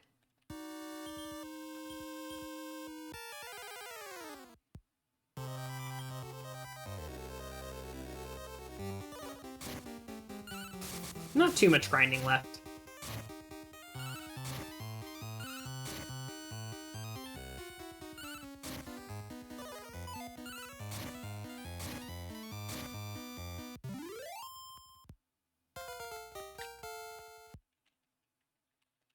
Armorpede's getting a whole lot of levels that it just does not need. Armorpede only needs to know a few skills.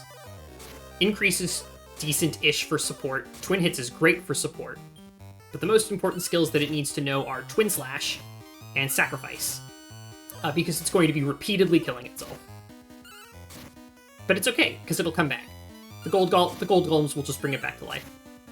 This Mario Baseball mod looks crazy, I know. Fun fact, I was into this speedrun that I'm doing right now before I had even touched Mario Superstar Baseball as a speed game.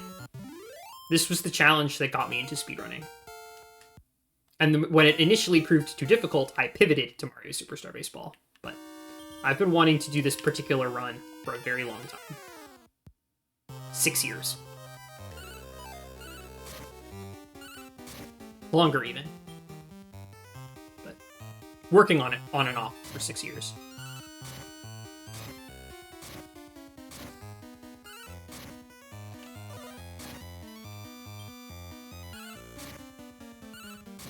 But nice to see you, Vic.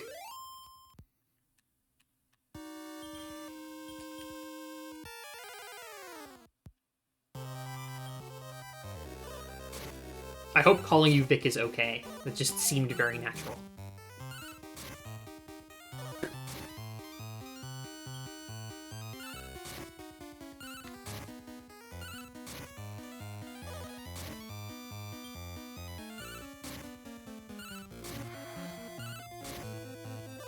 Before my rivalry with note blocks, that's true. I've conquered note blocks, actually. I feel like with RNG manipulation to control Junior, note blocks, they're no longer my enemy. They are my friend. Instead, it's Booted Ball that's my enemy. Is there any Mario Baseball at GDQ next week? No. While Cherry Meteor and I both submitted, neither of our submissions were accepted.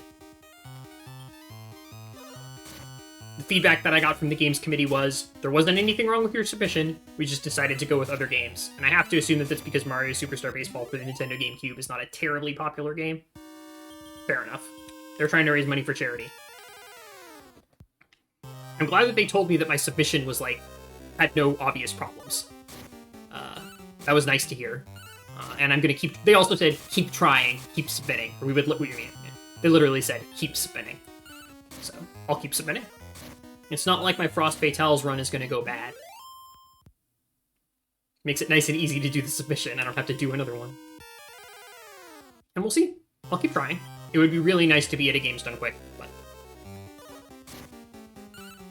I only have so much control over whether or not that happens. And I think I've basically done what I can. This game, I'm not going to be taking to a Games Done Quick anytime soon.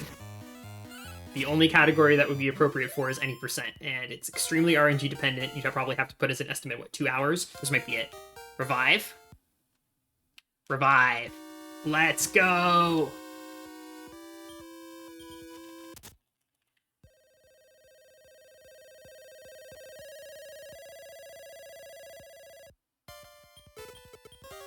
Grand Pooh Bear is starting his Mario Baseball League in a couple weeks. Okay, good. More visibility for the game will definitely help. He's having you run it for him? Hell yeah. Best of luck running that.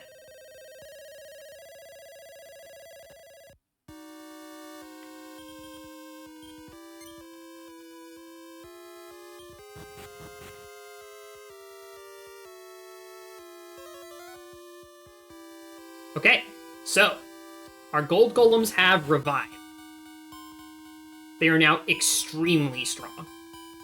And can pick themselves back up if something bad happens. So, now we just gotta finish up the plot.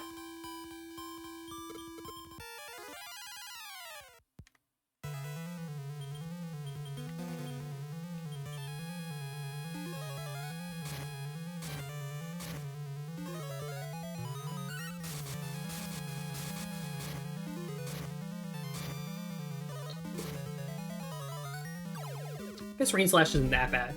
Still gonna replace it with Surge, though. I'd rather see quad hits than Rain Slash.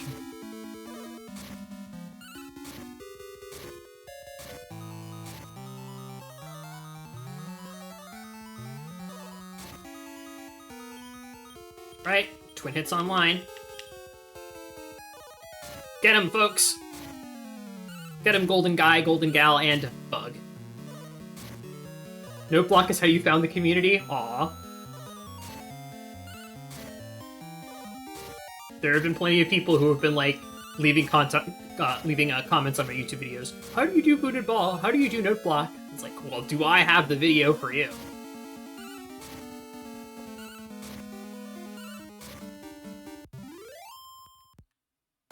Easy. Did not feel threatened at any point during that. Why can't I beat your monsters? You mad because you bad? Skill issue? Bye!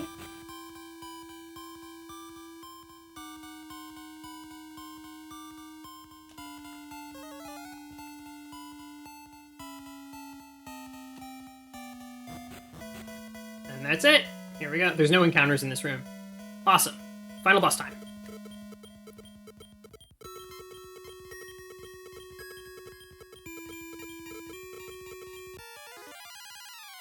He tricked us, and now he's gonna try and kill us. Oh my god. So he also has D-Magic, just like, ooh. Just like Mudu, but...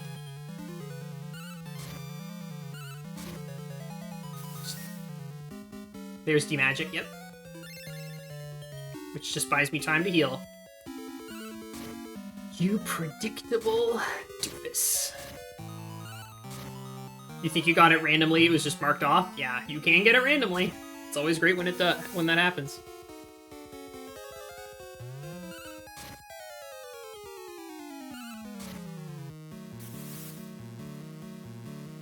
Clamber and note blocks are the struggles for sure, especially Clamber.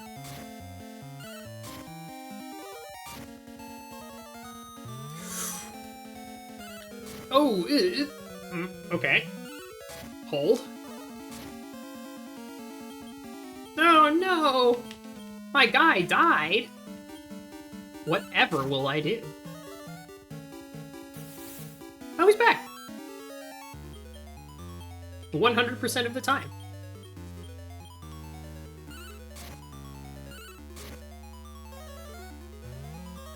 Revive is so good. It's worth grinding for 100%. Like I said, I need it for the Bard grind anyway. Like, in practical terms, I need that skill. But it's just nice to have.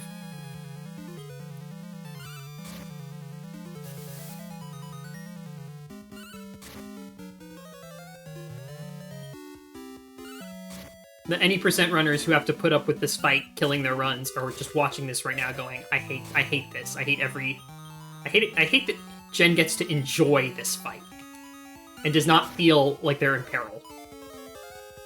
Whew.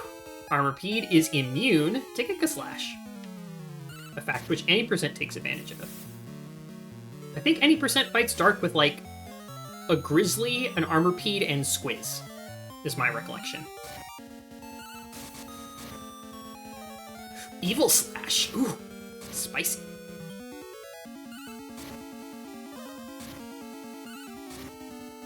Ooh. No. Position, heal thyself. Oh no. Whatever will I do? Oh.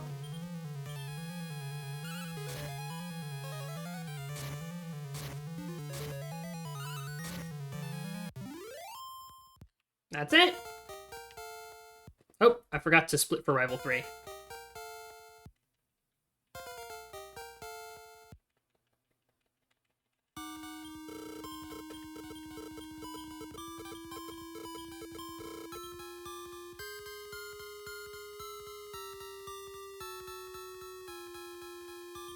There's a cutscene, by the way, I'm not controlling. Need to think one more time about what I'm doing. Coffee and food and bathroom. And washing my hands. I always wash my hands. Oh no, the island is going to sink.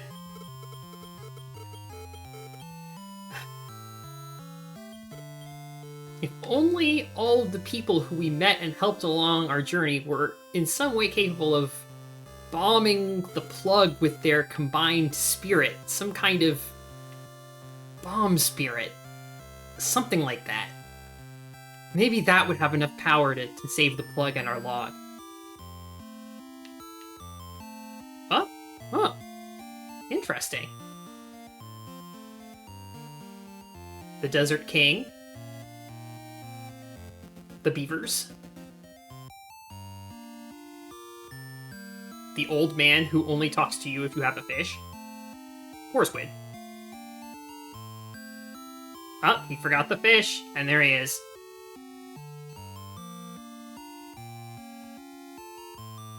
The mermaids. Dancing and having fun. Shoutouts to women. Oh, there's Yuna. Whoop. Off she goes. And there's Rubus, I think? I think her name is Rubus. Anyway. There's Queen Helen of Estria, who needed that good weed to wake her up. The good herb, excuse me. I said weed. I meant to say herb. It's an herb. They're consistent in referring to it as an herb. It's the sleep herb. That good herb to help her wake up from her sleep. There's Ugor, the Great Sage, who's just kind of like hanging as a ghost. He could move on, but he just feels like, you know, you can talk to him at his gravestone whenever you want. He'll just be there, be like, sup.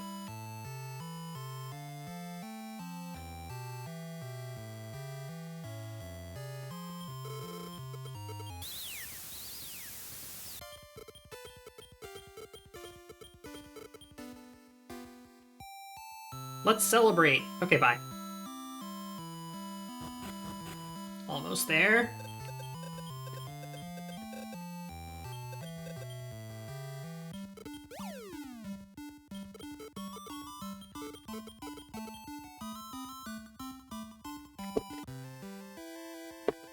See you in a bit, folks.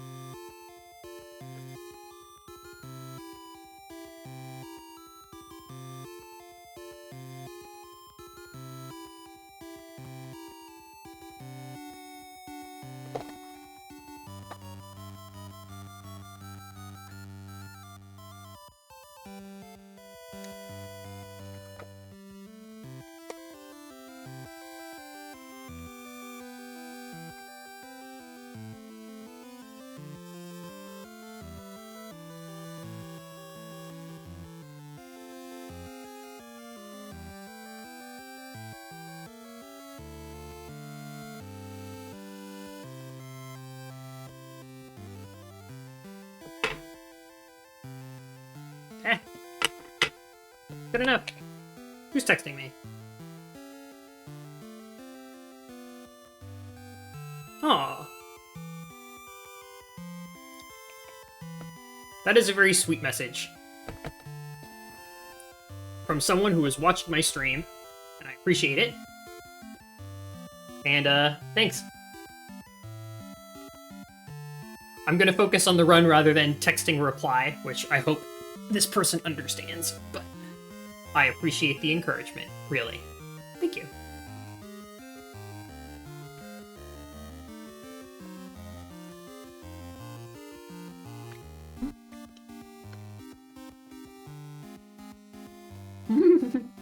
That's my favorite of the little cutscenes.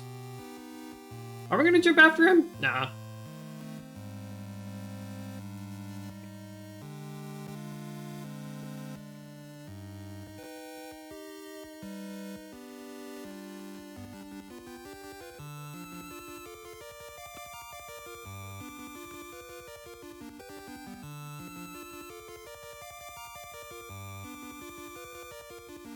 Everything okay with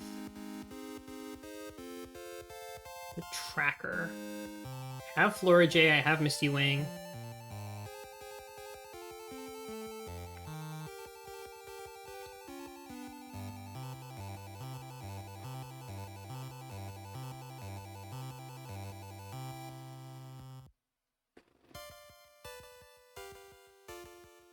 Okay, now I have to pay attention again.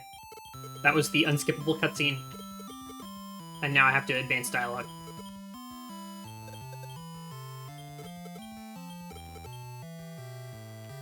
I also need to be very careful because it's going to give me a prompt, do you want to save your game? And I need to say yes.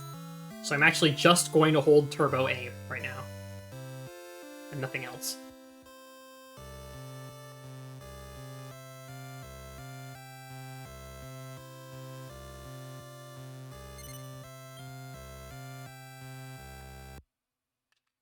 There we go.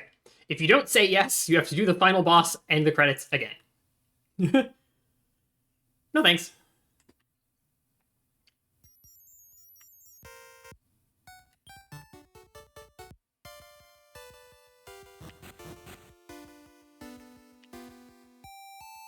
Don't talk to that genie, by the way.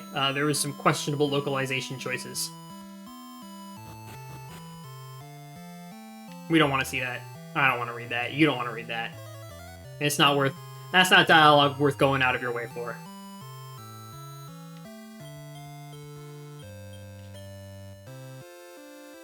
So, that Snow Staff and Magic Belt are just cash. Magic Belt is not useful. Snow Staff is not useful. But this little area opens up after the credits.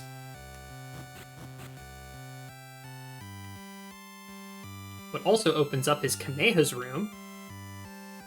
Oh, and he's not here. Well, maybe we'll come back later. And in the meantime, he's got a life acorn and a quest book.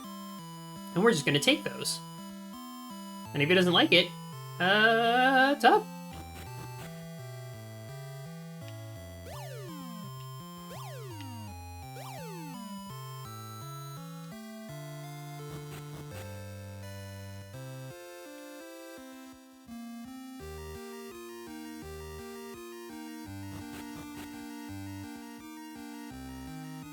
Talk to the lady for the free Whipbird egg. Okay, good. So that just gave us a free Whipbird. Absolutely free. We just have that egg now. Oh. There we go. And that's the 10th Tiny Metal, is just right here. And then if we needed it, the 11th Tiny Metal is over in the arena in a trash can by a grizzly bear. But I remembered to get the permanently missable Tiny Metal, so no worries.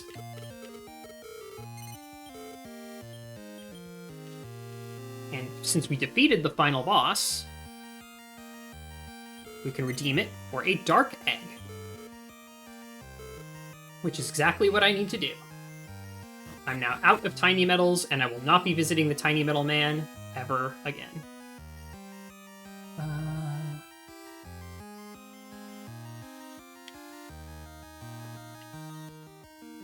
I guess I might as well match these things. Right. Darck is going to be male 100% of the time, which is what I want, and the Whipbird's gender doesn't matter. I just need to record it.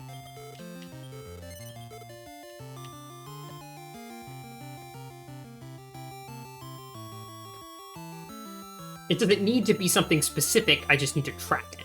It is important. It is female.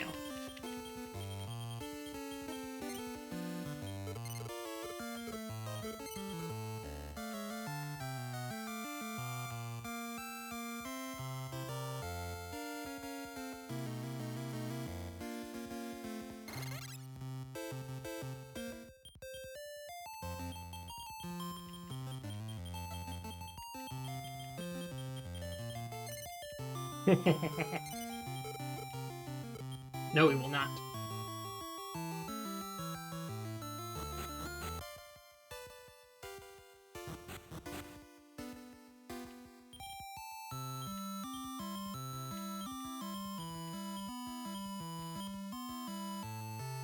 Just checking my inventory because inventory management is what I'm worried about next. Right, that's why. This is the guy at the beginning of the game who we told, hey, the island's going to sink. And he was like, I'm not sure I believe that, but okay. And then if you speak to him in the middle of the game, he's like, you lied to me, you asshole. And then now he's like, okay, you were telling the truth, I'm sorry. So, redemption arc. Okay. He sells sirloins at a reasonable price. I'm gonna go with 3. 2 more world leaps.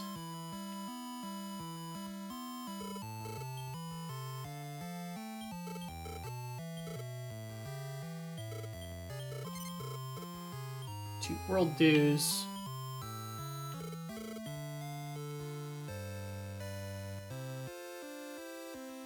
And I'm going to fill up my inventory. This is very important. I'm going to fill my inventory with 24 items, which is the maximum. That really will be very, very important. How am I doing on money? 9,000. Okay.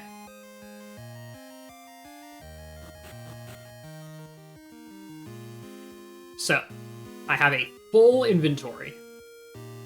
It's got some stuff in it, including 3 sirloins. 3 sirloins. That'll do.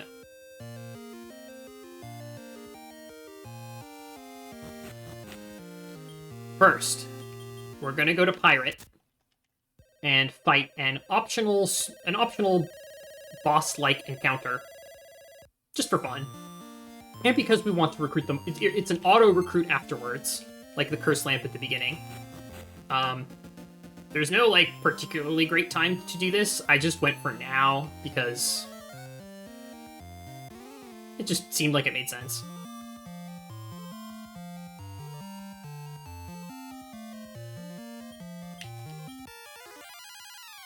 Oh no, King Squid. Oh, I need to adjust my tactics.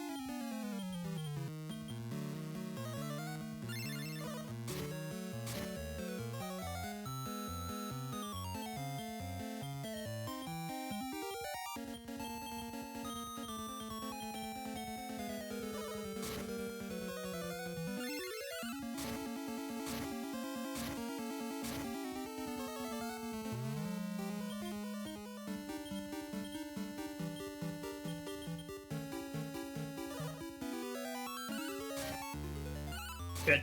No Panic Dance proc. I'm pretty sure the golems are immune to confusion, which is great.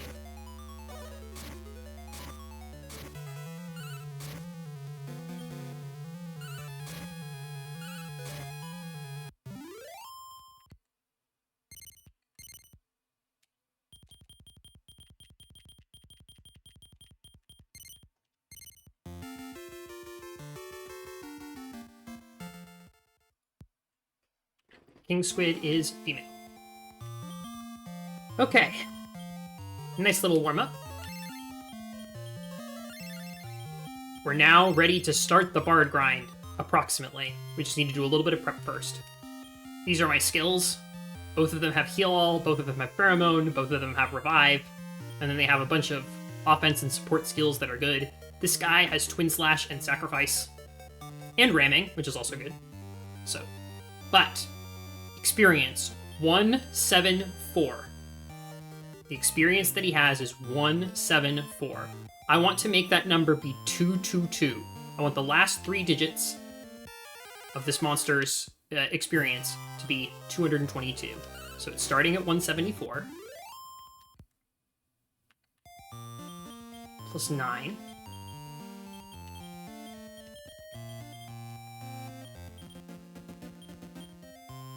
It's 183. Forget how many egg batons are worth. Also 9. I'm just going to check manually. 201.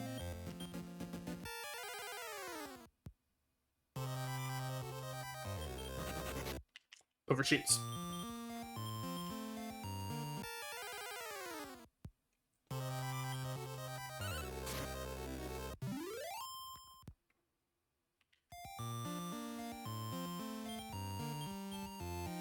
I need another solo.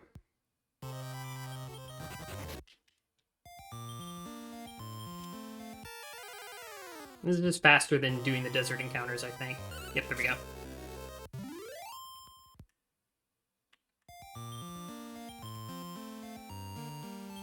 $219. 3 more. So I'm very tightly controlling the amount of experience that my Armor Pete is getting, because I want those last 3 digits to be 222. Or just any 3 of the same digit in a row, basically. Now, Cactoballs are worth 2, and Spot Limes are worth 1, and those are the only things that appear here, and there's only ever 1 at a time, so... Cactoball should get me 1 away, and then a Spot Slime takes me over the top. 222. Yep. Just want to see a Spot Slime. There we go.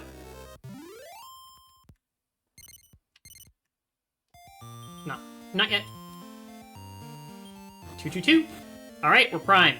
We're ready for the Bard grind. Bards are a special NPC. They only appear under very specific conditions, but with my HP values, EXP values, inventory, and gold amounts the way that they are, I should be only encountering Bards. I need to just check real quick. Evil Monk. We're good on Evil Monk. Okay. Not as good as we could be. There's 2 matches, but the last digit of the HP of my monsters is 533, and those are not all the same, so no Evil Monks. Let's grind Bards. Where's my runway?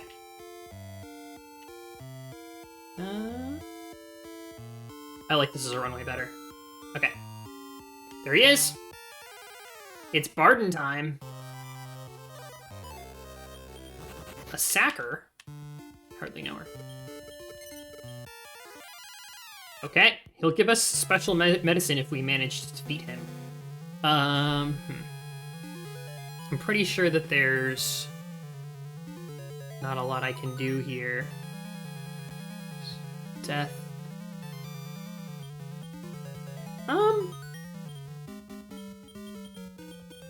Stop spell. Panic all. Sacrifice.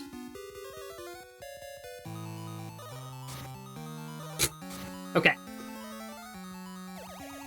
Oh, shit!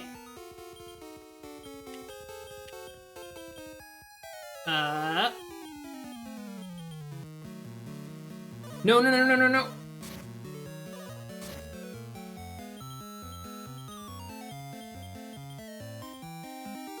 Five Golden Gal. I input error. That is not what I meant to do. Hold.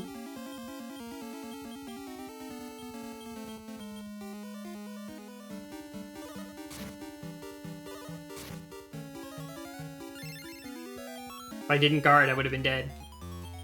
Okay. Twin hits. 1 more Panic All. Hustle. Asshole.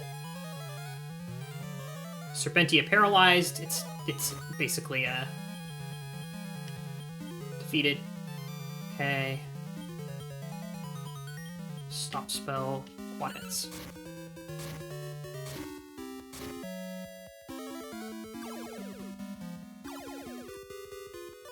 Okay, this is over.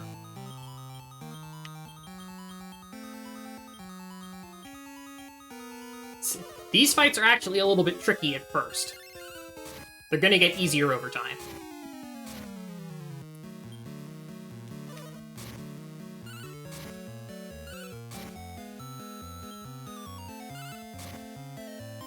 Paralysis is way OP in this game.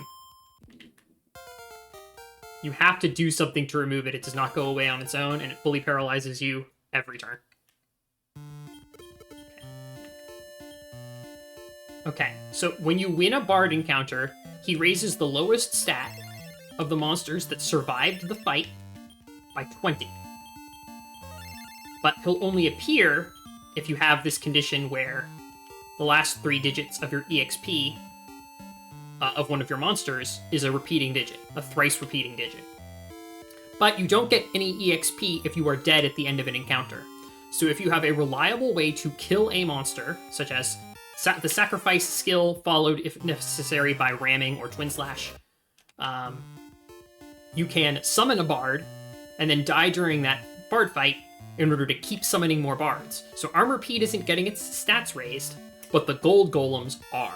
They're getting their stats raised. Why does that matter? Well, the encounters that you get are based on your stats, your level and your stats. The game gives you more challenging encounters as your stats increase.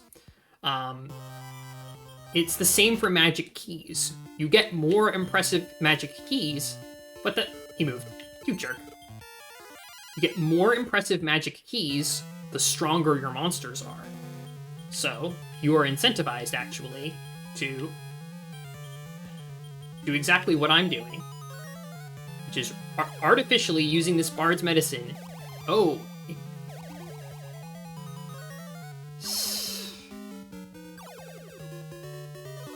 Damn it. It's immune to rocks. Oh, great. Oh, brother.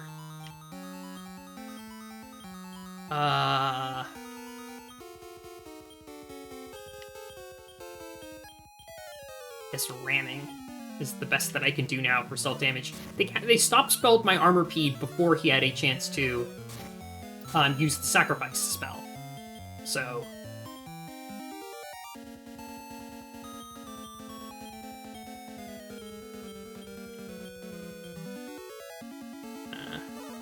it's immune to rocks is the greatest thing ever done. This bug's immune to rocks!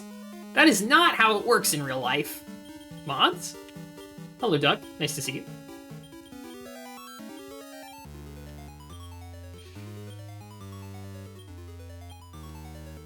Of course, this ramming skill is bullshit and sucks. I might have to resort to Twin Slash. Ah! Confound it. I really do not want to have to recalibrate. I don't have a choice. It's Twin Slash. Good. Keep attacking the bug. Yes! Kill my bug, please! The bug must die. Every battle that I'm doing, the bug must die. Yes! Okay, thank goodness. They cooperated. Alright. Good job, team. Good job, 5 monsters against 1. Alright. I want these dragons dead.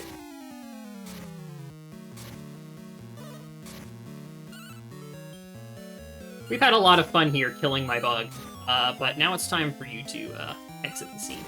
And this thing's paralyzed, so the fight's over. Another excellent Bard encounter.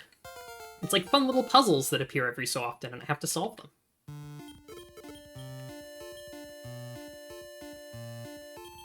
There is an inn here, which is nice. That will allow me to restore my NP without needing to go back to Great Log.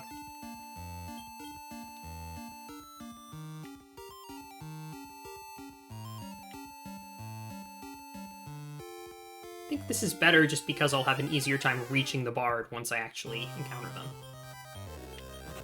It's like a more central location.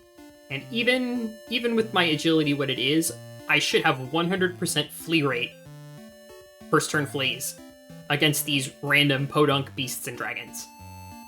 So I could invest in repellents and keep filling my inventory back up, or I can just do this, and it will work 100% of the time. It's like a little bit of time loss, I guess, compared to not getting the encounters at all, but refilling your inventory also takes time, so it's kind of a wash.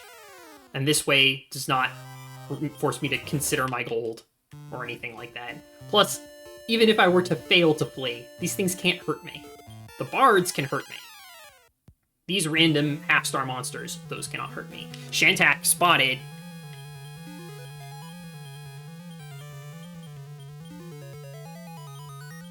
I need to do this very carefully. Get the Kotols first. What do we need the stat boosts for? We got the final boss. Okay. I'll answer that question in just a sec. I want that bird. These Kotols are the death of me. Ah!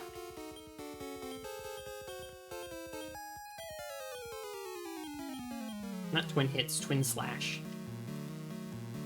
Alright, kill my bug again, please. Thank you.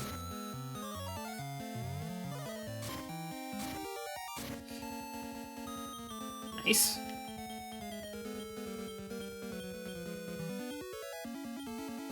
Twin slash Cobi. So we need stat boosts because we need high quality keys. We need high quality keys because they will allow us to get through the breeding schedule faster. Thank goodness. Okay. Alright. Let's do mixed. He's on command. So pop one sirloin now.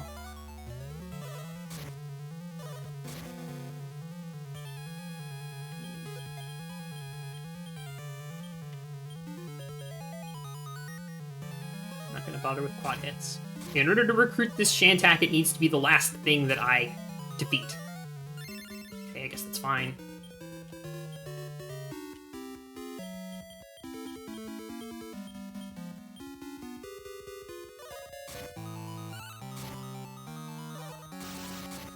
It is.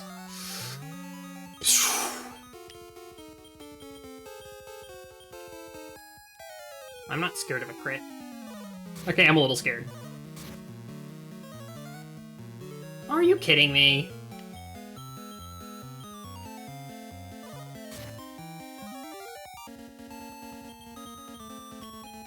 Waste of my... Now I gotta cast twin hits again.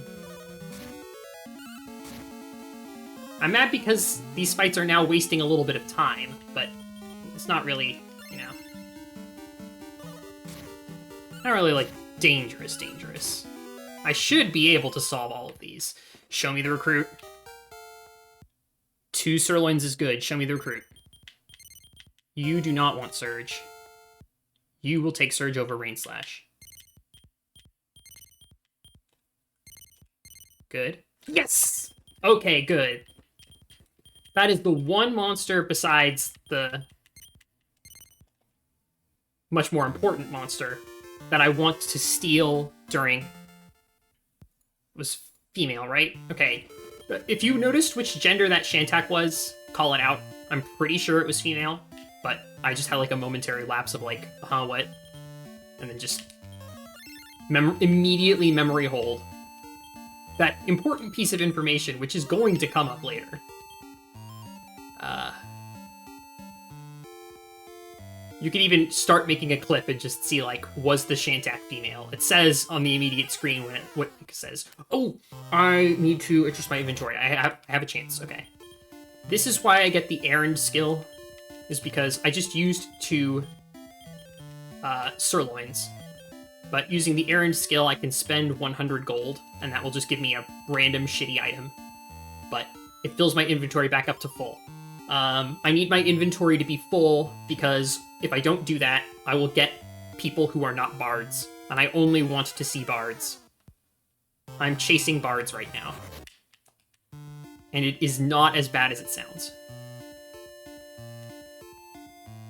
Maybe it's as bad as it sounds. I just want their special medicine so much. Okay, good. Have it recorded as female, so that's correct. Stop spell.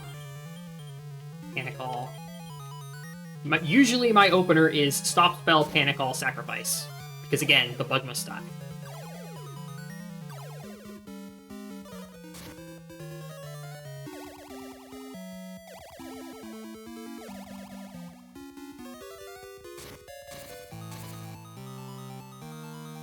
Oh, drop dead. Perfect. Okay, great. Loved it. That's a perfect bard fight as far as I'm concerned. Excellent. Instant death on the sacrifice. You have a chance to, like, immediately die after using sacrifice, or sometimes it will leave you alive with 1 HP, and if that happens, I just use Twin Slash and usually die the next turn. Of course, it's not as fast or as safe. There's also the case where I will use sacrifice. It will kill all 3 of my opponents instantly, but then the Armor-Pede does not die, and therefore gains experience points and the Bard boost. And the Bard boost is fine, I'm fine with getting that, but then I have to recalibrate my experience points again. Because I'm maintaining this very careful balance where my Armor-Pede's last 3 digits of its EXP are 222. If it doesn't gain experience points, and it doesn't have to if it dies during the fights, I will keep getting Bards. So I just need to end every battle with both golems alive and the bug dead. That is the goal. That is all I'm trying to accomplish here, especially since I got that Shantak recruit as the only monster that appears on the table of monsters that enemy monster masters can have that sort of interests me and would be worth, you know, grabbing now under these circumstances, which unfortunately are not very ideal. I don't have my money grinding method yet, so sirloins are kind of difficult to appreciate.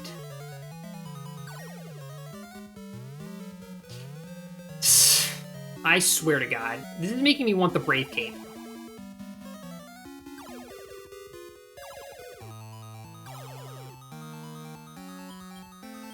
Fuck your stop spell. Once I get the power to use stop spell first, this will be a lot easier. Okay. Actually.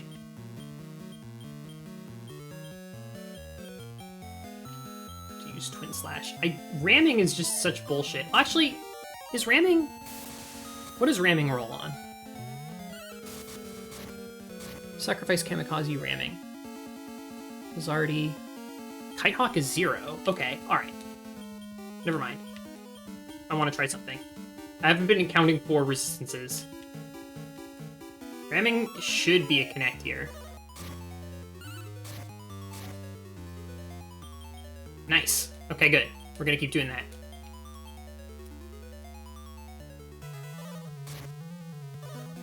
Prayer unanswered. Ouch. Oh no! It died!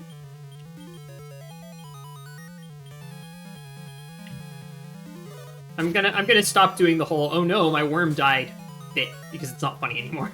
If it ever was. That is the whole point, is that the worm is supposed to die.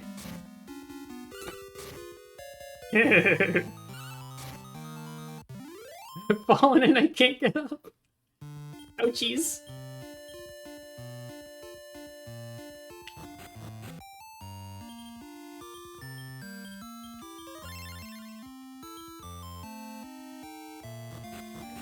Good on Evil Monk. I need to keep an eye on the HP values. Okay. If there were any items on the ground, I need to account for that. I'm up. Nope, we're good. Cool. We're calibrated. Bring on the bards. Now, I need to do this until my monsters are strong enough to... When combined with the other monster that I planned on stealing, or, you know, the expected stat values of the monster that I intend on stealing, will get me access to the highest tier of magic keys. So there's a cutoff where I need... Basically, I want all of their stats to be about 550-ish. And then, in an incredible coincidence, that just so happens to line up with Golden Guy having his summoning spell upgraded to the final level, which is a Bazoo Call. So, basically, once I learn Bazoo Call, the grind is over. But it's going to take a long time to do that. So, the bard appreciates our flair for the dramatic. Yep, dramatic deaths. Please no stop spell. From them. Minor fight. Drop dead.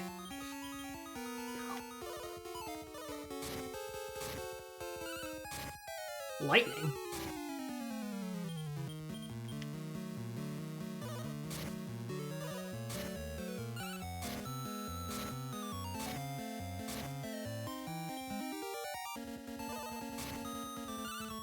Okay. Golden Girl, you need to heal.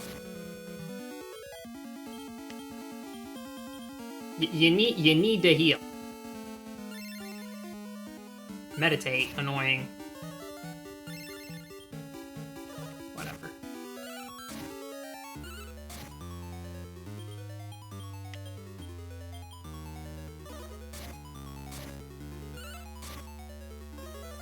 Four HP. All you need is one, baby.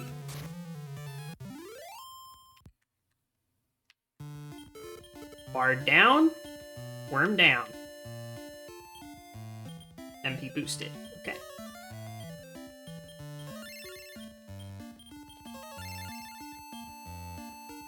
Back to it.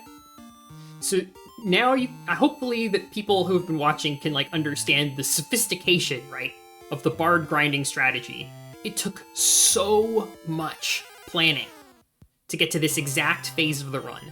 To have the right monsters, to have the right skills on those monsters, and to have the right conditions, such that I can repeatedly, reliably, summon these Bard encounters and win them without needing to recalibrate the experience points of my armor P each time. This is like the crowning achievement of the routing of this run, because it's the fastest way to get access to the top tier of keys. I could just do a shitload of grinding in Limbo, and it would be really boring, and it would eventually work, but it would suck. And I would hate it, and y'all would hate it too. So I'm not doing that. I'm doing this, which I find a lot more fun.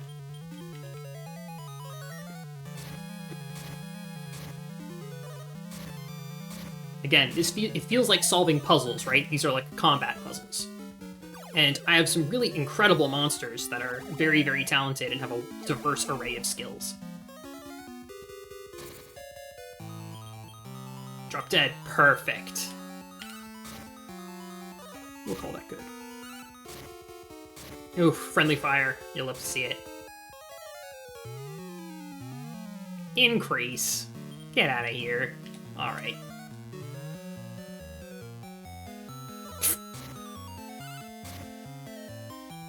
Akubar A is down for the count. Huh?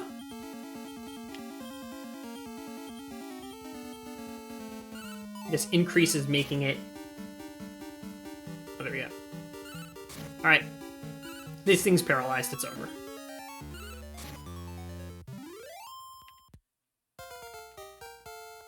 Yeah. I just love having a strong team of monsters and fighting encounters that are like... I can't be careless. I'm not just holding down Turbo A. Like, I have to think about this stuff. And it's fast. It makes sense for the speedrun to have fun with this game. At least right now. It will not continue to be that way, but mandatory fun.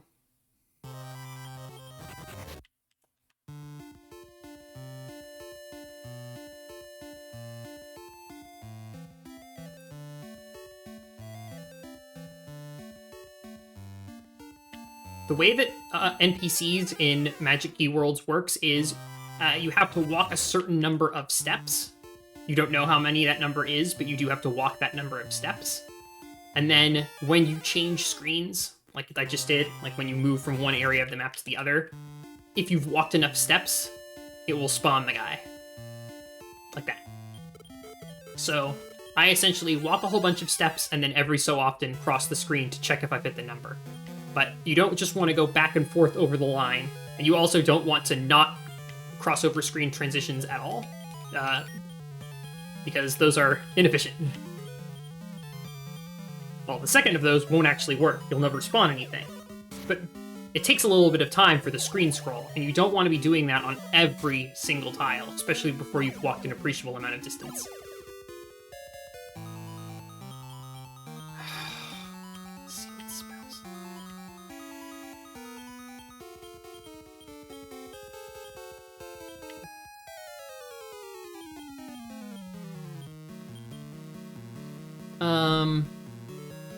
Fast info, Blizzardy, ramming. Oh, that's decent. Resistance level of 1 as opposed to 0. Miss. Okay. This just got really annoying. There's nothing that you can do to combat accuracy loss.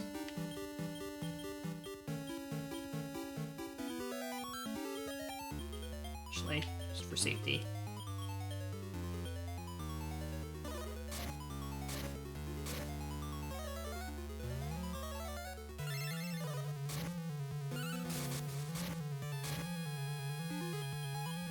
Oh my god. Pathetic.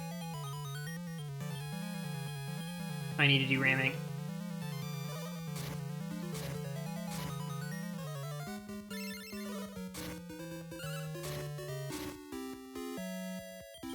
Nice. Okay. Getting there.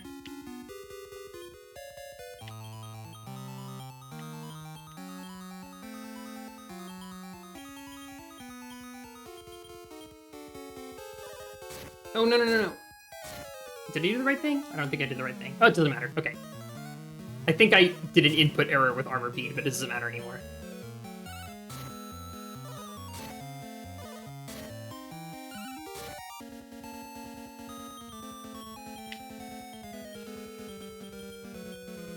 Even though this isn't the fastest, I'd rather do this than spend an item.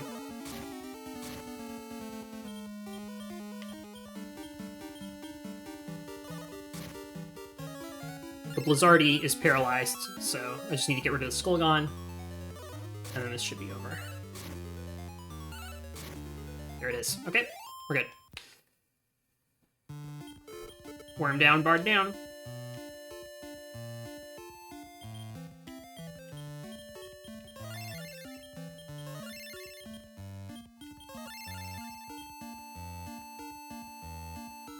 Back at it. This is the Bard grind. And it is going to take a while. But as my monster's stats increase, it'll get easier and easier over time. I become stronger faster than my opponents do. Or I become more threatening at a faster rate than my opponents do. So this early game is a little bit unstable. I might, you know, have an unsuccessful encounter, which will result in the loss of half of my money. Every so often, honestly, I should just save. Nothing wrong with a little save.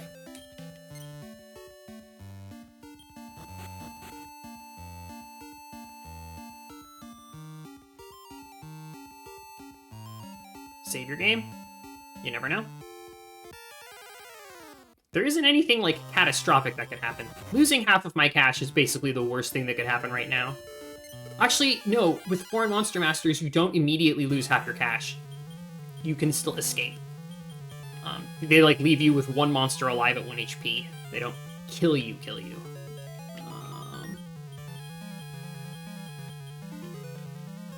No stop spell, no stop spell.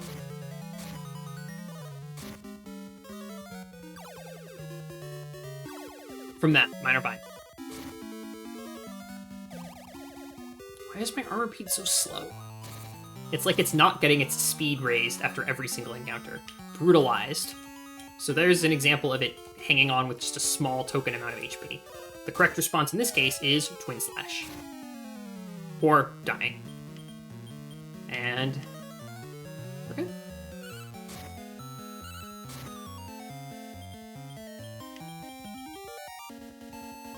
I'm not guard. I just wasn't thinking.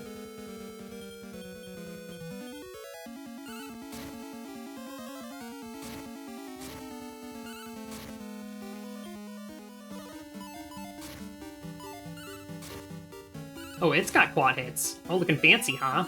Did 7 whole damage with it. I see you. Another successful Bard fight.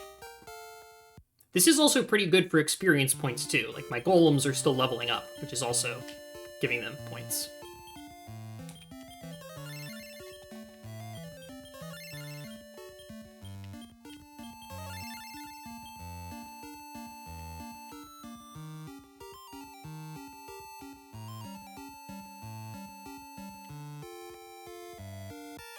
I like this little runway that I've got. Nice and close to the door shrine. Good amount of tiles. Peace. When I summon bards to defeat them like this, it truly feels like I've, tamed or domesticated the game. Mastered it.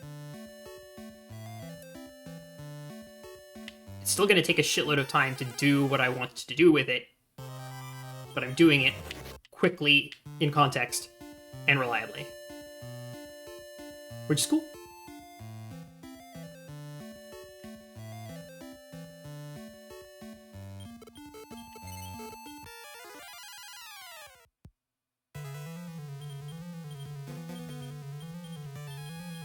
Stop spell, panic all, sacrifice.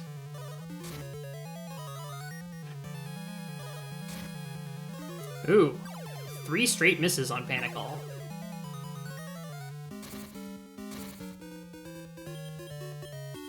Lies. Brutal eyes, brutal eyes, brutal eyes. What? It did 3 points of recoil? Okay. That was funny.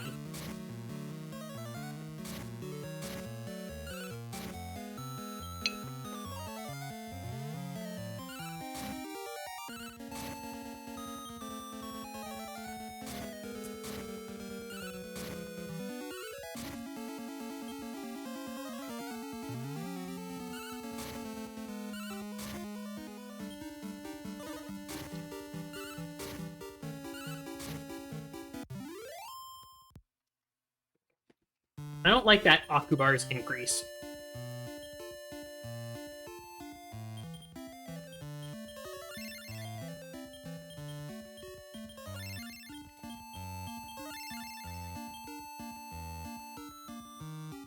Every so often, of course, I have to refresh my MP. Armorpede is not using very much MP. Twin Slash and Sacrifice do not require that much MP to cast. But Heal All takes 7, Revive takes 20. Panic All and Stop Spell aren't free either. Quad Hits takes some, I think. So, eventually they're going to need refills, but that's fine because we have this inn right here. We can just pop in and take relatively quickly. We don't even have to go back to Great Ball. It's very important when I get these random encounters that I don't just start killing them, because I will defeat them very, very easily and then I'll lose calibration. I'm happy that so far I calibrated Armorpede once correctly and I haven't lost calibration yet. Losing calibration feels bad. It's probably going to happen at least once for one reason or another, but I'll put it off as long as I can.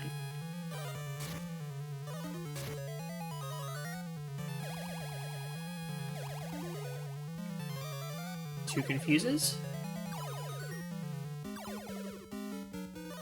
3 hits on Stop Spell.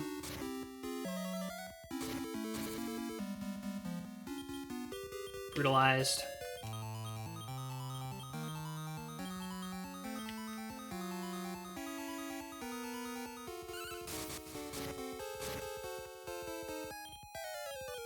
Okay. I'm just gonna go for it. It's over. Some of these bard fights take a while, like the ones that have Akubar in them, basically. And then some of them are just over like that. There's plenty of room for optimization here. I'm using strategies that are not as fast as they could be.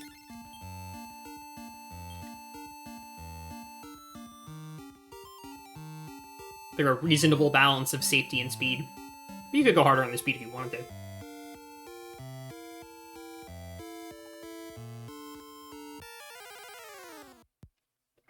Also, once again, I'll post.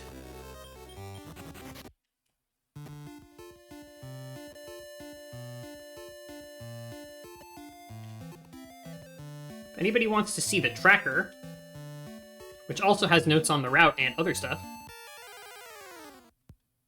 check it out.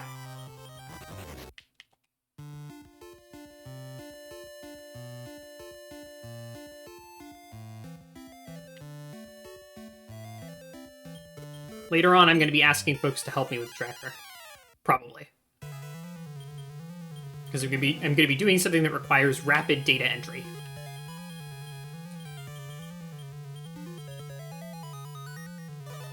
Stop Spell Panic All Sacrifice just is a killer opener.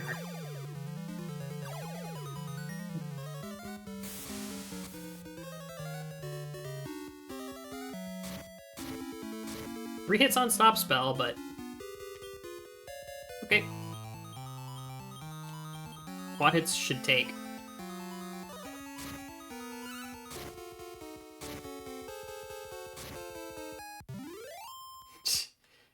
The water... that was perfect. Quad hits did 1 hit to the water barrier, 1 hit to this unicorn, 1 hit to the kite hawk, and 1 hit to the foxfire. Which is an exact kill. Because they were left at, like, single-digit HP. Beautiful. The 4th hit of quad hits actually mattered. That's what amuses me.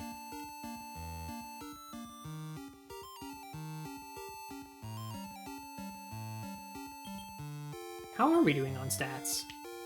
Oh, we're getting there. I almost attacked those things.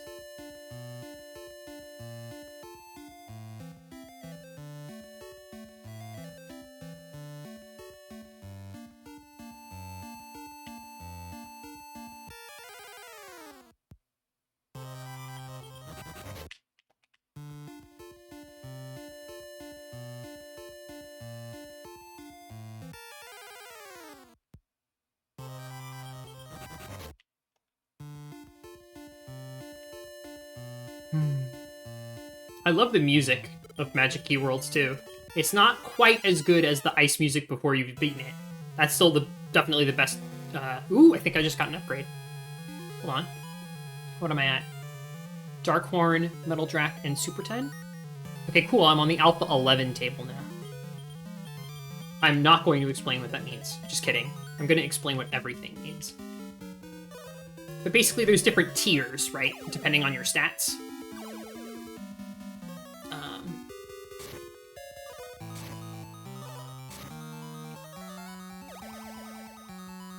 And I just got a tier upgrade. That's going to affect which monsters I'm battling.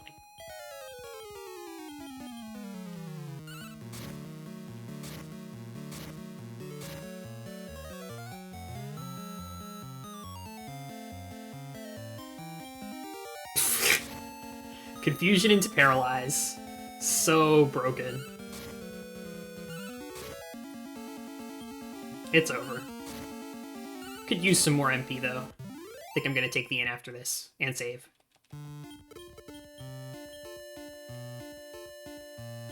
Attack an MP up. Love to see it. I should save after every in. That's about the right tempo for saves. I'm not going to save after every bard, but every so often. The MP refills come at about the, I think, the pace that I want, so... And I'm going to be in a place where I can save, namely the town. Anyway, works out beautifully. Everything lines up just so beautifully in this speedrun. Except for the immense RNG bottleneck you have almost no control over. You have influence, but not control.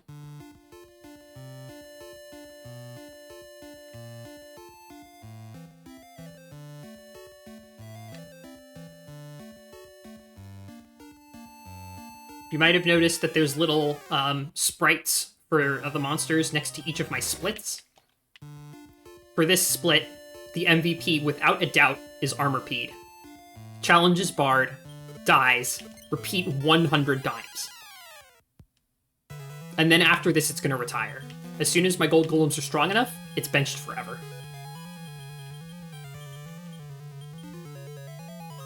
Armorpeed. You're the real MVP. You have influence but not control. This too is Baseball? Yes. It's also Mario Superstar Baseball. You have influence but not control. There are a very select few things that you can control in Mario Superstar Baseball. Usually, in most cases,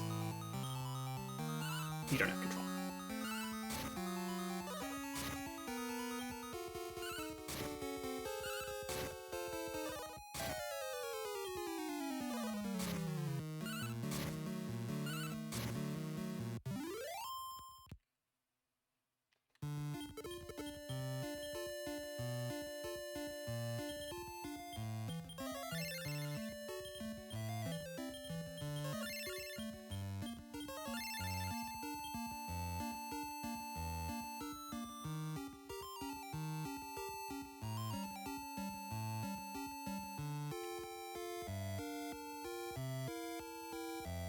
This is just such a banger. I hate that I'm getting random encounters and it just makes it start over. But I don't want to use repellents. It's arguably slower. I don't have a way to refill on repellents either. If I had a small town, I would consider it. But with a medium settlement, with no shop in it. Plus, I don't feel like going anywhere else. I don't want to go away from the Door Shrine.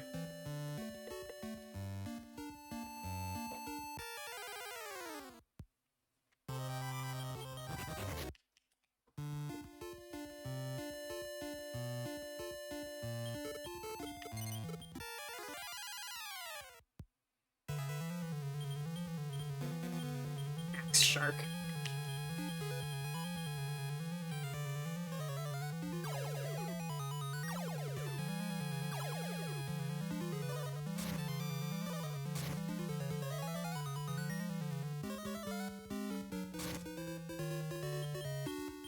Oh, for 3 on the...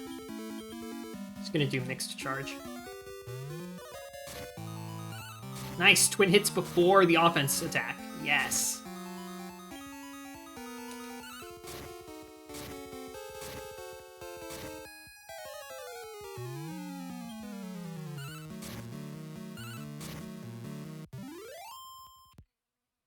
Easy peasy.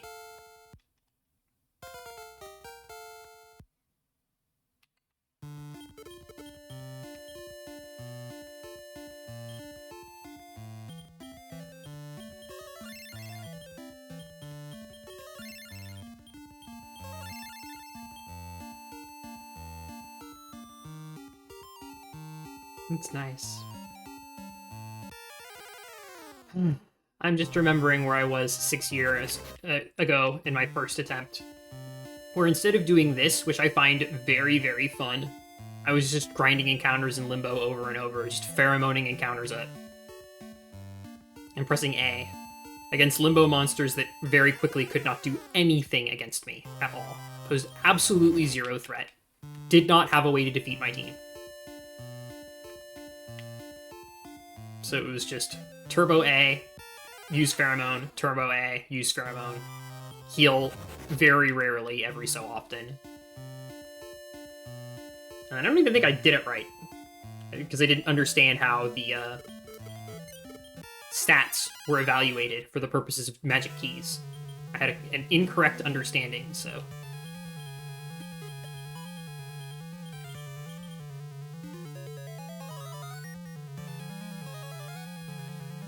Over 3 on Confuse. Over 3 on Sacrifice!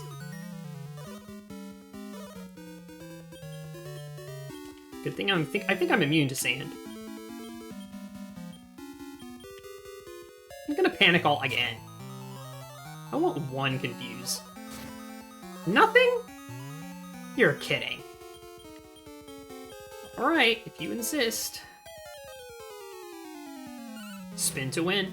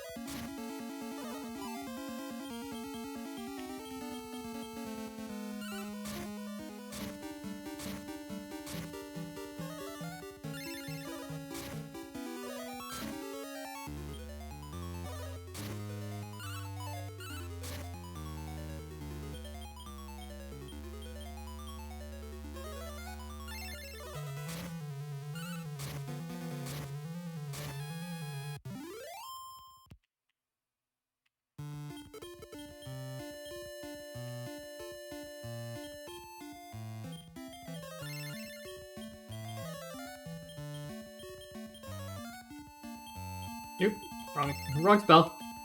There we go. It's just so fast, right? I clear my Bard encounter, I get my stat boosts. Heal all, revive, back to it. Easy as that. Ready for the next Bard, just instantly.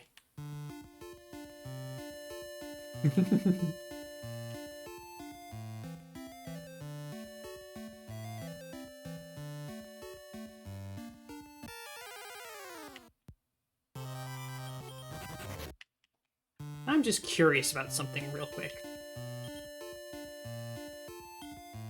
31. What?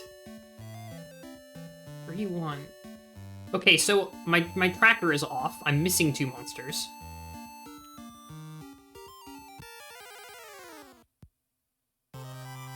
Oh, Darck. Darck I did not mark. Let me just mark Darck.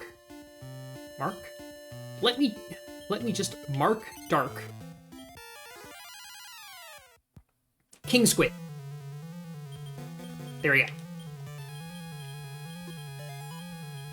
Took me a minute. It was 2 of my 3 most recent recruits that were off. The Shantak I did get.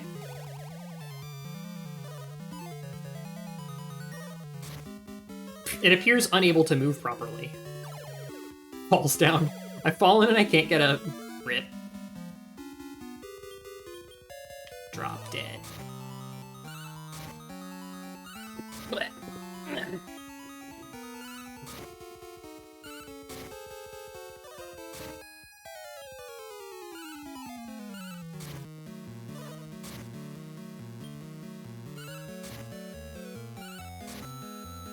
Okay. And now my only opponent is a paralyzed robot. Rip.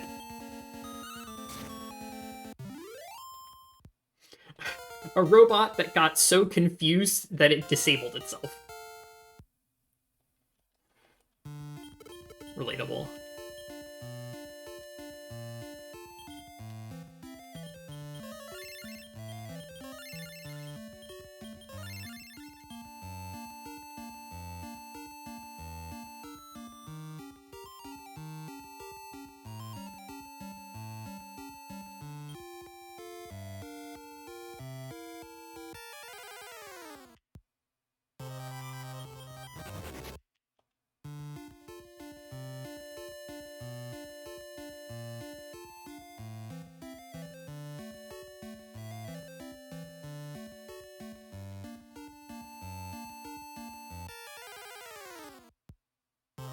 I'm just being a little bit careful when I screen scroll. What I really do not want to do is screen scroll with a bard on screen, which I have a habit of doing. I really do not want to lose a bard that I correctly spawn. There we go.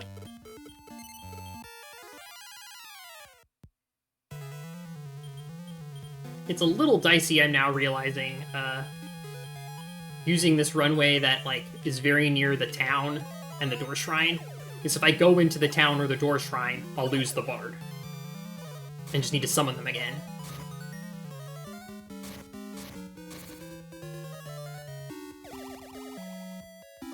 Okay, this is already over.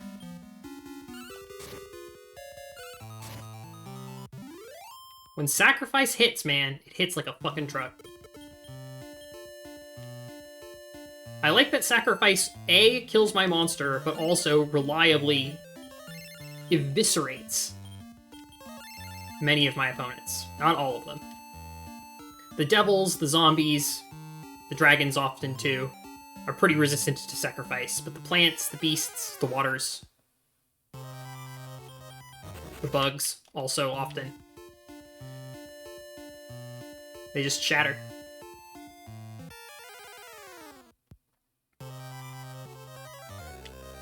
I'm now realizing, like, with my runway, it kind of doesn't matter, because where the bard spawns on the screen, like, the bard isn't going to spawn away from the door shrine in town. Those are going to be hazards no matter what, so I needed to just have confidence in my ability to hold down left and right in particular. I guess alternatively I could do a different runway. I'm gonna take another look at the tiles beneath here.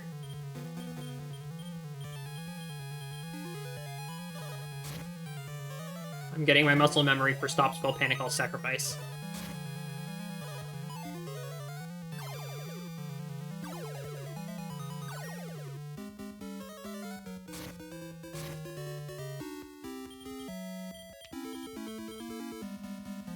Nope.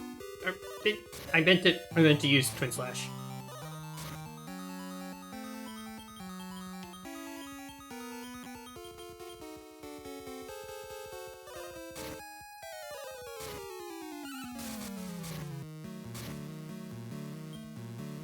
There we go.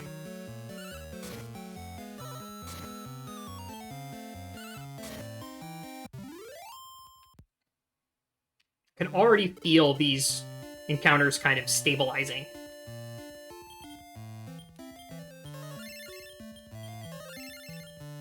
I'm feeling less and less threatened as my stats just continue to go up and up and up.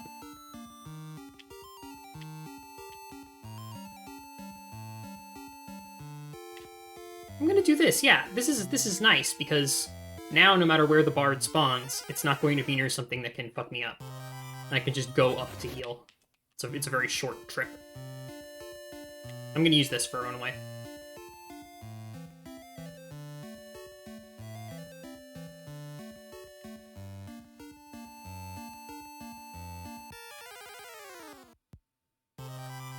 This feels more foolproof, and I really do not want to be a fool.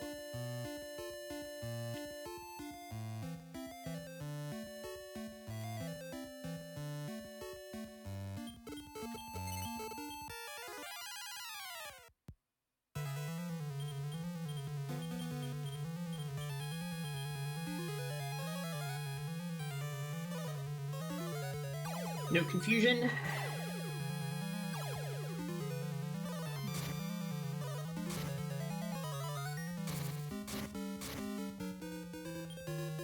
Nice. It's over.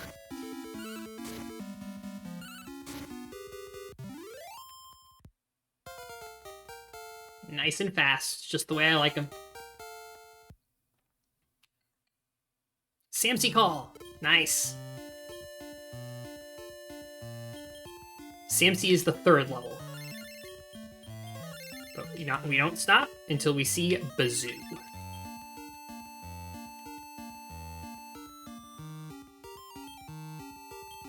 Let me just check. Yeah, we're in the low 400s. Progress, progress, progress. Shoot, I wish I'd split at King Squid correctly so that I knew how long the bard grind was taking.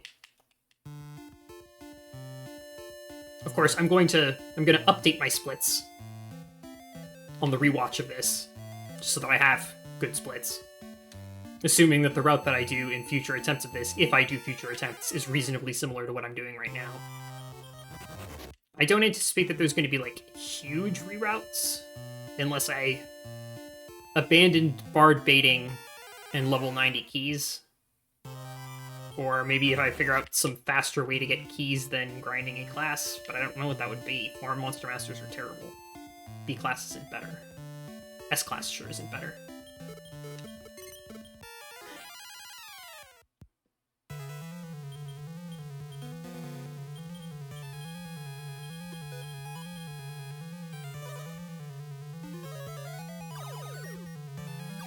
GoldGolems being immune to confusion just... ugh. Such a relief. So I'm pretty sure they are.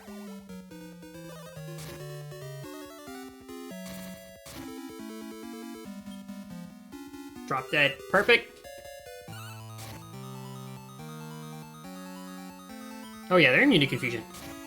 GoldGolems are immune to confusion.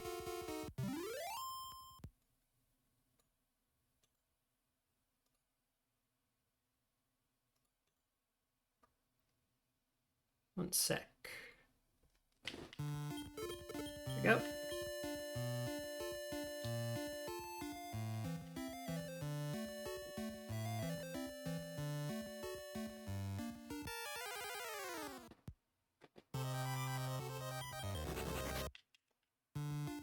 Accuracy. Wait a sec, I'm not using accuracy loss stuff anymore. Should change that.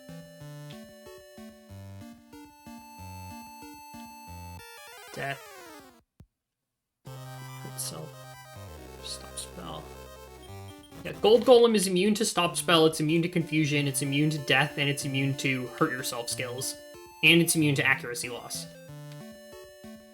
Just all the worst status conditions in this game, or nearly all of them, I should say. GoldGolem is completely immune. The ones that it's not completely immune to, it's resistant to, and they won't work the majority of the time. What more could you ask for? Oh, don't tell me. Oh, I forgot to... forgot to heal after the fight. I just immediately started looking at my notes. Well, that's okay. Taking the free heal arguably makes sense as something to do. It's just an alternative to taking an in. So I just got my MP restored for free. Planned, calculated action. I meant to do that. That was good. Priests will show up if you have a monster where their HP digit is a repeating digit. But it also considers single digits to be repeating digits, and it considers 0 to be a valid digit. So if a monster has 0 HP, that satisfies the condition and it will spawn priests. Which is kind of nice, because it's like, okay, dead monster, you summon healers to solve your problem that is presumably a problem. And in my case, yes, it's a problem, but it's only a problem because the priests come. I want bards. I only want bards. I guess that's my first NPC that was not a bard. So in that sense, I've made a small error in my bard grind. Just from like complacency and lack of attention. Like, I should have healed up after that fight. I don't have an excuse for doing that. I was distracted, but I shouldn't be distracting myself, all things being equal. Nice. I think I can take this. I'm slime down. Oh yeah, the Stone Man's confused. Tries to hit itself, misses. I stop spelled this, right? I hope. Don't revive. Okay, dead anyway. Doesn't matter.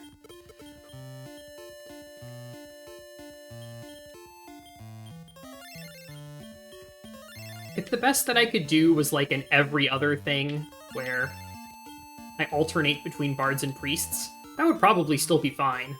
But I like having my portable healing on the go. Both of my gold golems have heal all and revive. Extremely practical, and also very nice because that limits the offensive options that they have.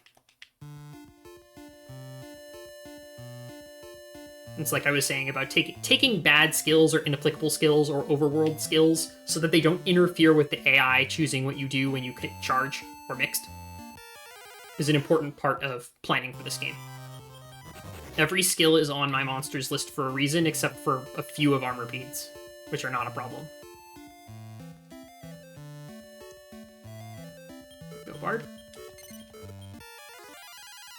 I really don't want to say no to a bard either. I'm of all the things that I'm scared of, inefficiencies that I'm worried about inadvertently making it happen. Saying no to a bard is on the list. Minor errors. I've already made one minor error. Oh, ooh, boop, boop, boop, boop, boop, boop. We are going to be very careful now. Nice. Oh, it used focus. Nice. That's a skill you don't see often. Focus makes you do your next move twice in a row. So it cast Thordane twice. And look how much it mattered.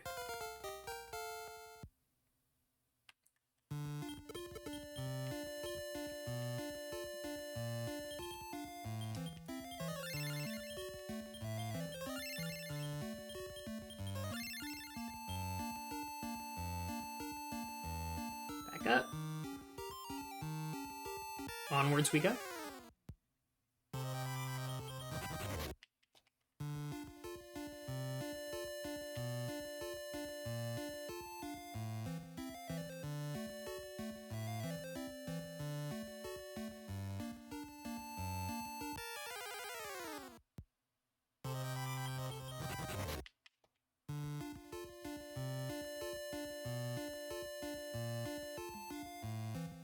Lulu's snoring. I don't think the microphone is picking it up, but she is. It's so sweet.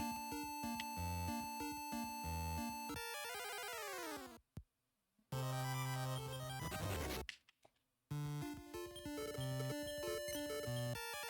want to try and remember to do a little mini stretch break after this part. I haven't been doing enough stretch breaks.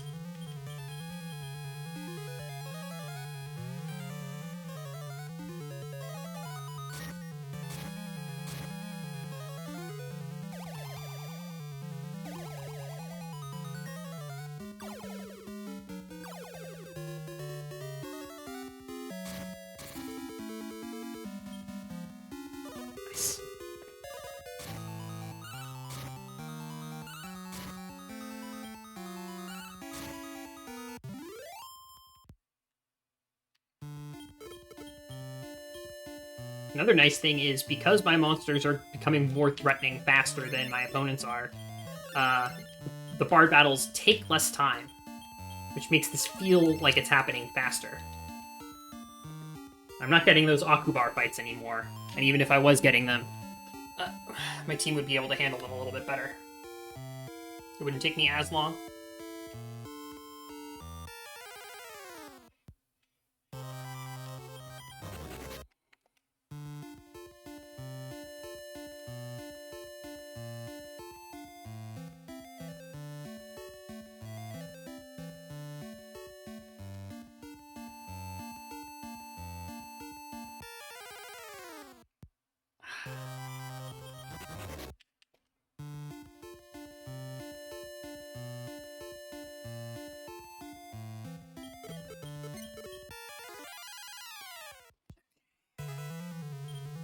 What do we got?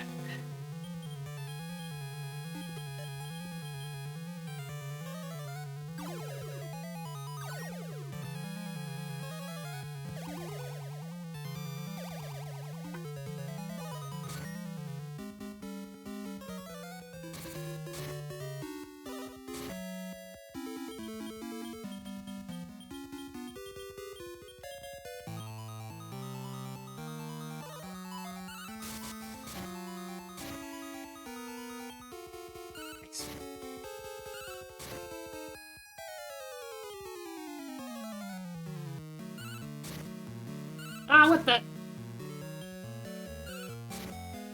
You can't do that. That's not allowed. That wastes time. Don't do that. I thought I stopped spelled you. I guess it didn't work. I wasn't paying super close attention. It's starting to get to the point where I don't really have to pay attention to the particulars of the fight all that intensely. I love the bard grind so much. I'm so glad I was able to come up with a good solution for this.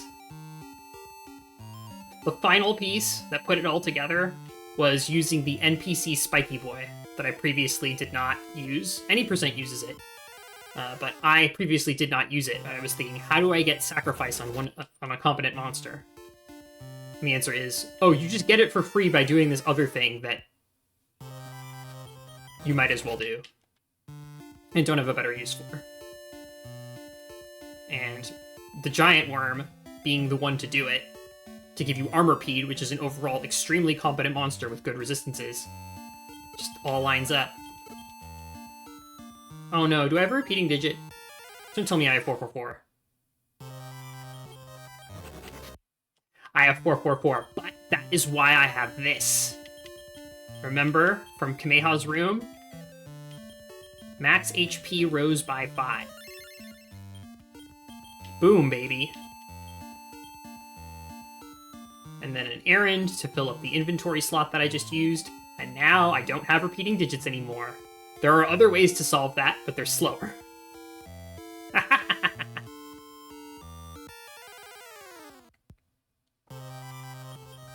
Guess that's a minor error. I should have paid attention to my HP values, but... now I don't have to worry about that problem again, I don't think, because I'm not going to reach 555 HP. I don't expect it to. If I do, the grind is almost over anyway.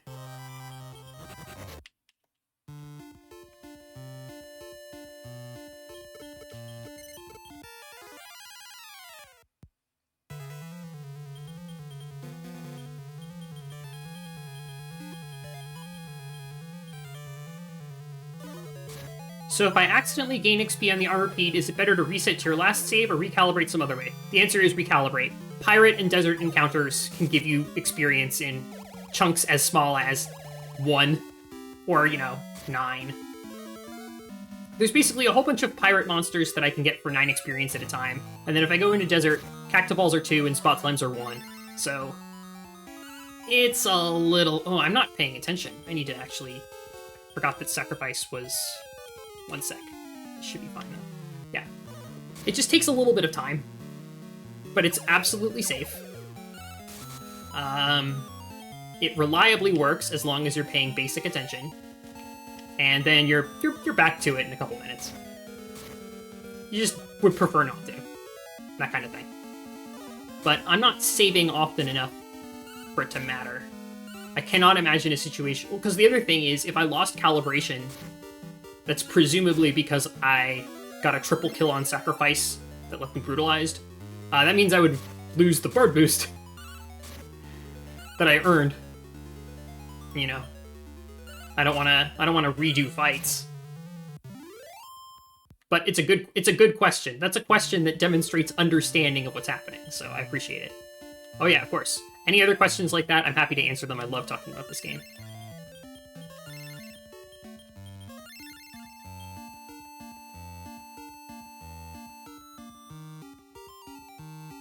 But yeah. Ant bears and egg platons for 9 experience each.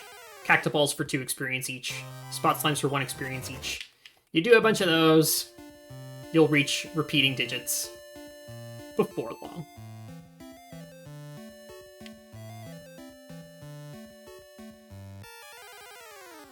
There's also the 1 in 100 chance that you'll just be calibrated after the King Squid fight. That's when you can say that your run is blessed. Of course, it did not happen this time, but...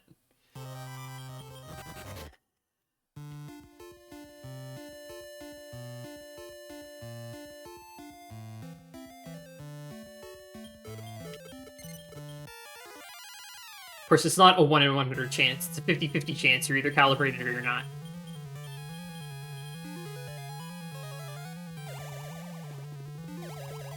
What tier am I at with Mad Dragons? Feels higher. Alpha 14? Okay. Wait, that's not... No, I'm still on 13. Okay.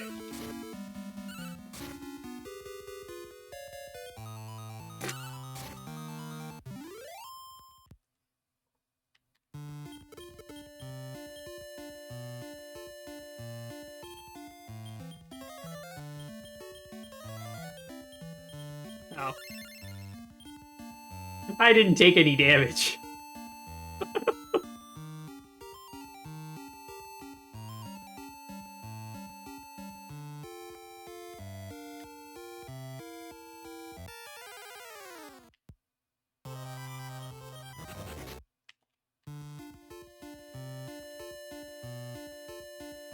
There is going to be more fighting in this run besides the bards.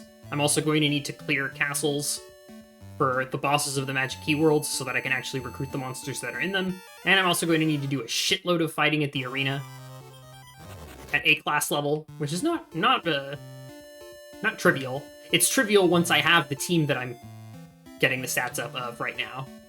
But for someone playing casually, it's like you have to prepare pretty intensely for A-class. Just happens to be the case that I've, like, solved it. Pretty much solved it. I'm not using every skill that my monsters have in every battle. Some of it is overworld utility also. So. Oh, okay, I was really worried for a sec. If that had been brutalized, I would have had to recalibrate. I caught a triple kill on sacrifice, but I also got the drop dead, so...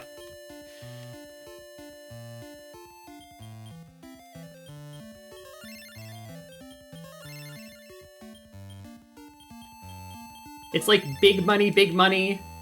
Getting the triple kill on sacrifice is like the fastest way to end the fight. It's just you really also want to drop dead afterwards, or... The best possible outcome and the worst possible outcome are like right next to each other. It all depends on whether or not you drop dead. That's why I usually prefer 2 Shattereds and then 1 leave at 1 HP. When I'm politely negotiating with the sacrifice RNG, when it determines the outcomes of what happens, that is what I lightly recommend, you know.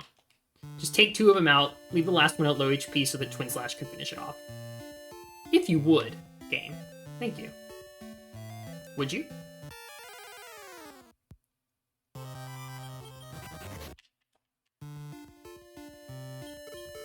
Two priests. Both unintentional, but haven't lost calibration yet.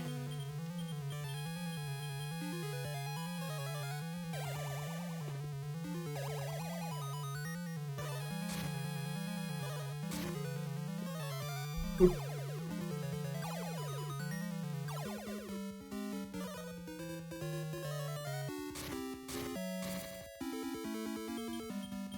Okay, brutalized. It's fine.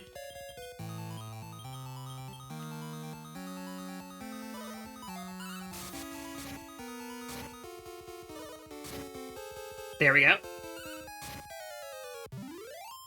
Easy.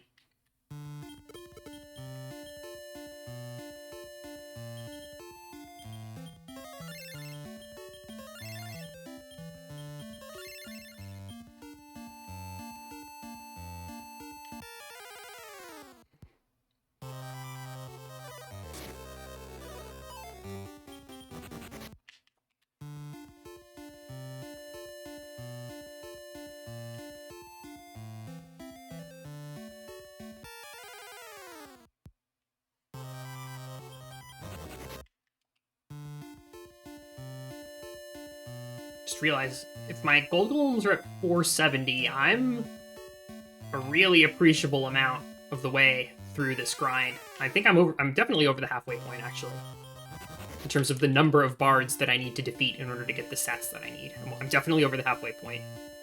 And the fights are just getting easier and easier. It's like I said, I just get more threatening with every win, faster than the computer gets threatening every time I go up a tier.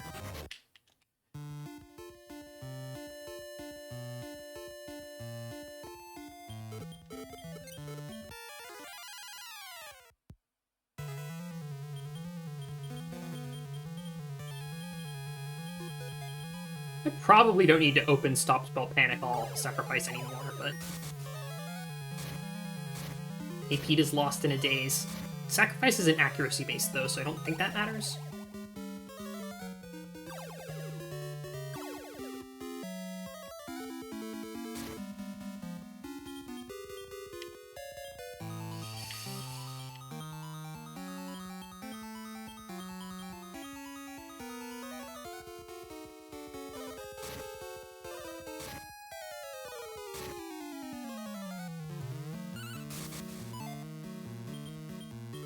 Are you kidding? Oh, it's...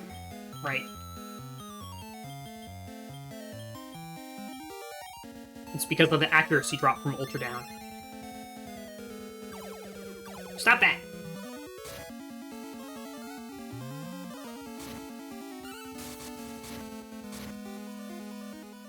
Yes! Okay.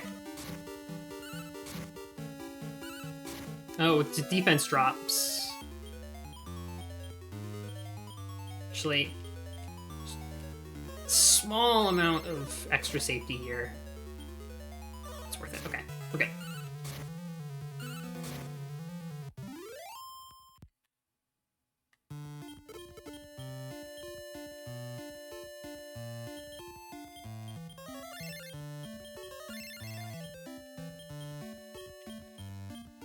Oops.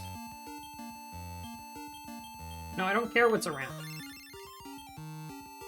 I'm going to be using the Informer skill a lot later, but I don't need to use it here. I'm not recruiting monsters here. In earlier versions of the route for this, I did not get Informer on my gold golems. I got it on a random monster. It was actually that Flora J whose egg I released. Informer is on that monster, and I used to take it around with me when I was scouting worlds, but it was too annoying managing this barely competent bird that can't do anything except to tell me what it sees on the overworld. So I figured out an elegant solution to get Informer onto the gold golems instead, which again makes them more combat effective because it gives them fewer bad choices in combat.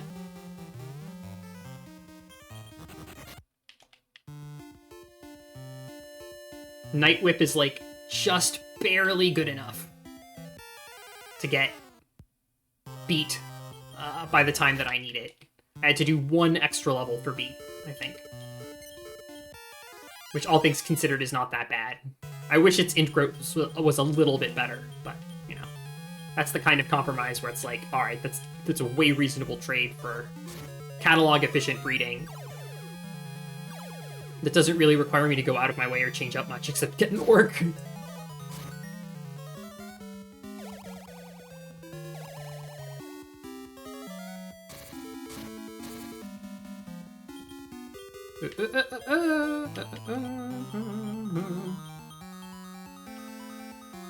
Oh. I was worried it was going to hit itself. Yes! Okay, good.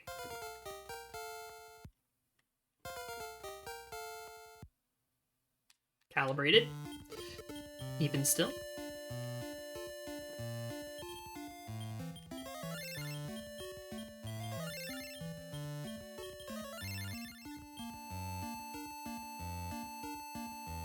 Another nice thing is that because my GoldGolem's MP is going up, it means I need to stop in for MP refills less, which allows me to do the bard grinding even faster. Their HP is going up, so they need healing less. That saves time too. Their defense is higher, they're not taking as much damage. Faster.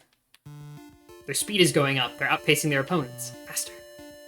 Their int is going up. That doesn't really matter for anything. It doesn't appreciably increase the speed of anything. Except, it's important for the stat calculations that determine magic keys. So it's still good. Higher attack ends fights quicker. Beating bards helps you beat bards. I love the recursion. And they're just happy to keep passing out as much medicine as I want. The answer is, I want it all. I want it now.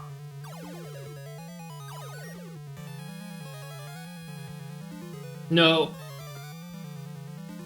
Monsters were filled with power. Diago.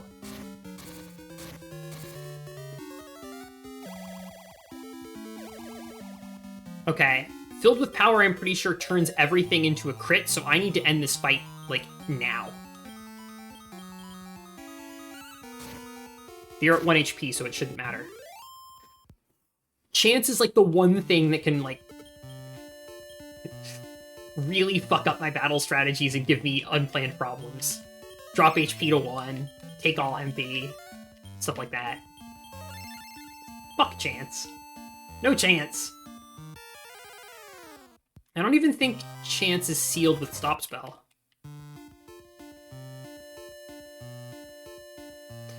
Speedrunner dislikes RNG. More news at 8 p.m.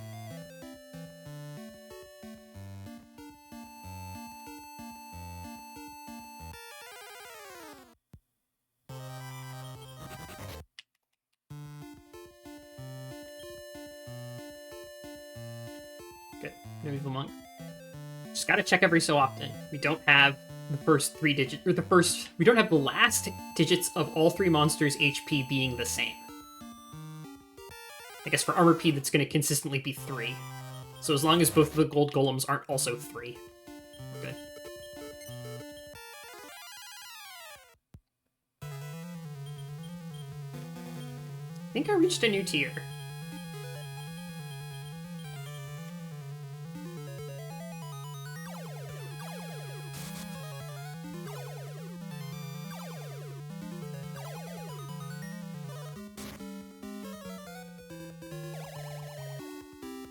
Trumpeter. No, Trumpeter is Alpha 14. I just haven't seen a lot of Archdemons, but...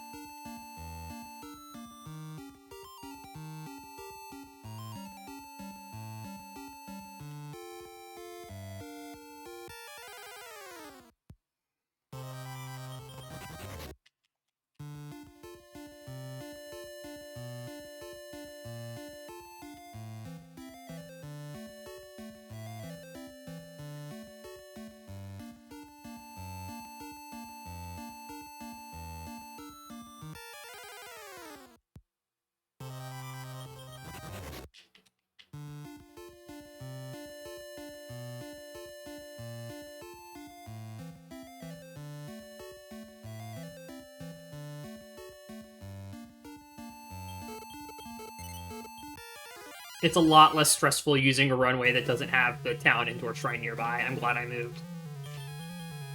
Right, now am I on a new tier? Again, this does not matter. Snapper? Army Crab? Snapper, Army Crab, and Devapine are on both 14 and 15, so I might be on a new tier, but I don't actually know yet.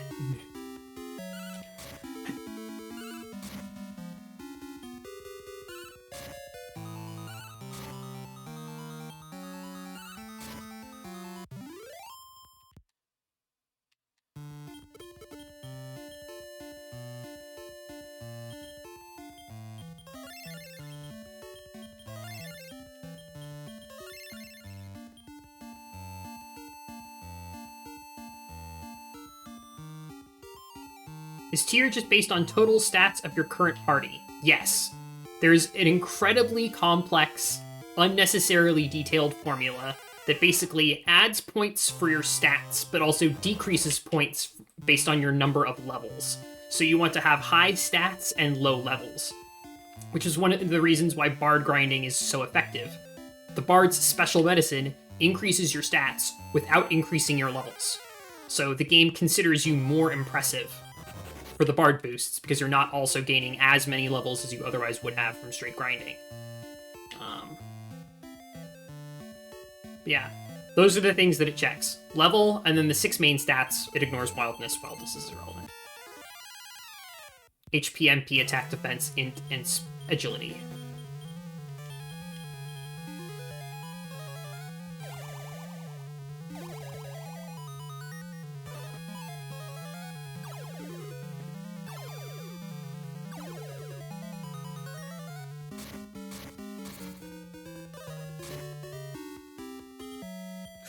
Okay, delicate. It's confused.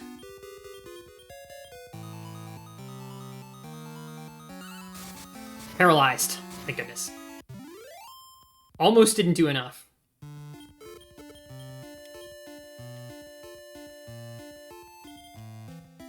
I'll read that in just a sec. Oh, it failed completely to do any kind of damage to me. Okay. For a casual run, gaining levels quickly without gaining additional stats as well can make the game easier. Not really, because your stats govern how effective you are in combat. Level isn't factored into the damage calculations for anything. So you need your stats to go up no matter what. But if your level is also going up, that will keep the game easier rather than making it harder. I guess is the best way that I can phrase my answer to that. I hate what's happening to my hair. Ah. Having gamer hair. Yep.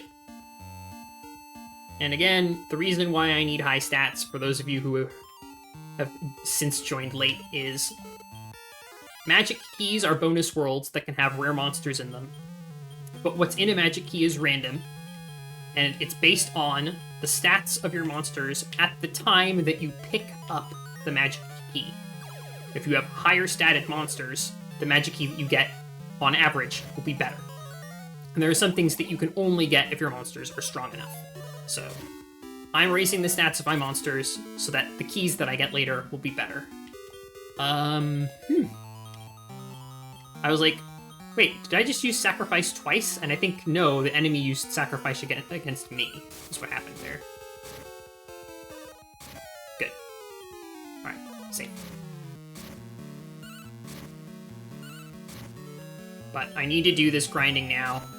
So grinding is also going to make generating magic keys easier, because the way that you get the fastest known way to get magic keys is by grinding A-class arena, which requires you to have competent, strong monsters in order to even do that and to do it fast. So raising my stats so that they get really high will make me better at the arena, which lets me do it faster, which makes the method better.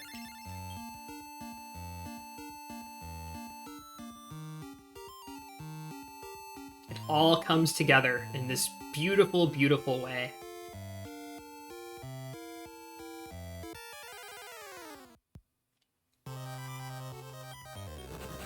My route is not like the ultimate solution to Max Catalog, but I think it is an elegant solution, really.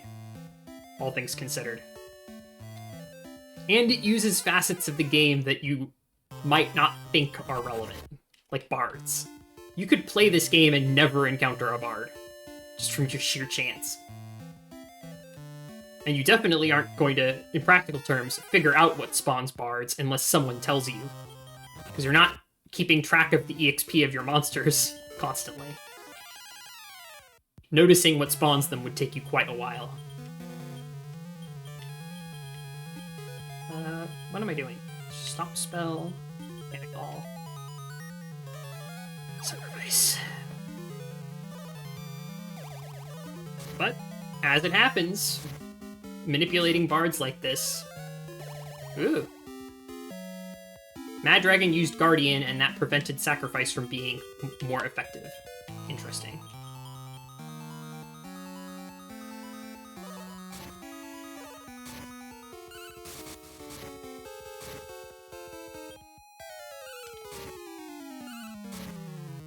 Probably should have used Defeat there.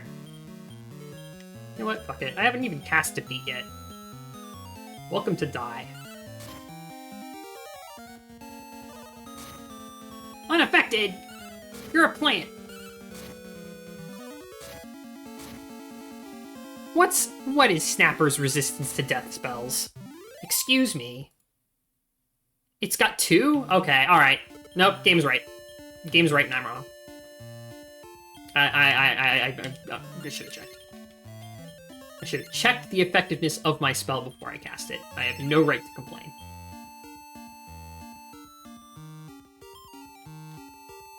Should probably go back for MP soon. It might be my last MP stop, honestly.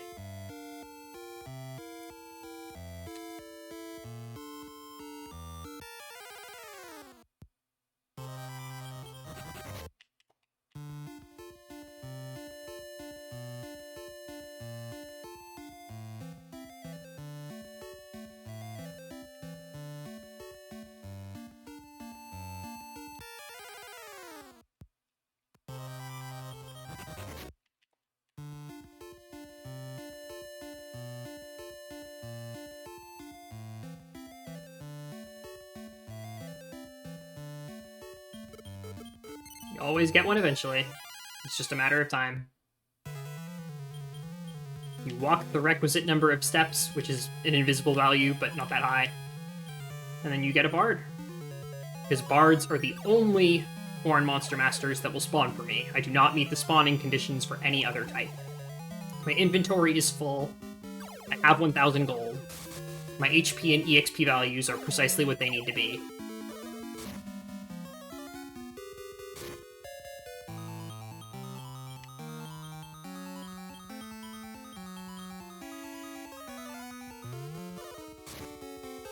Nice, twin hits before quad hits. Love to see it.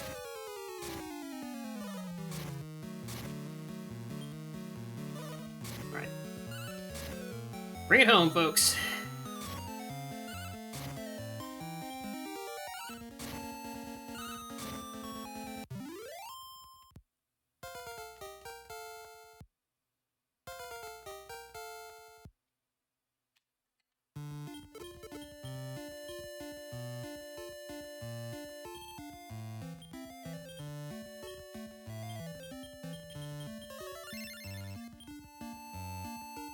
I'll take the inn and save. It's been a while.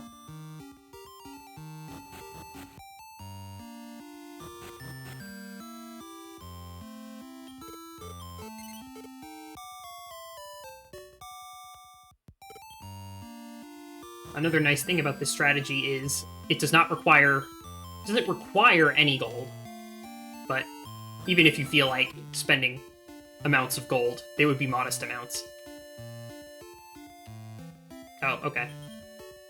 I'm going to pick this up because I don't remember, but I think that bards will not spawn on map tiles that have items on the ground due to an intentional developer step designed to prevent you from reliably getting magic keys from warriors. And I know that's why they put it in.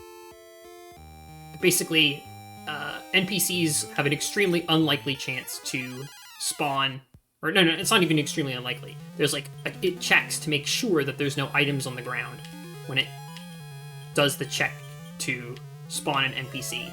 Because what it really does not want you to do is fight an NPC with a full inventory. Fight a warrior with a full inventory. Bards are the exception to that. That's why my inventory is full. That doesn't actually apply to bards. Bards don't care how many inventory slots you have. They're special. I should not be attacking. Not before I've twin slashed my way out of here.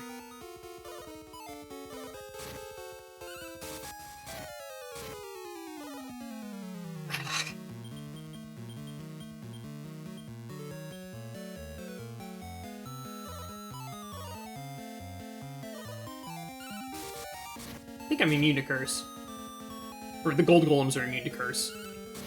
The bug, I don't care. Wow, quad hits. And it did a whole 31 points of damage. My god.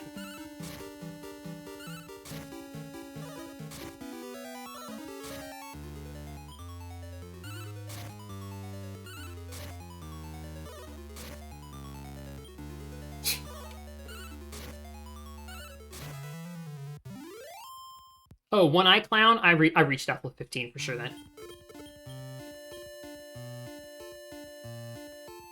Did I save?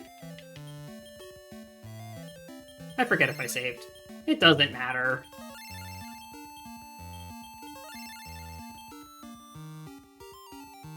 Saving's not important. I'm not threatened anymore. I was threatened at the beginning, and even then it was mostly just the Akubars. Because they knew increase and hit very, very hard. My gold golems are bored. They're just going through the motions. And the worm is excited because it gets to be the star of the show. Look what I can do! Kills you instantly.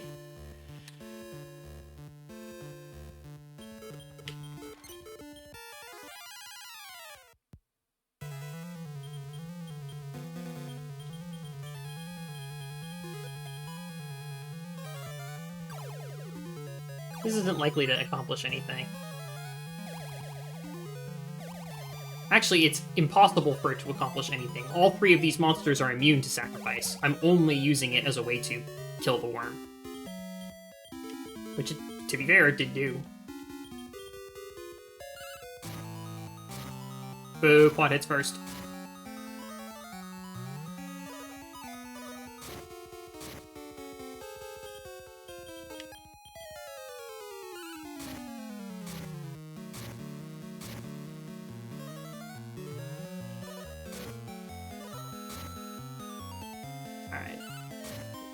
Back it up.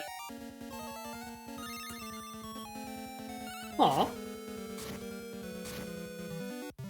Hold that thought, Golden Gal.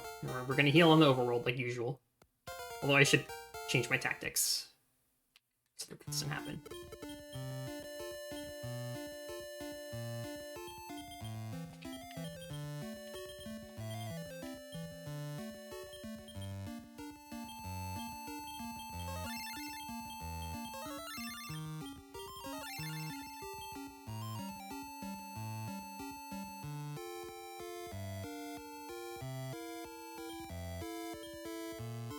Nope.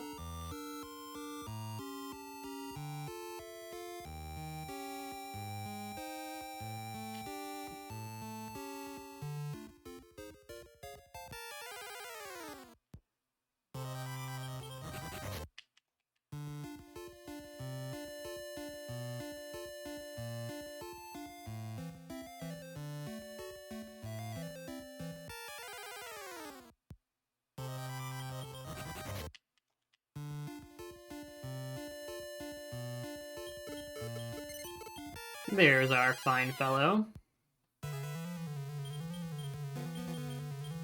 No.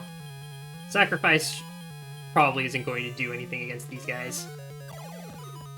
I wouldn't expect. No, nothing. It's asleep? How would that? That's not allowed.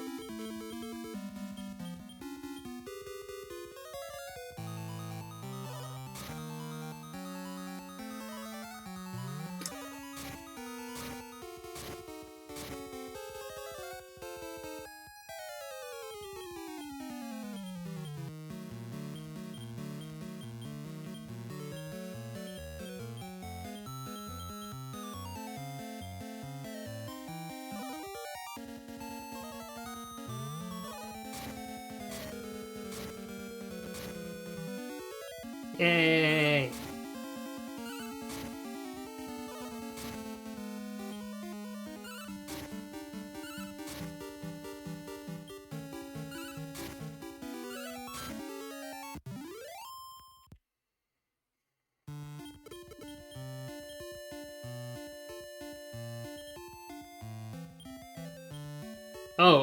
Oh, we're really close to being done.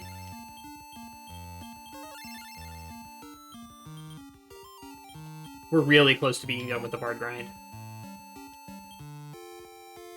It could be the next bard or two. And the only reason I'm still here is because I want Bazoo Call, and that's mostly just for fun. I'll probably get it later from destroying Magic Key World bosses. Worst case, but I don't know. It's maybe a couple minutes time loss for an objective increase in the effectiveness of that summoning spell, which is genuinely useful to have one copy of on your team. For some things. I want Bazoo Call.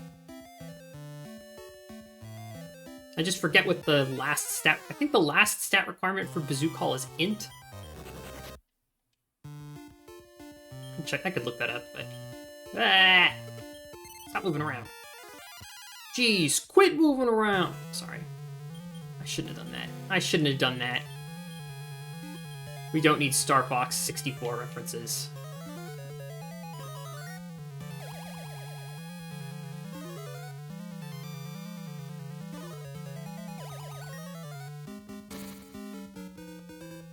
Hunk of iron. Oh, I hate this guy. I hate this guy. Fucking stag bug. He just likes to turn himself into iron and then troll me by making fights last longer. It does not change the fight's outcome.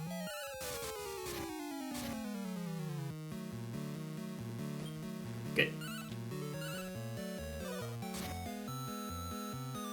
Bazoo Call is int 550. And all of the other requirements are quite satisfied.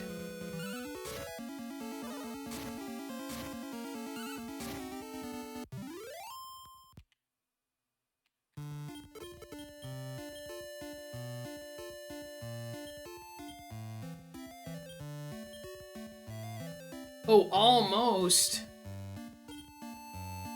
Wait, is it gonna get it? No, it's agility first. Oh wait, that's not the right one. Sorry, that's not the right one. Golden Guy is. Right, because it's him. So this is the last bard. This should be the last bard. I should get Bazoo Call after this one. I'm glad that randomly Golden Guy ended up having higher int than Golden Girl.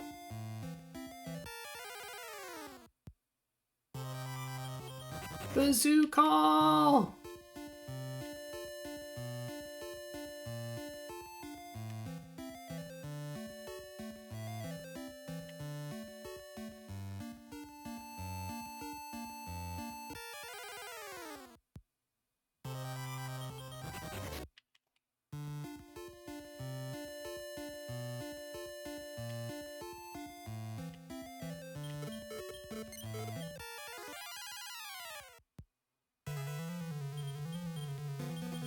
Of a man.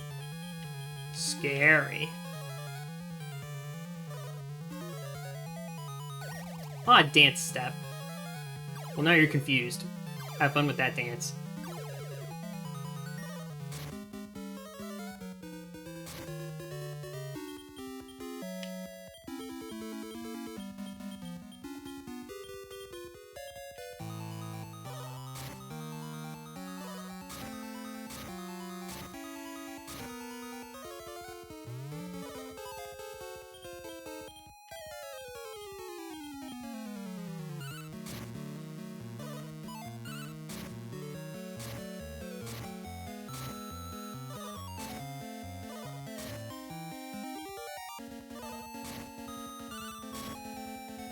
Open and ship case.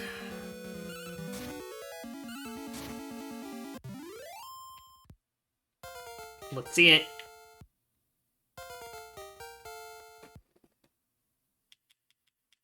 Yes! We're done!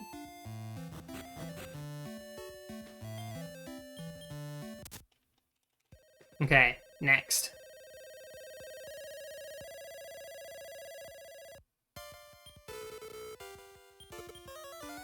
Okay, after the bard grind is over, give the steel fangs to the gold golems. Good thought, May.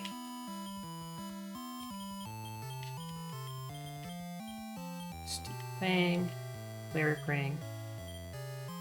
Okay, I am just going to do my quick math to confirm that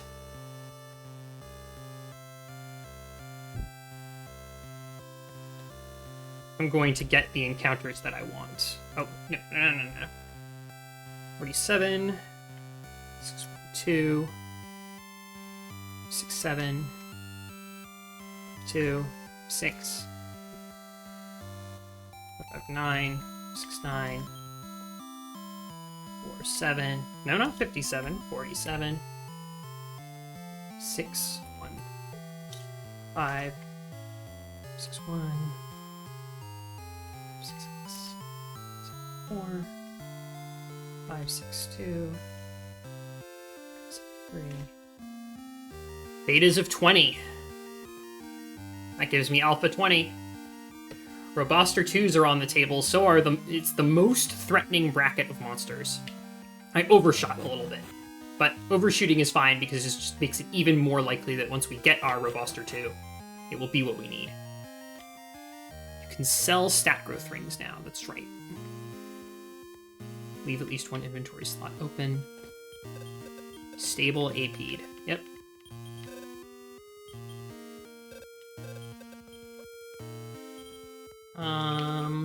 Do I want the Draco Belt? I want the Draco Belt more than I want a Cleric Ring, so... Okay, Armorpede, hold on to this ring.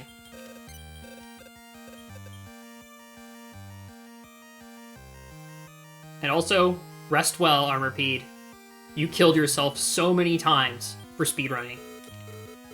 You are a hero.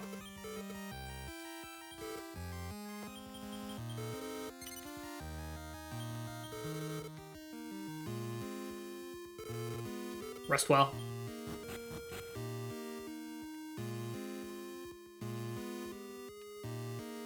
The run will not use Armorpede again. It gets to rest. Oh, I should go this way.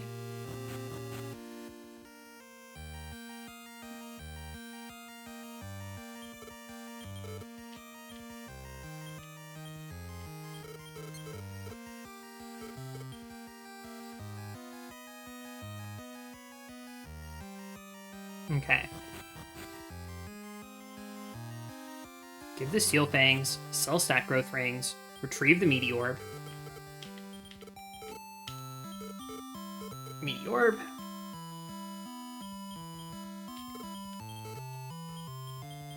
Oh, I need my inventory to not have a whole ton of stuff. Put the antidotes away. Deposit gold. Such that a bunch of weird conditions are met that don't make any fucking sense.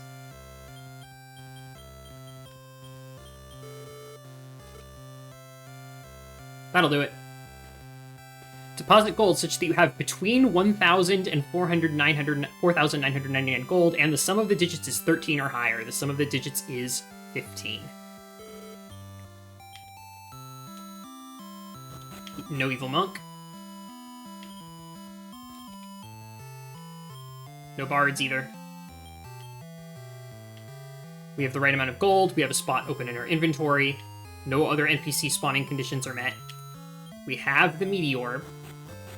We're going to save. We're going to save. We need to save. We need to save the game.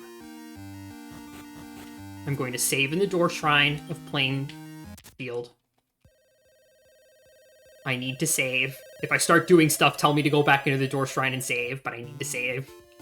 This is like one of the most crucial save points of the run.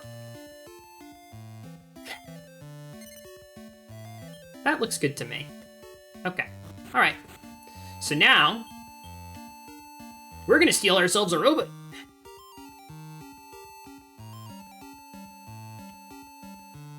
Need to get ourselves a robot. Roboster 2. Among the high-quality monster selections, Roboster 2 is my favorite because it has Revive. And decent skills, and decent resistances, and its stats are good. And it's Roboster 2, and it's also a pain to make. I might be able to find one in a Magic Key World. In fact, I probably will be able to find them in Magic Key Worlds, but the backup for making it is incredibly fucking annoying, and if I just steal the Roboster 2, I do not have to worry about breeding it. I'm going to get its catalog entry. Hello, ma'am. Show me the robot. No robot. Gold slime, though.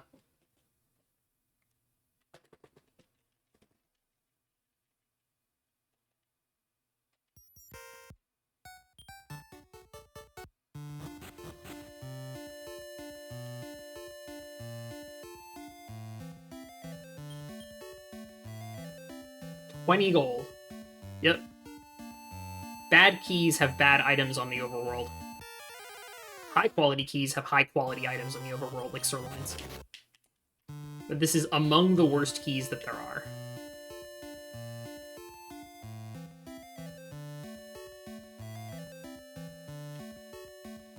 Show me that robot.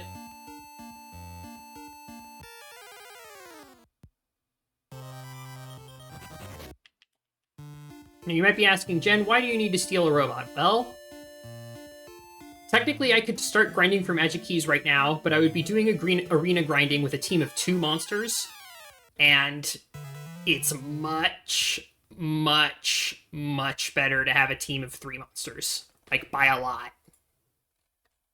I really, really do not feel great about grinding arena with 2 monsters, even though these monsters are absolutely terrifying and super strong, with some of the best skills that there are in the game. I would much rather have a 3rd monster to absorb damage and revive the golems if they go down. That's why it's Roboster 2, again, is because it knows revive on its skill list when you recruit it. So, but with my gold golems as strong as they are, they're going to be a lot stronger than the robot. The average should still be high enough to guarantee that I get the highest quality magic keys.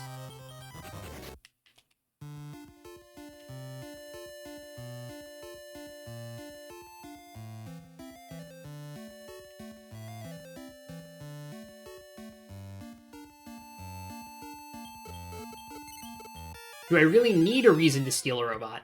Well, it's a speedrun. You want every action that you take to be justified. Right? Why are you stealing a robot instead of doing something else? And because it's fun is a valid answer in a casual context, but, you know.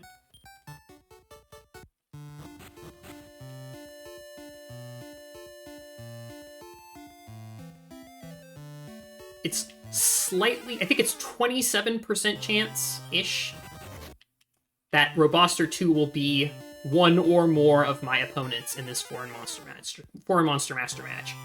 There's essentially 10 monsters that it's choosing from, and they're completely independent of each other. You can get 3 of the same monster. So the odds of not seeing Roboster 2 are 90% times 90% times 90%. Right? So there you go. I only need at least one of them to be Roboster 2. It's like a little worse than 30%. I'm hitting expected value just about now. Okay. So I'm getting a little bit unlucky.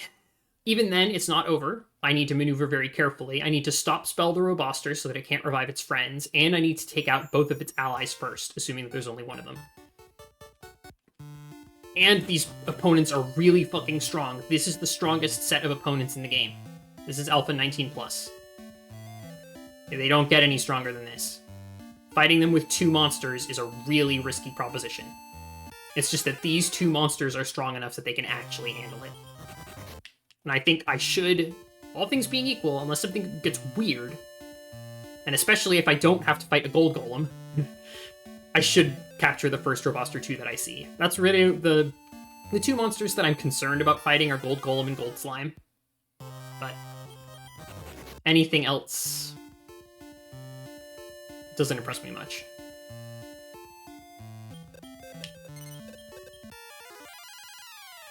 Robot. We got a bot! And no gold. Stop spell. I can't use Panic All, though.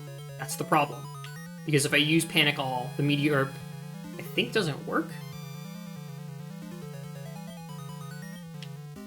I'll summon Bazoo. Why not? But the prayer went unanswered. Excuse me, hello? Of course, I use Stop Spell, and then immediately, what does it get to do? It gets to cast a spell. Of course, that's fair. Tactics Trick. This is why I bring World Dues. You can see that they're hitting like fucking trucks. Like, I need to be very careful here. This is literally why I bring World Dues, and I'm just glad that they're attacking not the Robuster. Prayer went unanswered. Okay. Good. Just need to take out the Divine Gaunt first. Spells are sealed, so no revive.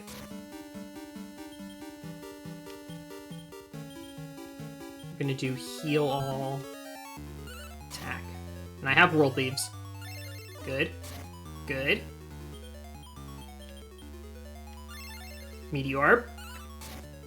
Master Ball. Let's go. Now all I need to do is win. Which I just did.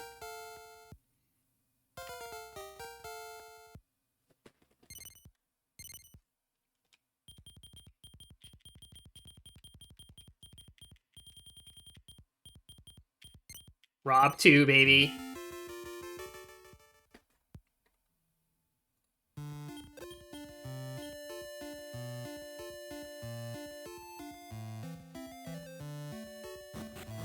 Okay. Let's check.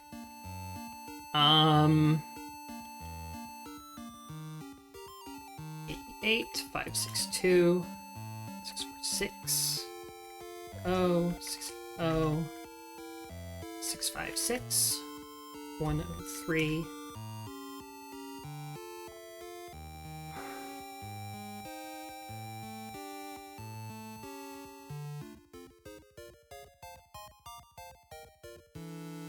That should be good enough.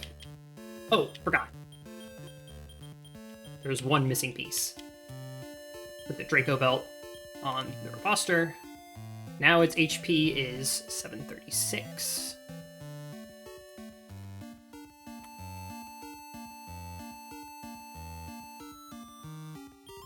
It's really close to being good enough on paper. Whatever. I'm gonna do the check.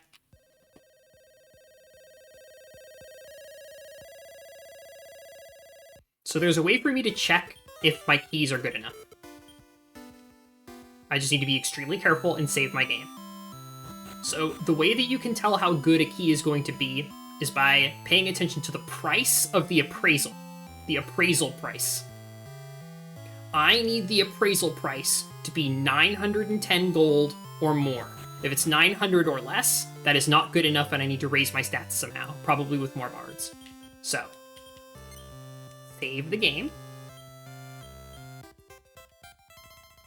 There's a freebie magic key here for no reason. Show me 910 gold or more. And then I'll split.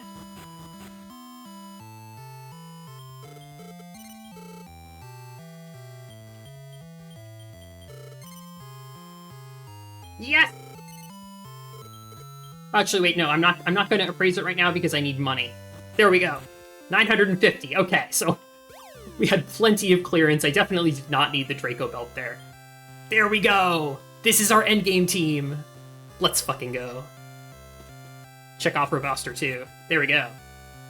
Let's see. Oh, I need full inventory.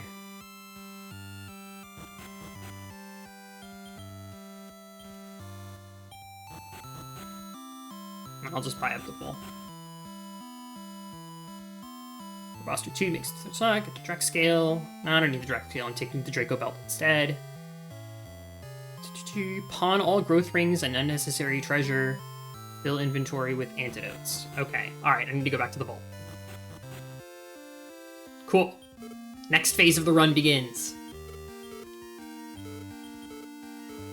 I have no more use for the stat growth rings.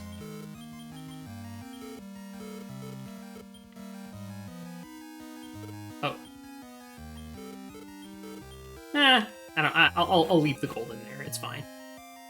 I have a little bit of gold tucked away. That's fine.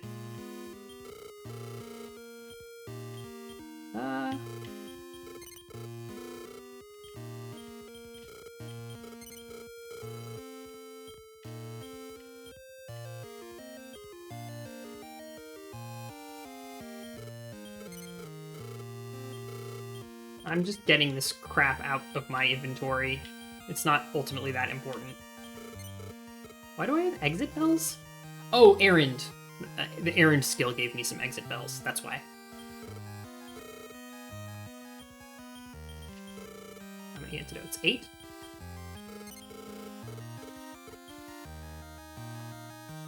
Okay. Pawn all growth rings and unnecessary treasure. Fill inventory with antidotes. You need 7,600 gold to continue. Set order and tactics. We're gonna do mixed, charge, command. Go to the arena. Clear the closed classes. Okay. So now we're finally handling the arena for the first time since the very beginning of the game, where we had to do the shitty Kids Cup, which is mostly just a waste of time.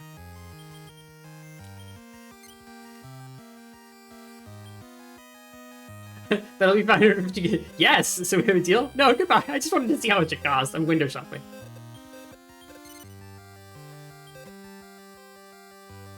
It lets you select from a menu, but for the closed classes, you have to clear them in order no matter what.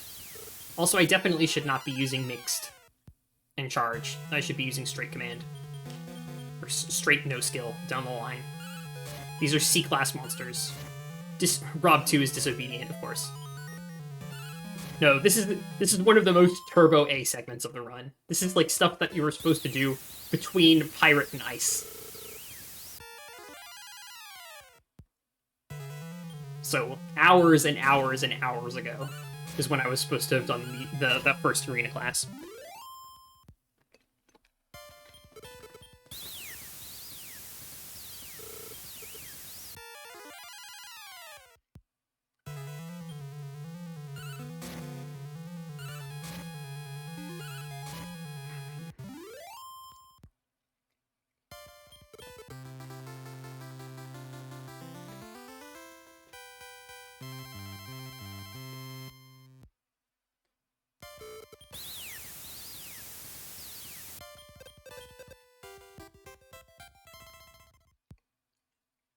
Now that magic key, just like the magic key from the weird guy, whose apartment I decided to pilfer a key from, was obtained with a team score of 95. Or 94, or 96, I can't remember. It might be off by 1. But I needed my team score, basically, to be at least 90. And I know it's at least 94, based on the price, so whatever. I overshot what I needed, basically. Because my team score is over 90, every magic key that I pick up is going to be rolled with the best possible odds for giving me something useful. So I've set myself up for success. And then right at the beginning here, there are 5 keys that are static, that every copy of the game can get very easily. There's also the key from the Ice Mountain. That one I already appraised. That was Plainfield. I'm going to be dumping that key very soon. By the way, I'm going to be getting rid of Plainfield because I don't need it for anything anymore. The only thing that I needed Playing Field for was to be a Magic Key World, because that's the only requirement for spawning foreign Monster Masters. Literally, the quality of the world does not matter for foreign Monster Masters. Foreign Monster Masters only check your party's competence and stats. It doesn't... It's not contextual to the world that you're encountering foreign Monster Masters in. So, if that makes sense. So, I'm now getting the best possible keys.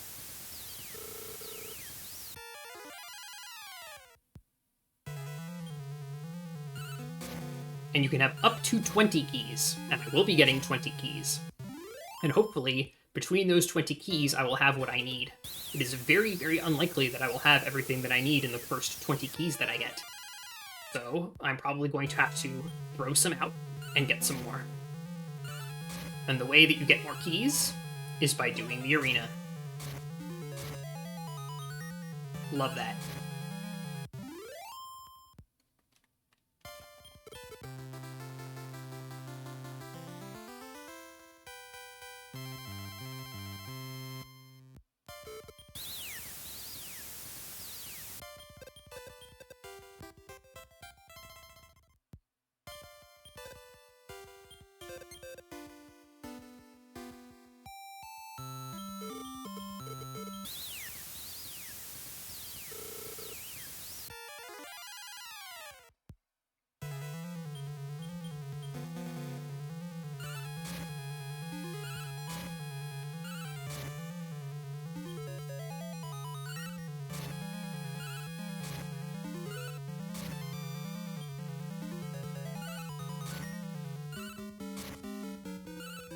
What is this thing doing? Hello? Who do you think you are? I've never seen the parrying skill work that effectively before. Seriously. I'm just gonna heal up out of caution. Definitely not necessary, but... I was put off by that. This fucking mud hand, just like Neo from the Matrixing my ass, dodging every single one of my blows and making my monsters hit themselves. Ridiculous. A mud hand. I almost got soloed by a mud hand. This game.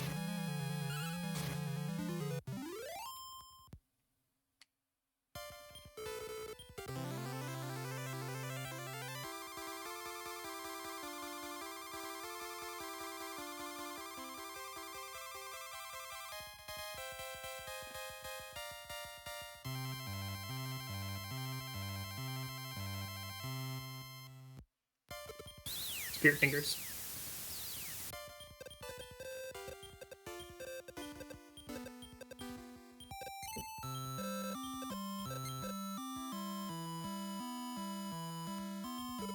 So, this... Oh, I shouldn't, oh, sorry, I don't know why I have this USB controller in my hand, when I've already established that I have a perfectly legitimate Game Boy Color in my lap. Assume for the sake of argument this controller was supplying inputs to my Game Boy Color somehow. I'm holding down Turbo A, right? I'm holding down Turbo A. That's what I'm doing. And I'm winning these fights. I'm just scrolling through this because it clears the dialogue faster, because all the sprites on screen lags in a way that throws off Turbo for some reason. Your Super Game Boy Color for the GameCube adapter, right? That's right. I'm still holding Turbo A. It gives me 6,000 over my 1,000 gold entry fee, so I just profited 5,000. But if you'll notice, I kept on holding Turbo A after winning, and I was already facing the receptionist, so pressing A had me talk to the receptionist. I said yes, I want to challenge, and then I said yes to C-Class, and I confirmed yes. So all you need to do to efficiently grind money, and this is efficient, is hold A. Or repeatedly tap A if you're not using Turbo. Literally, I could put a rubber band on my input device that has Turbo. and walk around and like use the bathroom and stuff. And I would just reach max gold, which is 100,000 minus 1 gold. Because the C class, practically speaking, cannot kill you. And A is the only input that is required to repeatedly challenge and win the C class. But this is because my inventory is full. If your inventory is not full, it gives you shitty items. But my inventory is full, so it's like, here, take 6,000 gold. You only have to pay 1,000 to enter, so it's 5,000 gold profit every time. I'm just going to be doing this a couple of times because I need some seed money, essentially. I want 30,000 gold so that I can afford some sirloins to tame my new Roboster. My new Roboster 2, excuse me. And I also want to buy some utility items for the quick errand that I'm going to run in Sky World.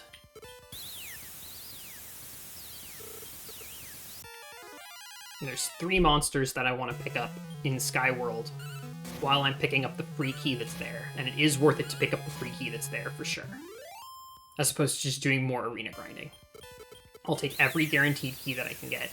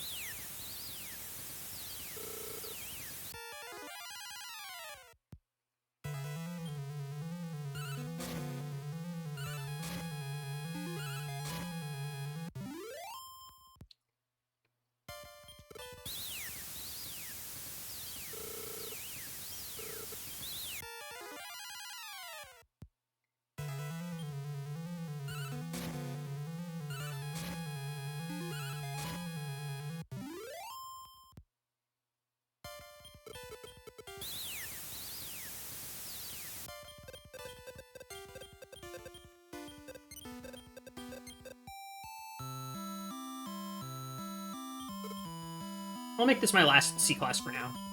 I feel like getting on with it. I don't need 30,000 exactly. 30,000 is like a rough value that I know is more than enough. And I'm gonna be at like 29,000 after this or something. Plus I have some money put away. I have more than 30,000 net worth.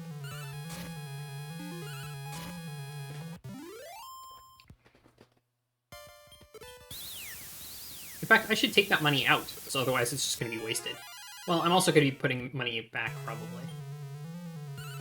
I don't know. I might as well take it out now, while I'm thinking about it.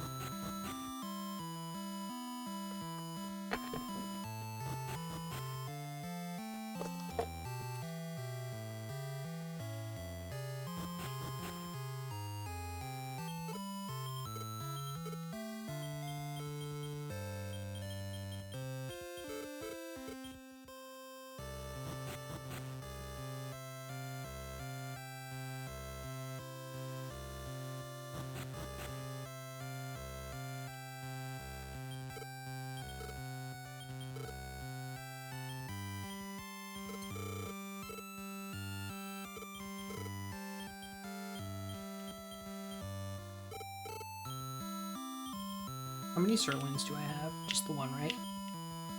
Yeah.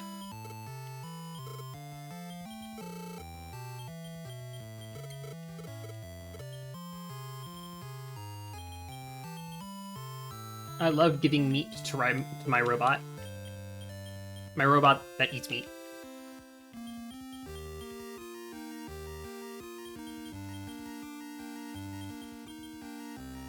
Of course, when you steal the robot, it has the maximum possible disobedience value, but all you need to do is give it 10 slabs of steak, and then it loves you forever.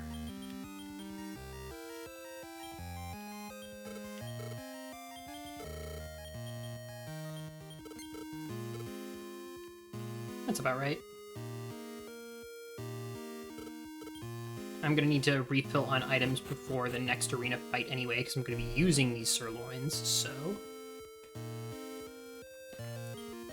And I have at least 6,000 gold, so I'm fine there too. How am I on repellents? Got 4. Good.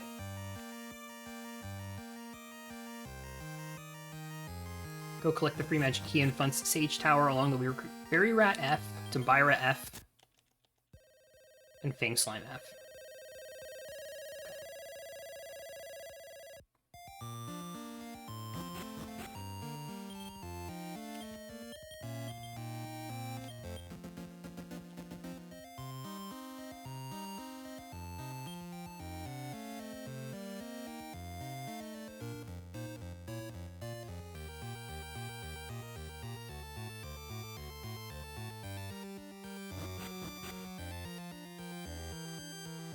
I haven't entered the mass manufacture phase of the run, where I'm just recruiting monsters and then breeding them, and then recruiting monsters and then breeding them, and then recruiting monsters and then breeding them.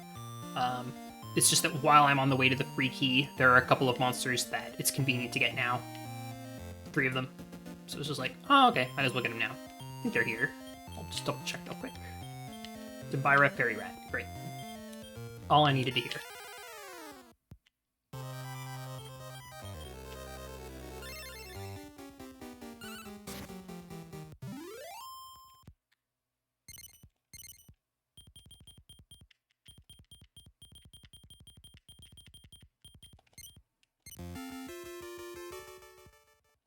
Good, now I just need Fairy Rat.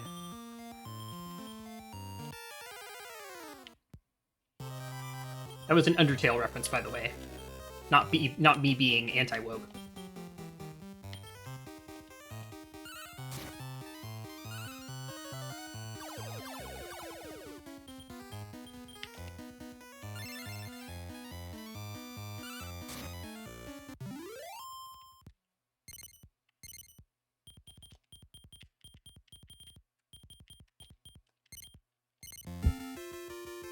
I'm trying to label the monsters quickly, like without spending too much time on the nicknaming screen.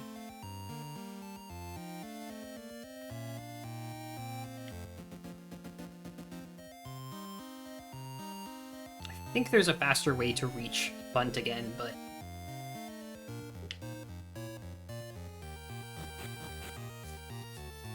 this'll work.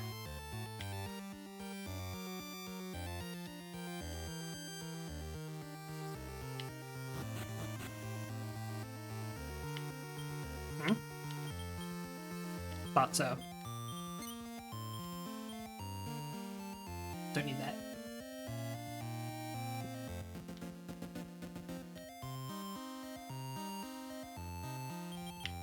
Bunt is unfortunately a very frustrating place to revisit if you have log twigged outside it. But Hitano is a much more central location, so it just makes sense to do it this way.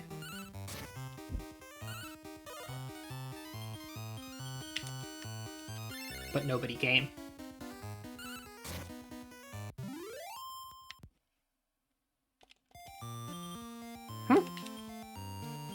That had a pretty good chance of working. That's why I bring spare sirloins.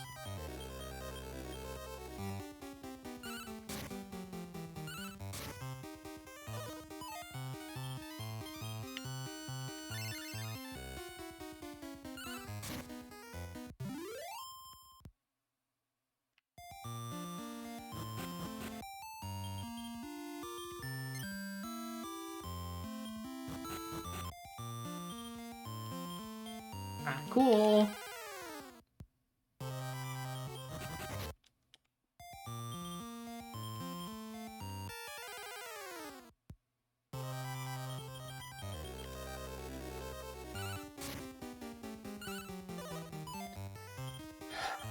Okay, enough messing around. Join my squad. There we go.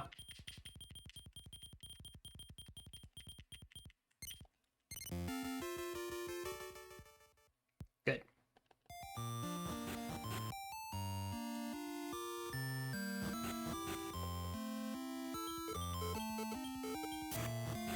Fun fact, if I didn't use my sirloins to get the wildness of my Robuster 2 down to 0, the door would have said, your monsters are disobedient to you, you are not allowed inside. So, giving 10 slabs of meat to my robot is basically required for the route. As it currently exists. I could circumvent the issue, probably, but... I could circumvent the issue by doing this before I even steal the Robuster 2 in the first place. That is one way to circumvent the issue, but...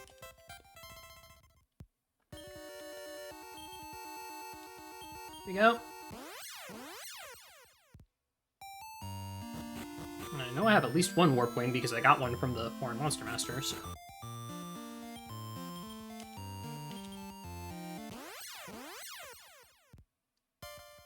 Probably need to get another Warp Wing, though. Or 2, or 3. Okay, Stable Slash, Squiz, Armorpede, Dumbira, and Shantak if you have it. Okay.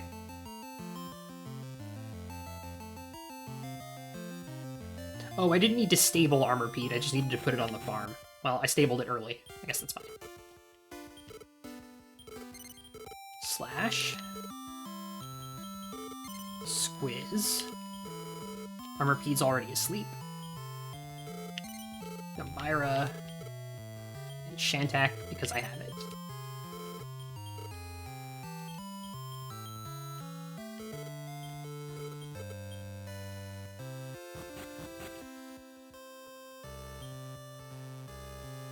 I have enough money such that I will be able to do the arena properly after appraising these keys that I currently have.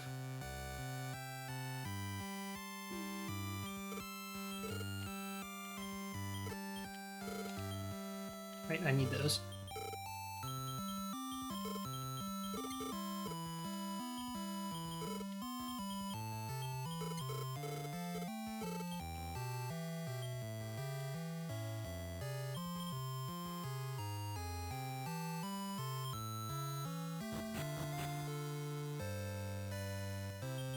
Oh, trash any bad keys that I have right now. Plain field. Goodbye. Don't need that key anymore. I need all 20 of my slots, and they all need to have good keys. They all should have good keys.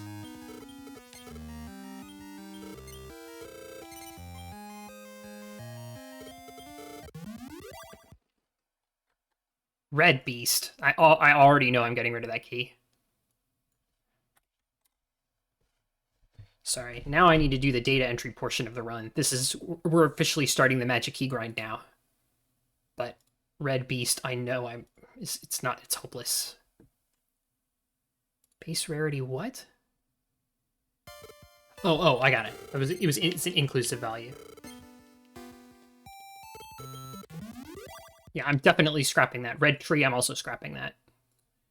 It's a shame. I'm getting the single family keys, but I'm getting extremely low rolls on the rarity, which is the value that actually matters. The value that matters more. The prefix of the key matters more than the suffix, is the way that I would put it. Quiet. That's probably getting trashed. Yep, that key is basically impossible for it to be useful, so it's getting tossed. Shiny Water is an extremely high-quality key. Okay. Unfortunately, Water's not one of the families that I need all that badly. I would much rather see Shiny Devil. Gaudy Devil, I don't think is good enough, because it's not going to give me Duran and Jamiris. No, it's only going to give me 2.5, so I have to toss it. Shoot. So 4 out of those 5 were busts. I'm keeping Shiny Water.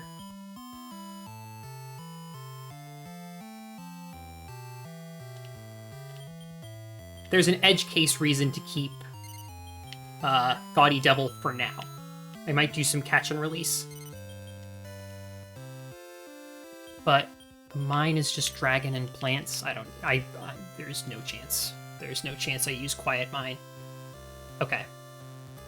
So, keeping Shiny Water and keeping Gaudy Devil for now, because I might do some catch and release for Skull Rider and get Gremlin early while I'm scouting. But those are the only things it can have that will be useful to me, other than Medusa Eyes, which I don't need all that badly if I have a Roshi. Okay.